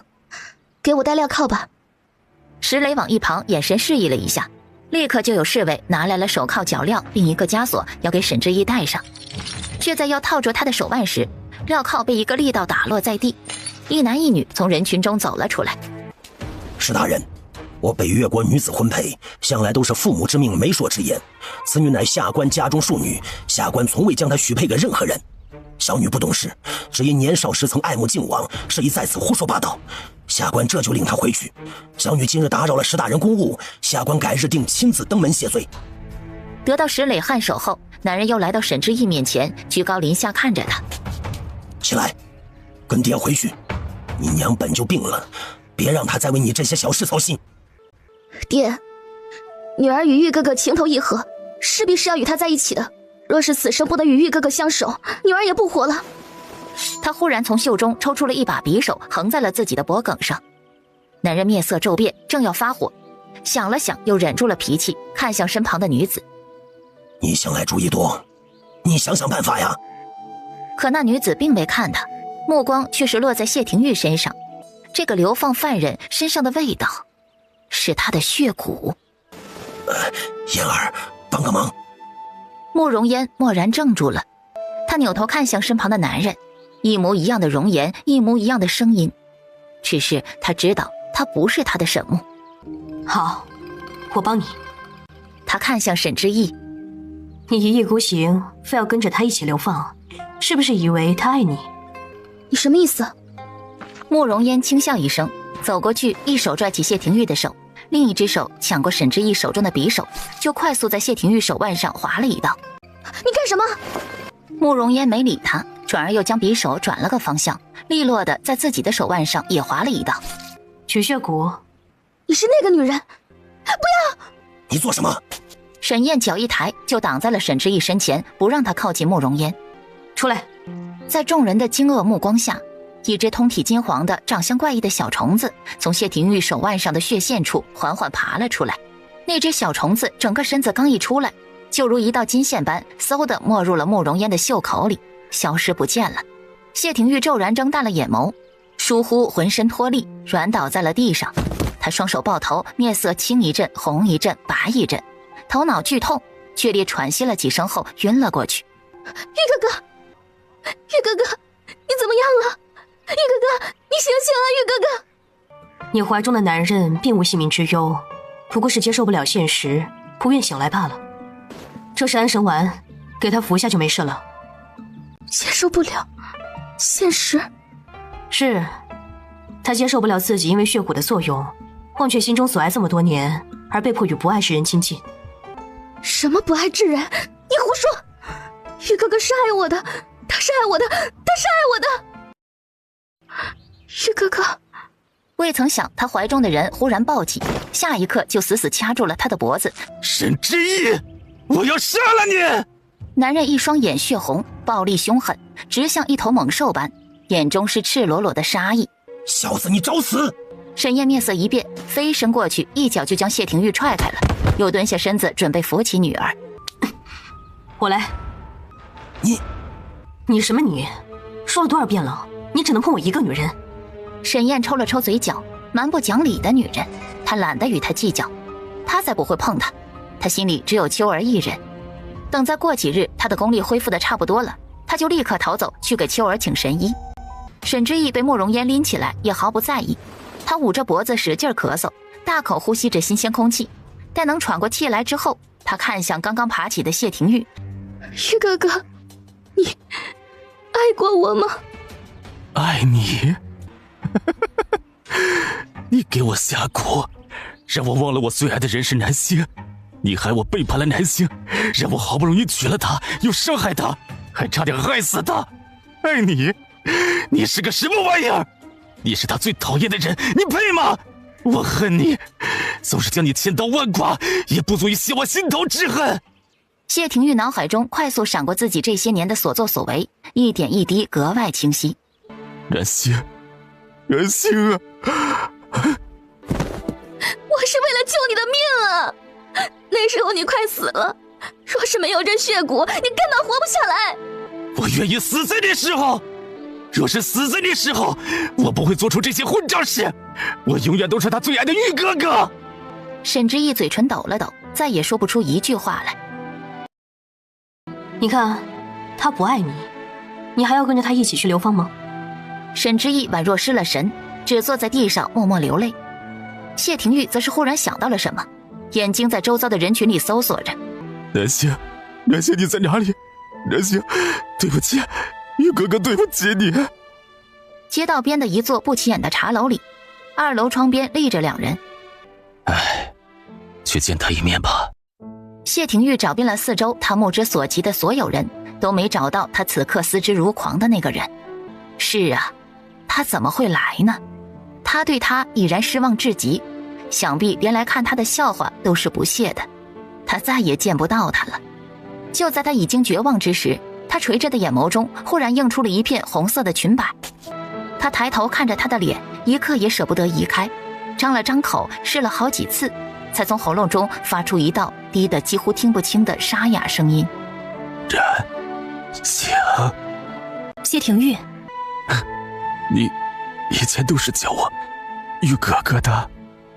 你记错了，那是沈之意叫的。他怎么就忘了？他向来最是小气了。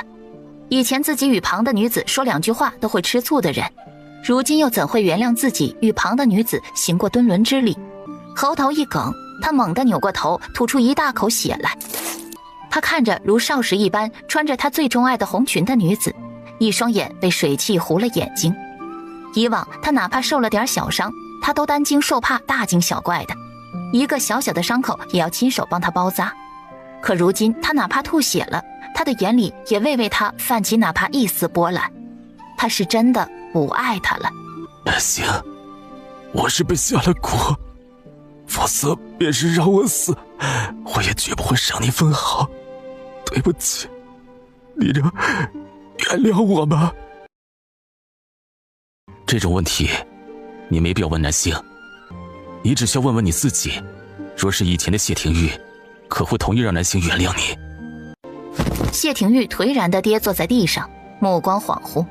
若是以前的谢廷玉，不会舍得他受一丝一毫的伤害，哪怕伤害他的那个人是自己。谢廷玉，你并不无辜，你被下了蛊，你的情谊固然受到蛊虫的影响，可你的良知没有。我作为为国出征的将军，你纵然不爱我，你也不该为了一己私欲与敌国勾结，要置我于死地。我不会原谅你，这次被东来屠杀的2城百姓也不会原谅你，你好自为之吧。说完这些，沈南星扭头看向沈明：“哥，我们走。”兄妹俩转身离去。你还爱我吗？我承认我罪大恶极，虽死不能赎罪，但我只想听你一句实话，你如今还爱我吗？沈南星停下了脚步，回过头来，隔着人海，街角一棵大树下，一道黑衣黑发的身影静静地矗立在那里。在看到他朝着那个穿着囚服的男人回过头去的那一刻，转身离开了。主子，不再看一会儿吗？还没听到夫人要说什么呢。主子并未搭理他，身形很快就消失不见了。冷夜并未多想，赶紧跟了上去。不爱？不，我不信！你怎么可能不爱我？你以前明明眼里只有我一人，你是爱我的，对不对？若是不爱我了，你今日怎么会来看我？你分明就是放不下我，对不对？切，你别自作多情了。南星本来不想来，是我硬要拉着他来凑热闹罢了。而且，沈明伸手示意周遭无数的百姓，他们都来看你了，莫非他们都爱你？一个卖国贼阶下囚，咱们来看热闹而已，还爱他？他怎么那么大脸呢？若不是律法不许，老子定要带着菜刀来将这厮大卸8块不可。他害死那么多人，他死100次都不够，还妄想染指我们沈将军，他配吗？谢廷玉不管旁人如何说，他只一双眼死死盯着沈南星，仿佛抓着最后一线希望。南星，你是爱我的，对吗？我确有心悦之人，但不是你。沈将军，之前有传言说你喜欢9000岁，是不是真的呀？那不是流言，我心悦之人正是9000岁。这一刻，谢廷玉像一瞬间苍老了10岁，眸中灰暗一片，再无一丝亮色。任由衙役将他拖走，衙役们带着谢廷玉离开，沈之意被留在了原地，无人问津。喂，热闹看完了，人我也帮你救下了，你是不是该跟我回去了？沈燕看了一眼坐在地上毫无形象、涕泗横流，俨然魂已经跟着那个囚犯飞走了的狼狈女儿，抽了抽嘴角。他这不是还好好活着吗？也没闹着要跟着去流放了。怎么，你还不满意啊？怎奈这话刚落，沈之意忽然疯了一般从地上爬起来，朝着流放队伍追了过去。玉哥哥，玉哥哥！啊，义儿，回来！却被人一把拽住了胳膊。慕容嫣，你能不能别闹了？他不能跟着去流放，他娘知道了要生气的。行，你去吧，但我保证，你的秋儿活不过今晚。嗨，他想去就去吧，关我屁事。走，嫣儿，咱们回家。好，我们回家。沈燕身形一滞，眼中划过一丝戾气。她开始厌恶除了秋儿以外其他女人的触碰的，可为何她不仅没有厌恶，反而心中微颤，还有一丝欣喜，还有一股微弱到她几乎察觉不到的不悦。一旁慕容嫣注意到了她神情的微小变化，一双妩媚的狐狸眼中荡起一丝喜意。沈木，你终究还是在意的吧？我之所以不让你去追那个沈之意，是为了他好。让他没名没分，跟这个犯下谋逆之罪的男人流放，是为他好。当然了，他一颗心全扑在那个男人身上，你不让他跟着去，还不如杀了他。这小姑娘虽然说心思歹毒了些，又没脸没皮的，但对待爱情的这一腔真心，还是值得称赞的。沈燕定定地看着他的眼睛。那你呢？什么？你的心在谁身上？沈燕朝他逼近半步。你透过我在看谁？你说什么呢？莫非你以为我把你当成谁的替身了？有必要吗？我们南疆女子性子最是耿直，我若是看上别人了，我自去找别人，还来在你身边做什么？他玉手抚着他的脸，望着他的眸子里是满满的深情。你是这世间独一无二的。好了，回家吧。是他想多了，一体双魂之事太过离奇，若不是他亲身经历，他绝不会相信世间还有这等事。再说了，经此次严重反噬，身受重伤，这些日子他在识海中并未感受到沈木的气息，沈木应当是永远的消失了。次日清晨，春杏一边给沈南星梳妆，一边交代：小姐，您爱吃的点心奴婢都给您装好了，您路上馋了要记得吃啊。蓝色小包里装的是桂花糕，粉色小包里装的是酸梅，黄色小包里是装的是最新摘的甜酒。知道了，念了多少遍了。小姐，您路上可一定要注意安全啊。放心吧，有我哥在呢，不会有事。时辰不早了，我们走吧。春杏和暖安、暖宁三人身上挂着大大小小的包袱10几个，沈南星哭笑不得，与几人一同往外走。走到后院假山处时，忽然从一旁伸出一只手，一把就将沈南星拽了进去。小姐！春杏急了，抬脚就要跟上去，却被暖安、暖宁一人一只胳膊拽了回来。你们干什么？快放开我！小姐被人抓走了！暖宁在他耳边小声说了句什么，春杏眨了眨眼睛，将迈出去的脚又收了回来。宽大的假山缝隙中，沈南星双手环在胸前，忍着笑意看着眼前的黑衣男人。9000岁这是舍不得我，又要把我掳走吗？怎么了？我只需半月就回来了，肯定能在你下聘前赶回来，我保证。男人眸子幽深，倒映着他俏皮的笑脸。他沉默了片刻后，还是问了出来：“你不后悔吗？”后悔什么？谢廷玉是因为中了蛊才负了你，他的心意不曾变过。若是你后悔了……沈南星脸上的笑容消失了，他上前一步，将男人的身子抵在假山壁上。若是你想，我可以帮你救下他。然后呢？然后我再度嫁给他？傅九离，我是什么可以交易的物品吗？任你挥之即来，招之即去。你若是不想娶我，可以直说，大可不必来这一套。他说完，扭头就要走。南星，傅九离在他转身的刹那，动作比脑子更快了一步，一把将他拉回，紧紧拥入了怀里。你别这样，我不是这个意思。那你是什么意思？我没有不想娶你，我很想娶你。你也不是物品，我怕你。怕我什么？我是怕你后悔。你堂堂9000岁，位高权重，又貌比潘安，怎么这般不自信啊？谢廷玉流放那时，你是不是也在？你单单听到了他是被下了蛊，可有听到我后面说了什么？你定是听到一半就跑了。若是听全了，今日又怎会来与我说这些胡话？你说了什么？不告诉你。沈南星又瞪了他一眼，抢过他手里的帕子，自己擦眼泪。擦着擦着，想到什么：你个大男人，怎会随身携带着女子用的手帕？还不是因为你爱哭。你才爱哭呢。扭头就走，走出2步，又回过头来，小跑回去，踮起脚捧着他的脸，在他的唇上重重亲了一口。亲完后刚要退开，就被男人的大手扣住了腰身，加深了这个吻。缠绵悱恻许久，两人才分开。日后莫要再乱想了，还不赶紧回去准备聘礼去。好。沈明与沈南星兄妹日夜兼程，终于在5日后的傍晚抵达了寒山寺。哥，你驾车技术很不错嘛，本该7日的行程，咱们只用了5日就到了。这不是怕跑慢了，万一有人赶不上某人下聘了，哭鼻子了吗？这天没法聊了。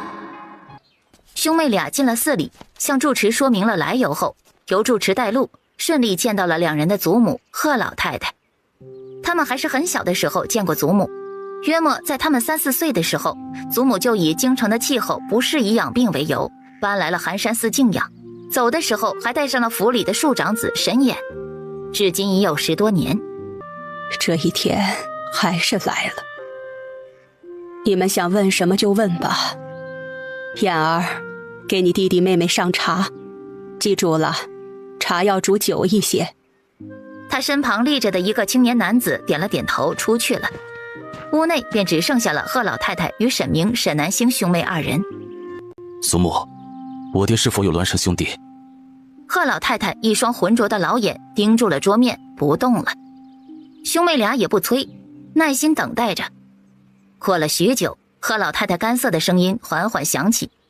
原来当年贺老太太还在孕期，就被大夫诊出了双胎，且极有可能是双生子。当时的沈老侯爷另有心悦之人，与贺老太太成亲完全是因为违背不了父母之命，在极不情愿的情况下才成了这门亲事。这也是为何他躲在寒山寺多年，沈老侯爷从未试图接他回去的缘由了。本就没有感情，恐怕他不在府里，他还更加舒心些。洞房花烛夜那晚，在长辈的强制要求下，沈老侯爷统共与他圆了那么1次房。他也是运气好，就这么1次便怀上了。为了能够在侯府站稳脚跟，哪怕被诊出双胎视为不祥，他还是决定把孩子留下。因为他心里清楚，沈老侯爷绝对不会再碰他，这是他今生唯一1次生下孩子的机会了。他在赌，万一是龙凤胎呢？若是龙凤胎，他这一生有1双子女傍身，也可以安稳一世了。若是运气不好，真是双生子，他就再想办法。为了保险起见，他买通了大夫，告诉所有人他只怀了1个。到了生产那日，得知生出双生子的那一刹那，他的心腹丫鬟立刻偷偷带着其中1个孩子从早就准备好的密道离开。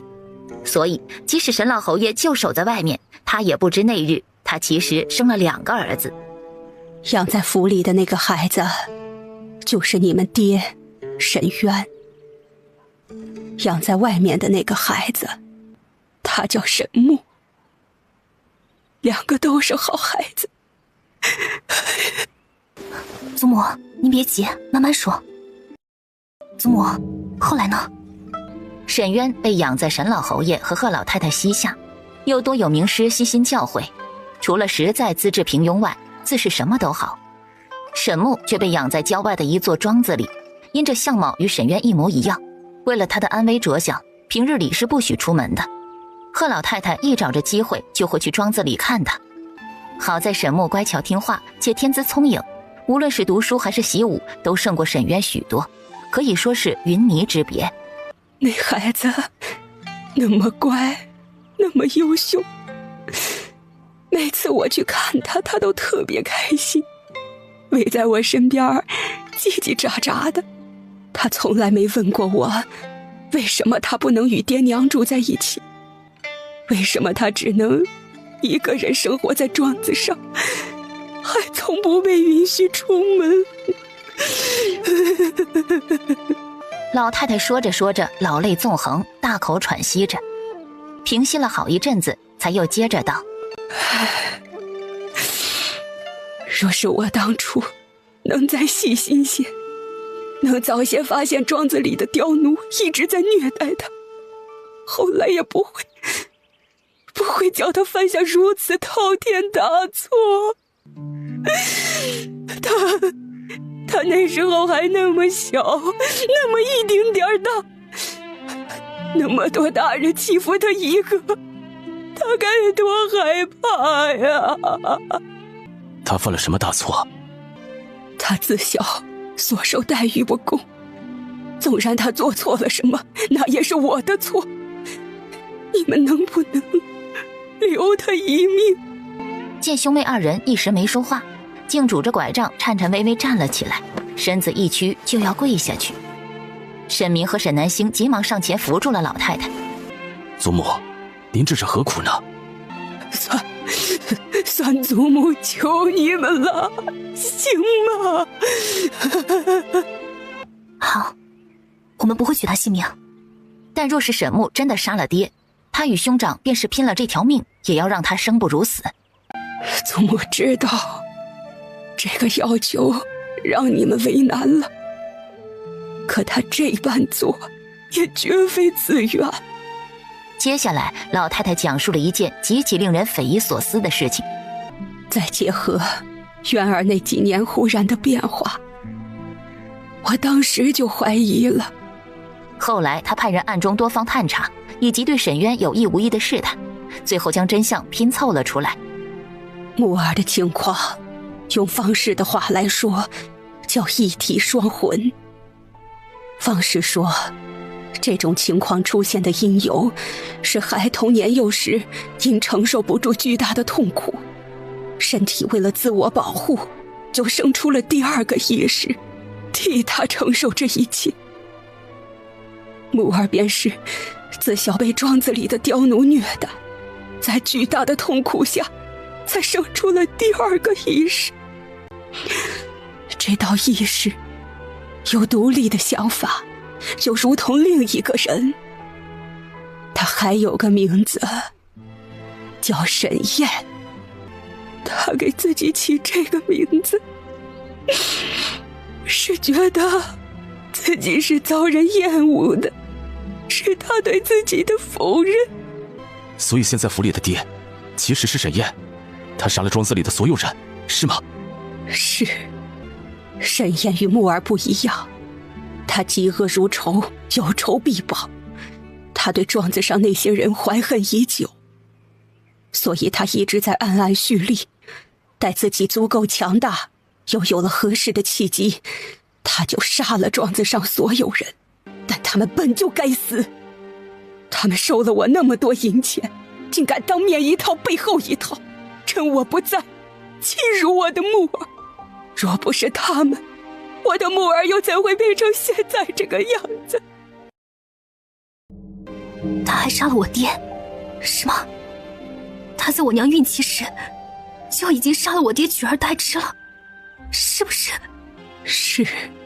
沈南星眸中泪水簌簌落下。我爹虽虽资质平庸，但他为人善良谦虚，忠厚老实，孝顺父母，对我娘也是真心的好。您就知道心疼沈墨，觉得沈墨可怜，不许我和兄长找他报仇。可我爹又做错了什么？他不是你的孩子吗？他就活该被沈墨杀掉吗？是沈燕杀的，是沈燕杀了你爹，与木儿有什么关系？我的木儿最是乖巧，她懂事、聪明，又孝顺。这就是您离开侯府，来到寒山寺10几年不敢回京的原因吧？因为您不敢面对这一切。既然沈燕不是您儿子，那我这就去杀了沈燕，为我爹报仇。沈明也跟着站了起来。兄妹2人还没走到禅房门口，就听到身后咚的一声，两人一回头，就见老太太将拐杖扔到一边，直挺挺跪了下去。您这是做什么？沈明安抚地拍了拍她的背，走过去将老太太扶了起来。您有什么话坐着说就是，您这么做不是折杀我们兄妹吗？南星、北岳，你们长大了，祖母没有陪着你们长大，真的是很遗憾。这件事是祖母错了，祖母当年识人不清，将你们二叔送入了狼窝，才导致这一切的灾难。这些年怀揣着这么一个大秘密在心里，祖母每日寝食难安。你们爹是个好孩子，祖母对不起你们爹，也对不起你们二叔。祖母这一辈子为人妻不得你们祖父满意，为人母2个孩子都没照料好，后来做了祖母也没能照顾你们兄妹长大。祖母这一生真的很失败，但你们爹从小是在全家人的呵护下无忧无虑长大的，可你们二叔从小就孤苦伶仃，受人欺辱，就看在你们二叔苦了这么多年的份上，你们就饶了他这一命，算祖母求你们了，行吗？祖母愿意一命换一命。贺老太太忽然使力推开沈明，用尽全力，一头朝着禅房中央的立柱上撞了过去。祖母！就在这时，头顶忽然砸下来一个人，正好挡在了贺老太太与那根立柱之间，将贺老太太抱住了。是先前被祖母吩咐去煮茶的青年男子。沈明与沈南星狠狠松了口气。祖母晕过去了，回去喝点药歇息一晚就能大好，2位不必忧心。说完这席话，他顺着2人的视线也看向了头顶的那个方形大洞。抱歉，我不是有意偷听你们谈话，但祖母这些年已经寻死10多次了，今日你们前来，她情绪不对，我不得不提前准备。无事，谢谢你救了祖母。此时祖母也很痛苦，她从未原谅自己，在寺里进修10多年也未放下，隔一段时日就会寻死一回。祖母并未做错什么，你们以后别来了。说完，抱着贺老太太就要离开。等等，你是沈琰？是，我是沈琰的儿子，但我什么也没做。但沈琰杀了你们爹是事实，你们可以去找他报仇，要杀了他也行。祖母这里有我，不会有事。但我不建议你们这么做，因为沈墨确实是无辜的，他是个很好的人。你的意思是？抹杀沈琰，让他彻底变成沈墨。据我所知，南疆女皇近日来了北岳，她是为沈墨而来。若你们执意要杀了沈墨，南疆恐会举国来犯。沈南星兄妹俩只在寺里住了1晚，第2日就启程回京了。与来时一般，回去的路程也是用了5日时间便到了。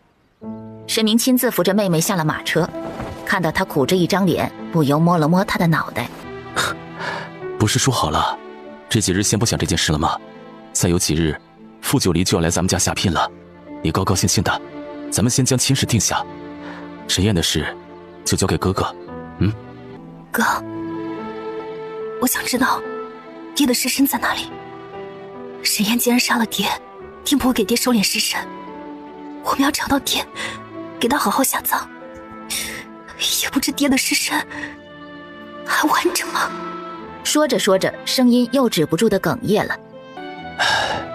哥哥答应你，定会找到爹的尸身，给爹好好安葬。他垂下眸子，掩住眸中失意，话音一转，也不知这10多日过去了，傅九离搞定了祖父没有？若是祖父坚决不同意这门亲事，怕是难了。沈南星知他是在刻意转移话题，自是不会戳穿他。你说了你会帮他的，靠傅九离自己，就他那性子，能讨祖父喜欢？若是傅九离那家伙实在不中用，他还是得帮一把的。好了，我们快进去吧。沈明伸手轻轻抹去妹妹眼角的一抹湿润。来，笑一个，一会儿祖父该看出端倪了。兄妹2人调整好了情绪，便进了府里。才刚靠近祖父的院子，就听到祖父骂骂咧咧的，好像很生气，就是听不清是在骂谁。傅九离该不会不仅没说服祖父，还当把祖父给惹生气了吧？祖父，兄妹2人出现在院子门口，2人异口同声唤了沈老侯爷一声。沈老侯爷正坐在石桌旁生闷气，一抬头看见是自己的一双孙子孙女回来了，皱起的眉头立刻就舒展开来。哦，哈哈，南星、北岳，你们回来了。祖父估摸着你们回来的再快，也还要4、5日功夫的，怎么这么快就回来了？啊，可见到你们祖母了？见到了。她，还好吗？祖母身体健了。她高兴吗？沈南星一愣，他心底的那抹异样的感觉更重了。沈明轻轻拍了下妹妹的肩，笑着接话：祖母见到我们很高兴。哦，那就好，那就好。来，快进来坐。快叫厨房准备晚膳，要丰盛些。今日少爷小姐在这里一起吃。是。丫鬟脚步匆匆离开了院子。几人坐下后，沈老侯爷又道：左右家中近来也无甚要紧事，既然去了，怎么不在寺里多待些时日，陪陪你们祖母呢？这么多年没见，你们祖母定然想你们的紧。就是她那病，只能在寒山寺静养才能好些。兄妹2人对视了一眼，沈南星心里咯噔一下，距离傅九离来下聘也只有5日时间了，祖父竟然还什么都不知道，莫非这其中又有什么变故？祖父，这些日子9千岁可有与您说过什么？他话音刚落，沈老侯爷忽然猛地拍了一下桌子，骤然的动作将沈南星都吓了一跳。怎么了？莫非傅九离已经跟祖父说了要娶她，被祖父严词拒绝了，还把祖父气成这样？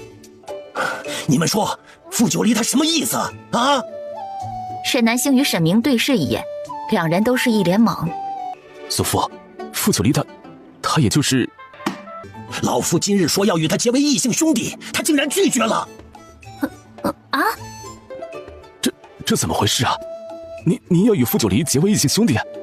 哼，结什么结？他根本就不领情。这还真不能怪人家傅九离，人家是要做你孙女婿，谁要做你兄弟了？这段时间到底发生什么事了？您不是不喜欢傅九离吗？怎么好端端的，忽然又要跟他结什么异姓兄弟了？在沈老侯爷骂骂咧咧的絮叨中，兄妹俩终于搞清楚了事情的始末，哭笑不得。这是能赖本侯吗？本侯明明与他说的是，等北岳连好了，再安排与他家闺女相看。他自己理解错了，硬要说北岳是因为脸伤了，担心他闺女嫌弃。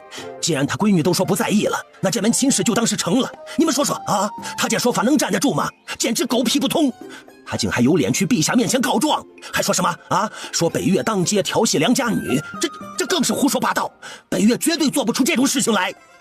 北岳，你说是不是？是。你看，我就说吧，明日本侯就去找护安国说理去。北岳，你与祖父一起去，咱们就与他当面对质，看他还怎么冤枉你。祖父，我近日……沈南星眼见着话题越扯越偏，急得拉了拉沈老侯爷的袖子。祖父，可这事与您要和傅九离结为异姓兄弟有什么关系呢？当然有关系啊！本侯以前怎么没发现傅九离的小子还这么有眼力劲儿呢？哎，那日在朝堂上，本侯与那胡安国吵得不可开交，别的官员都不分青红皂白，就知道帮着胡安国说话。本侯一人吵他们一群人，眼看就要落了下风。哎，你猜怎么着？傅九黎这小子竟然破天荒地帮了本侯。哎，他一开口，不说那帮搅屎棍了，就连胡安国自己都蔫了，一句话都不敢反驳的。